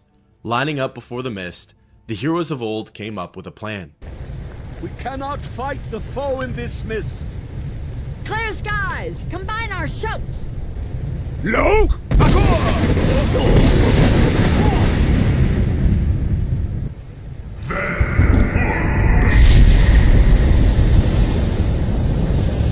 Alduin was fighting back, but it seemed like our combined Thumes outmatched his. Again! Look!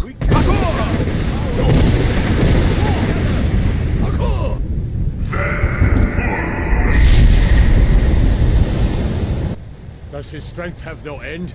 Is our struggle in vain?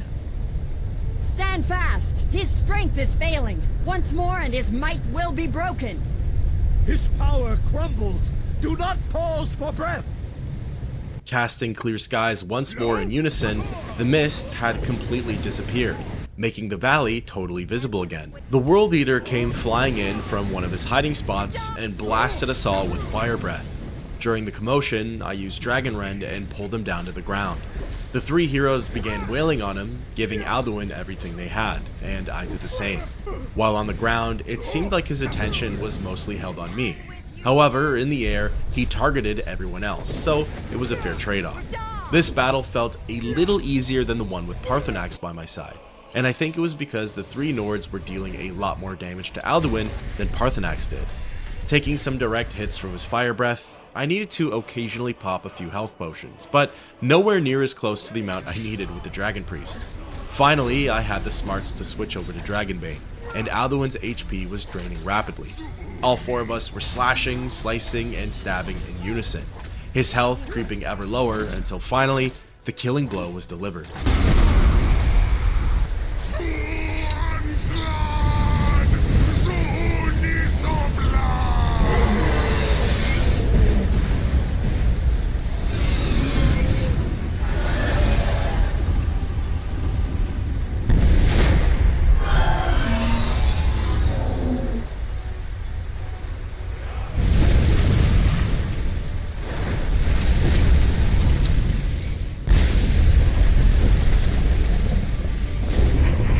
With the World Eater gone for good, I spoke with Soon once more. Just at last, and cleansed his Sovngarde of his evil snare.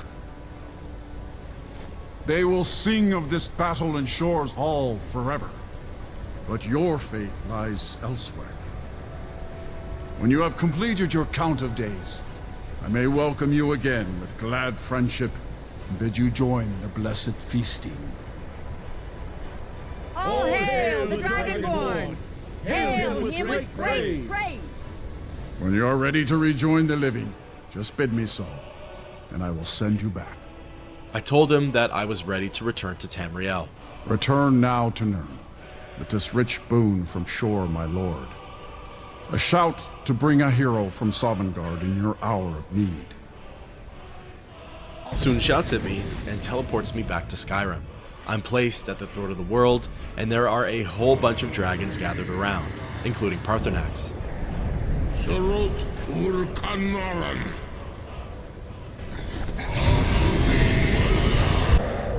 Vakin los oktavakri. Vumi los nolot.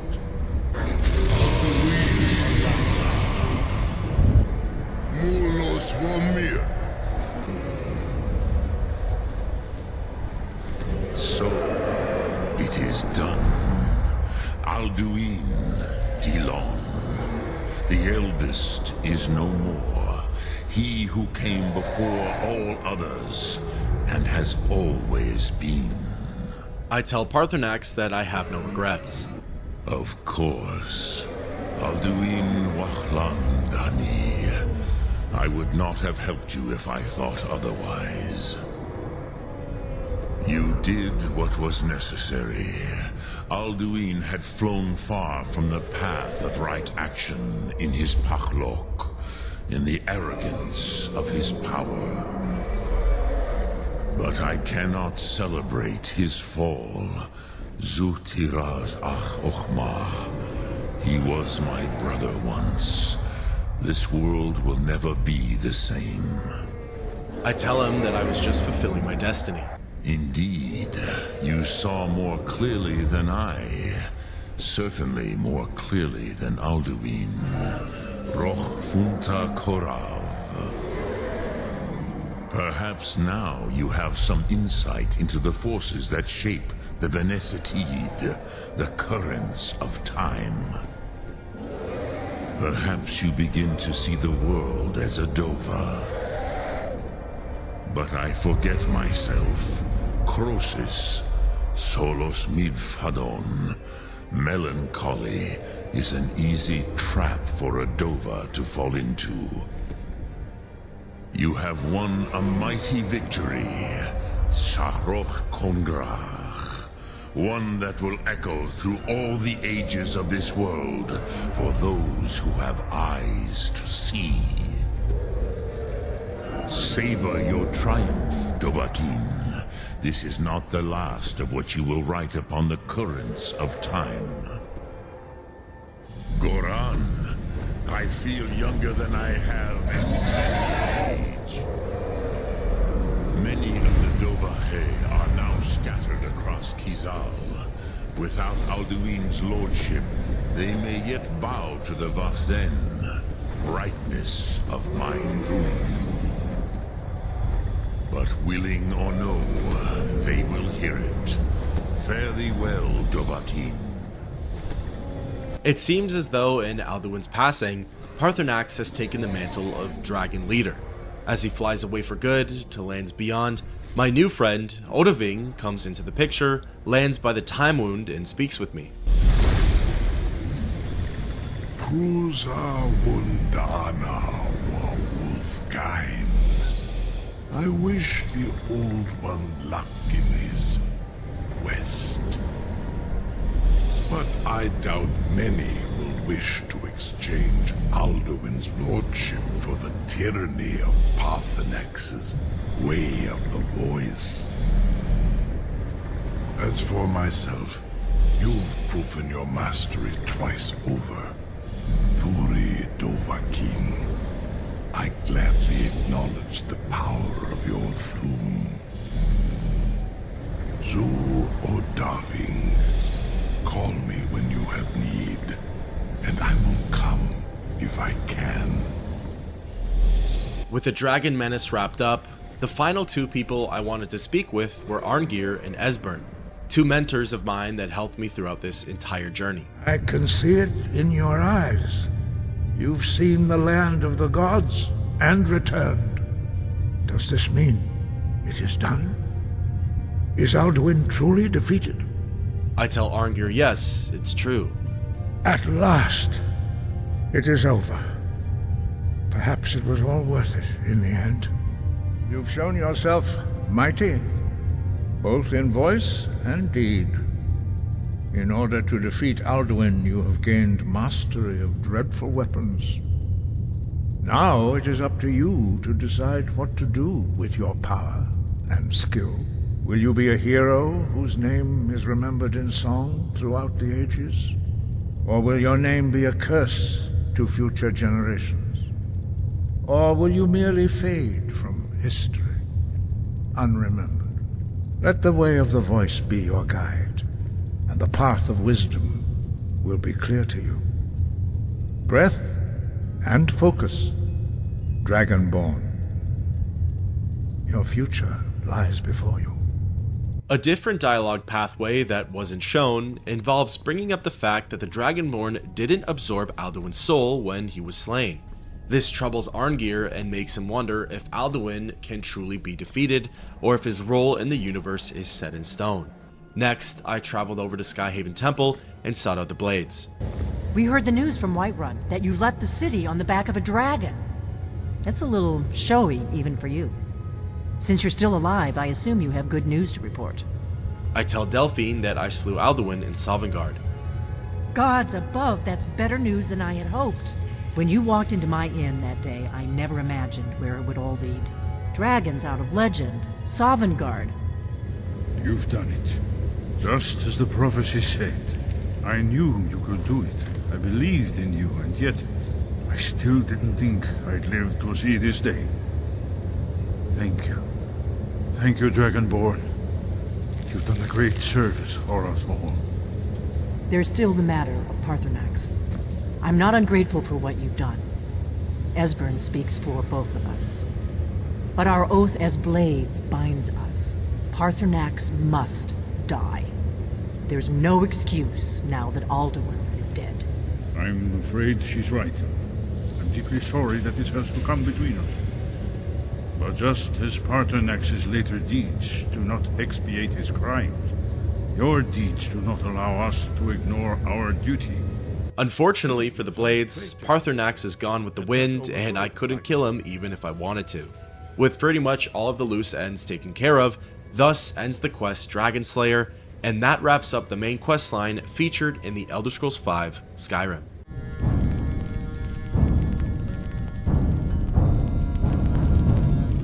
Now, I tried to interject with my thoughts during a lot of the later quests, so for this brief recap analysis part, I'll just talk about my thoughts as a whole while going through the story. I hadn't played Skyrim in years, around 7 to be exact, so there were a lot of finer details that took me by surprise, and even smaller observations that I had never made before.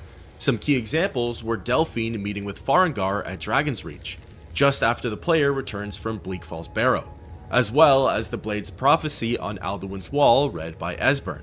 I feel like I learned a lot during this playthrough compared to all the ones I've done in the past, and a lot of that is due in part to the dialogue. For these story-based series, I try to explore as many of the dialogue options as I can. I understand that sometimes they seem boring or pointless, but I feel like it's all the little moments that help to paint the bigger picture. It's also those moments that help expand on the game's lore and further my understanding of the Elder Scrolls. Knowing what was going to happen a lot of the time though, it really changes how one plays the game and interacts with the environment. In some cases, I found it to be a pro because I could anticipate what was coming next and prepare for it, ensuring a smoother storytelling process. At other times though, I found it to be a con, as those raw reactionary moments were taken away from me, and it actually impeded some of the storytelling. Someone told me something that I feel as though is kind of true for this game's story. Its pacing feels a little quick. I wouldn't necessarily set this up as a bad thing, but I can understand that it's off-putting to some. Around the 4th or so quest, the player finds out that they're the Dragonborn, gets summoned by the Greybeards, and pretty much unlocks most of their potential. If we take a look at some of the earlier titles, like Morrowind for example, it takes a while for the player to fulfill the Nerevarine prophecy, and there are many trials that need to be embarked on. There are a lot more quests featured in its storyline, and there's a lot of build-up to defeat Dagoth. Perhaps an argument that could be made though in favor of Skyrim's shorter, faster story is that it's built up around learning how to defeat Alduin, and what it means to be the Dragonborn. Shouts are given to the player early on, so that way they can think about collecting them, slaying more dragons, and above all else, actually get to spend a long time using them. The Dragonborn status detail helps to push that narrative along. Although, one of my main post-game thoughts is what really happened in the story. I don't mean that in a negative sense, like everything felt arbitrary and pointless, but more so that not a whole lot stands out as memorable to me. There are a few quests that will always be iconic, like Diplomatic Immunity, Sovngarde, Alduin's Wall, and Elder Knowledge, but it feels like of the 17 or so missions featured, only a few of them felt like they carried weight. To me, a lot of them seemed like bridge quests, where it felt like they were only there to connect other ideas. Like for example, the Throat of the World, where the player first meets Paarthurnax. It's a lengthy, dialogue-filled quest where a lot of lore is dropped, but the main takeaway is that you need an Elder Scroll. Alduin's Bane is another example, where it goes as quickly as reading the Elder Scroll and then having a small tussle with Alduin. Or another one is A Blade in the Dark, where Delphine and the player travel to Kynesgrove in order to slay a dragon. It's also a quick one-and-done deed that could have been used to further explain another one of the Dragonborn's powers, or some sort of other lore element. Of course, we did learn about the Blades and Delphine's part in all of this through that quest, so I can't speak too much more on it. I guess the best way to explain my thoughts and feelings is that the main quest line felt like 9 or so long quests and less so like 17 separate ones. Again, not necessarily a bad thing, but different to other Elder Scrolls titles. Now, I wanted to switch over to the quests that I really enjoyed. And number one, of course, is Diplomatic Immunity. It has and always will be one of my favorite quests featured in this game. I feel as though it's so unique in its design compared to the other ones, and there are so many different ways to approach it. Guns blazing, stealthily, peacefully, you name it. I always get a rush when it comes to thwarting the Thalmor, and realizing just how much is at stake during that mission, it only adds fuel to the flame. Another quest, or series of quests, I should say, that I really enjoyed were the last three. The World Eater's Eyrie, Sovngarde, and Dragonslayer. I've always been a fan of the last stand sort of missions where it's all or nothing for the hero, and that's exactly what these ones felt like. Battling through Skuldafn, enduring waves of Draugr and dragons, facing a dragon priest, it was a nice way to close out the game. Then, in Sovngarde, the brief calm before the storm moments, traversing the mist, meeting the heroes of old in the Hall of Valor, it all felt like a fitting reward for the efforts put in thus far, as well as for what was to come. Then of course, you have Dragonslayer, the final battle with Alduin. What I enjoyed the most about it was the implication of it not absorbing his soul after the battle was won. Is Alduin set to return in thousands of years? Sooner?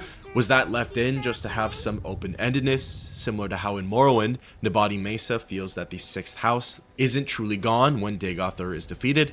It puts the mind into overdrive, and the imagination starts to flow freely on all of the possibilities. In the end though, I still feel as if the Blade's prophecy is trying to tell the player something.